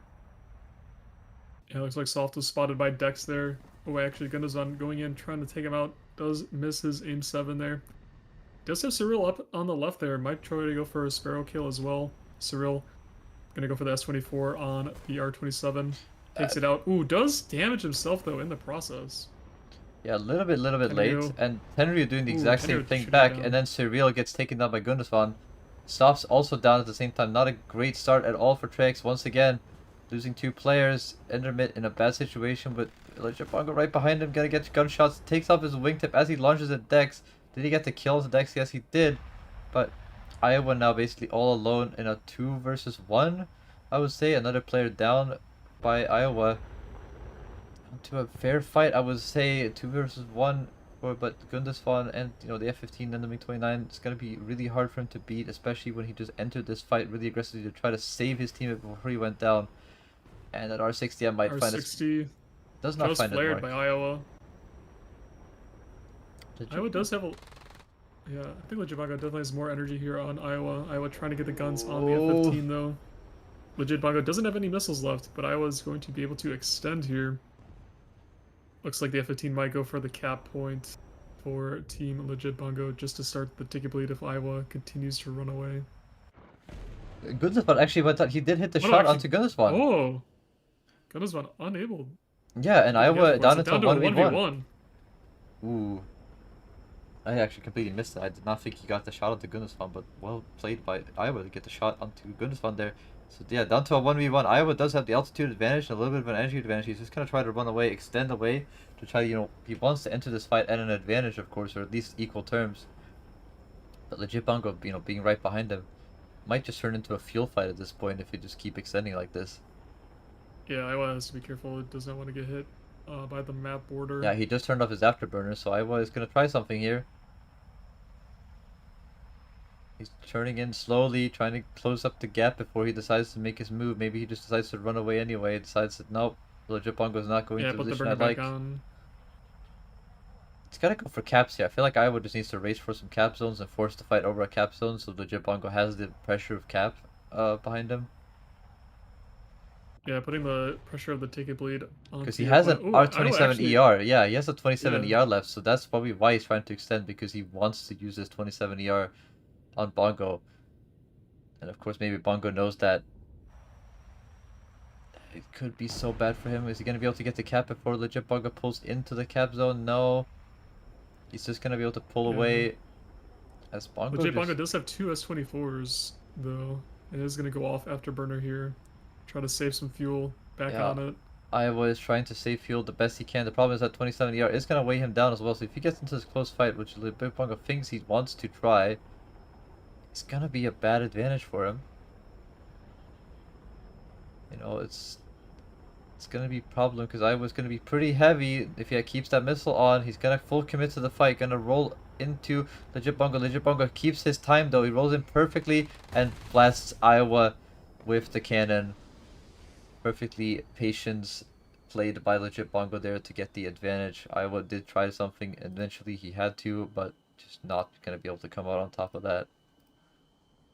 Yeah, I'm not sure if Iowa could have maybe got rid of his missile, but he just did not have the space to try and turn around and maybe launch the R-27 at Legit Bongo. I feel like so maybe, maybe wanted to make the decision to drop his missiles, maybe to be a little bit lighter. But Legit Bongo being on his 6, going to be a hard place for Iowa to be in. But Iowa does get 2 kills that round, and Endermit as well getting a kill for Trex. Legit Bongo's side, 2 kills for Legit Bongo, including that gun kill on Iowa at the end. Gudesvan getting a kill and Dex getting a kill as well. Tenryu also getting an assist on one of the kills there. But yeah, definitely well played by Legit Bongo there. His newest strengths being in the position that he was in against Iowa being on his 6. Did not want Iowa to get really far away from him for having Iowa having the chance to launch the R27ER at him. So definitely well played to Legit Bongo there.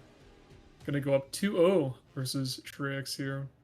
So next round could be a Legit Bongo going into the finals for the qualifier, or Trex might be able to extend the matches here, maybe getting a win. But Legit Bongo definitely the one to beat here. Yeah, no, very interesting round. I feel like Iowa just was not in a good spot at all to like fight that. Of course, he wanted to use a 27 yard. It's such a powerful thing. You want to keep it. And I mean, he tried to commit. He tried to slow down around that mountain. But you know, Legit Bongo basically just saw what he was trying to do. I feel like slow down, you know, pull him into a close fight so he could reversal him, and he just extended a little bit away. He slowed down a little bit himself and just, you know, pulled in for the shot when he had the perfect chance. So still well played by Iowa to even be able to put himself in that situation. It looked pretty bleak there for Trex, like they were gonna get, you know, swept away once again. But to be able to pull it back is still a valid effort. Yeah, it did pretty well there. Was able to get the other kill onto the other member of Team Legit Bongo to force that 1v1, but yeah, unable to just be Legit Bongo there at the end. But it is best of 5. Still have to win. Legit Bongo still have to win one more round to beat out Trex and move on to that finals of the qualifier. I completely missed that part where he got the shot on Gundesvan there as we get into the next round here, round 3. Match point for Legit Bongo, but I completely missed him getting the shot. I thought there was a 2v1. Yeah, I didn't see it in the kill feed, so I don't know if like someone else like filled up the kill feed with them getting severely damaged and like going down. But it did not look like he got the shots on to Gudesvan, but he did. Took him out to get it down to that 1v1. But again, round number 3 here. Will Legit Bongo 3-0 Trex? Can Trex extend the match out? Looks like Trex going to keep... Oh, they're going to sub back in 8 morts, 6 pluses back in that F15. So, no more... I forgot who the play was. Hold on, check. Soft. It was soft. Yep. But 8 morts is back. Gudesvan still in the F15 here for Legit Bongo. The other 3 planes Legit Bongo once again took off the backwards. See, yeah, it's looks pretty like he extended further away towards A. Interesting try to get there faster. Yet again, doesn't look like anyone's doing anything that different. They're just positioning themselves. You know, the F15s are gonna be merging through the middle. So definitely a bit of aggression to the other player here for Legit Bongo. I would say though towards the B cap. He's pretty far up pushed with the F15 or the MiG-29. Surreal, really high up, trying to get, you know, the R27ER launch to pick up somebody early on. Gonna be launching up his missile. He's trying to find the target he needs to head for. You see Tenryu, that missile actually failed because he didn't find a target for it fast enough after launching it. Oh, and the missiles are coming in. 8 mortars are launching on Tenryu at the same time. Tenryu's gotta be really careful here. The missile's coming from above, and it's gonna slam Tenryu. Iowa goes down at the same time though for Team Trex, so one trades once again. Yeah, down to a 3v3, but looks like Trex trying to get the B cap, but unable to. This Endermint was just flying straight through it, but Cyril right on the back of Legit Bongo. Legit Bongo going to be very careful here, and does have Endermint behind him as well. Legit Bongo not a great spot. Yeah, Endermit's coming in behind Cyril also with gunshots on R60M, and he hits Team Mountain. Actually, well, he got damaged by the F15, but he hits Team Mountain to finish the job. 2v2 though, as 8 mortars went down at the same time. Dex and Cyril trying to do a head-on. S24 is being launched. No connections. Endermit on Gundesvan. Gotta watch out for that MiG-29. Missiles coming in from Dex. Gundesvan up high. Has energy. Trex barely dodging the rounds there coming in for him. He's got to reversal his turn towards Dex here. Realizes he's a bigger threat to himself right now. He does finish him off with a nice shot to the wing. Finishing off Dex. Really nice reversal there. Yeah, Cyril now onto Gundesvan. Gundesvan gonna pull in, spray the 20 mil, but he's gonna pull away. Realize he needs to play safe right now, but Endermit might not have been a great spot to be able to dodge the Vulcan. I think that was a mistake by Gundesvan to try to not to go for the gun there and try to launch a missile. Yeah, Gundesvan gonna be the last one for legit Bongo though. There's another missile's coming in. He pulls out of the way. Pulls out of it. Endermit, another coming in. Oh, Clears it as well, but he's so slow. Enderman's gonna be able to just come in and take off his wing, send him spiraling down. Trex gonna win a round here, taking a round off legit Bongo. Yeah, pretty good showing from Atreus. That reversal on Dex from Cyril there, amazing stuff there. Yeah, pretty well done stuff there. Nice job by them to recover. They got the initial trade, I feel like, in their favor. For Trex, you know, they traded back and forth, but it felt like this time they actually had the better spots. Legit Bongo felt like he, you know, extended in really early from A to try to help his teammates out as they were, his other F15 player there, Tenryu, went down at the start. And he just put himself in a really bad spot to be able to actually get out of it himself. You know, he came in to try to help, and it was just a little bit too late. Yeah, looking at the scoreboard, Cyril, though, with 3 kills in a cap, Endermit as well, getting 2 kills for Trex, securing them the victory. Legit Bongo's side, Dex getting a kill there, and Gundesvan getting a kill as well. But not the round win, as we go into round 4 next. Legit Bongo does have to only win 1 more round in these next 2 to move on to those finals of the qualifier. But Trex gonna have to win 2 in a row here. Kind of an uphill battle. I have to try and complete the reverse sweep. I mean, it could be possible. We did see a reverse sweep before in that EMP versus, who was it? EMP versus, I believe it was Artemis game. I think it was Artemis, wasn't it? Yeah. Yeah, EMP reverse swept Artemis in the beginning. Yeah, so but I mean, we did see it before earlier today, so it could happen again. Oh yeah, most definitely. I mean, it just felt, like as I said, like Legit Bongo just tried to extend in to try to help his teammates, and he just put himself in a bad spot with those 2 MiG-29s being right behind him, you know, circling him already, and he got picked off pretty quickly, and just his team not being able to recover from that once it's down to a 3v2. But it just felt like genuinely there, like it was all went into that furball kind of situation as we get into the what could be the final round once again.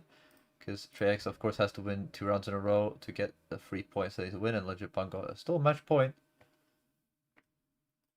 But it just felt like Trex just actually was just better off in those final duels there and just getting the gunshots they needed.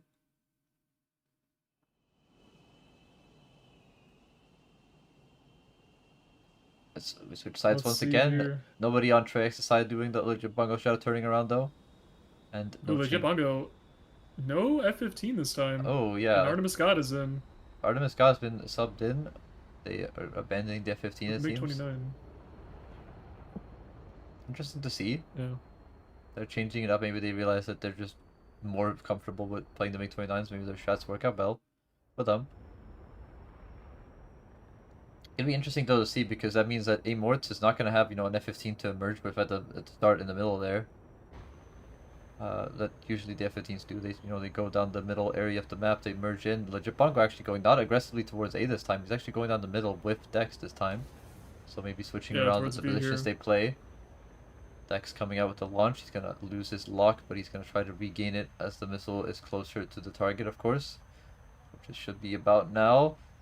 And he actually does not get the connection. Missile dodged by the player there. 8 more is coming in, trying to head on. Legit Bongo spraying a lot of bullets, no connections. I think Legit Bongo tried to S24 him there as well. Yeah. But, he's actually going to pull around for him. 8 more is just going to be careful here. The R27 is out, and it's barely not going to connect. As he pulls over, keeping his speed though. But the missile from behind from Tenryu just slams him out of the air. And Artemis God shoots down the R27 from Surreal, so not be able to trade back instantly. So advantage for Team Legit Bongo here. Missiles coming out from Endermit onto Tenryu. Tenryu's got to be really careful about R27. I think he mentioned S24 the first one, but not the second one. So trades back and forth.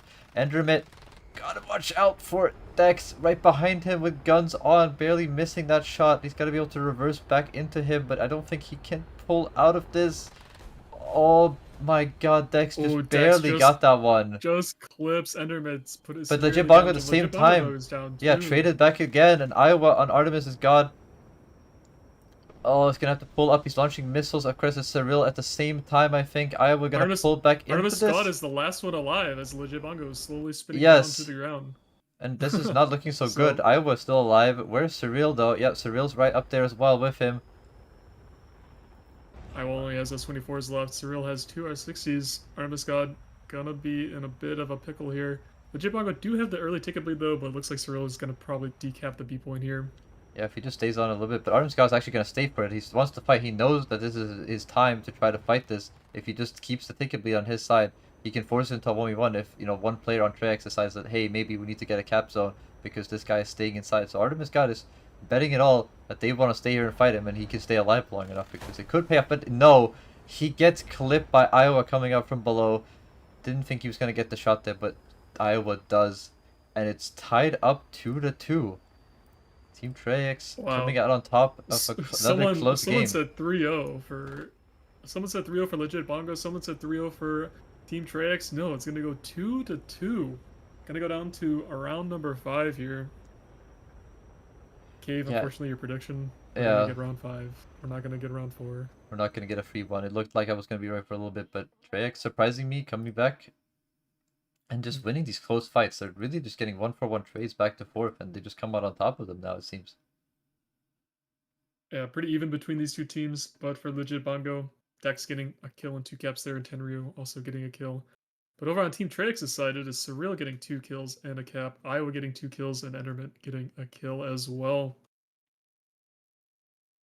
I mean, maybe subbing out the F-15 might have been a mistake for Legit Bongo's side. Or maybe they just felt more confident with the 4 MiG-29s. Obviously, they might change it up for the last round here again. Maybe subbing in another player. But Trex are looking pretty good, winning 2 games in a row here now. Getting it back to round 5. I mean, it just feels like both the last rounds for Trex or 1 have just started off as 1v1 trades. Or 1-for-1 trades. But they just come out on top and they get right back into the last round. They're not wasting any time for this last round. Yeah, they just want to get right into it, see who can move on to the finals of the qualifier. But yeah, Trex just like winning these like little, you know, close-up fights where everyone's turning with each other, just getting gunshots on, which are not even the easiest ones. But at the same time for Legit Bongo, they're not bad either. Dex got that nice shot onto, I think it was not Surreal, I think it was Endermit. Like, I did not think he was gonna hit that. Like, he barely clipped the wing of Endermit. Yeah, that was a pretty nice shot from him. But let's see here. Did they change anything? No, Legit Bongo going to stick with the 4 MiG-29s like last round. Trex also sticking with their 3 MiG-29s and 1 F-15. That has won them the last 2 rounds so far, so they're going to stick to their plan here. Legit Bongo going to stick with their 4 MiG-29s. Artemis God actually now taking off reverse, not Legit Bongo. Yeah, I guess it depends on spawner, just switching it around. You know, they did it last round where Legit Bongo, instead of going to A, went towards the middle area. It did stay alive for a decent amount of time, so maybe we're just trying to fight off in a different way.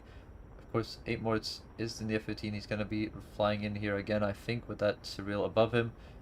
It's not getting much impact in the F-15, I feel like, but just the impact of him going in so aggressively and just causing chaos where the Legit Bongo are trying to kill him before he gets behind them, and getting those powerful 9M launches is really paying off for them.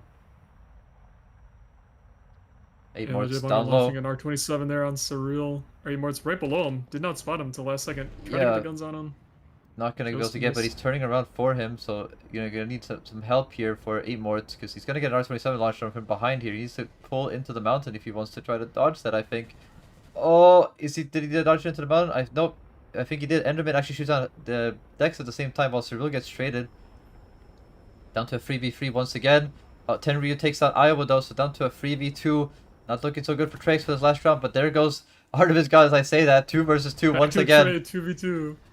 Oh, he's gonna be able to notch this missile from Tenryu. Yes, he is. He pulls off. He goes for Ender Mid here. Tenryu gonna get a R60M launch for Ender Mid. Is he gonna be able to flare? Yes, he does. Last second R60M launch is not gonna connect. The missiles coming in from 8 Morts here. Just tons of 9Ms getting flared. 8 Morts just locking up. Missiles are gonna be out. Maybe no. He's just gonna go for the gun spray. The crazy gun spray does not connect. However, it's absolute chaos. As the both 1v1s are currently going on. 8 Morts turns into Legit Bongo. I think he's going to get guns on here before Legit Bongo, but he connects but loses his wingtip down to a 1v1. Tenryu goes down to Endermit's missile, I think, and that's going to be Team Trix. Wow, taking Team their Trix completing the reverse sweep. And moving on to the qualifier finals here. Going to be trying to go for that first spot in... I think it'll be 5th place for the qualifier number 2 for this seeding. But yeah, congratulations to Trix there. Wow, that Pretty was good, incredible. pretty good Just battle between these two teams. yet again. Might see a might see a rematch tomorrow. Who knows? For the third time in a row, we get. I mean, yeah, so we get the squad here. We have Tenryu for the side of Team Trix with 1 kill. Or sorry for Voyager or Legit Bongo, I mean Tenryu with 1 kill, Legit Bongo 1 kill, and Dex with 1 kill, and on the side of Trix we have Endermit with 3 kills. So strong showing from him, 1 cap, and 8 more with 1 kill as well. So the F-15 finally got a kill. And yeah, I mean, just wow, the same 3 rounds, like the last 3 rounds, all the same. The trades for both teams just come back and forth. You know, 1 player lost, 2 players lost, but it's just Trix just winning the fights, you know, the slow dog fights at the end. It feels like just coming out on top of them both times. Yeah, and that prediction is quite the upset. Legit Bongo had 75% of the points there in the prediction, but Trix coming out on top. Let's see, how many points did we get? 390,000 points going to those Trix voters. Very nice there. Huge W for the Trix. 2 reverse sweeps in 1 day. Pretty crazy. Yeah, that's pretty insane, especially in the final too. Yeah. But yeah, that will be the last round of the day. If you're wondering about the lower bracket, let's see here. Looks like tomorrow we will have Twilight versus EMP. EMP 1-3-0 versus Artemis. Twilight won 3-2 over Agriculture. We're still waiting on GeForce versus AWWNB. Yep. But they will be fighting Alliance. Alliance won 3-1 over Dive there.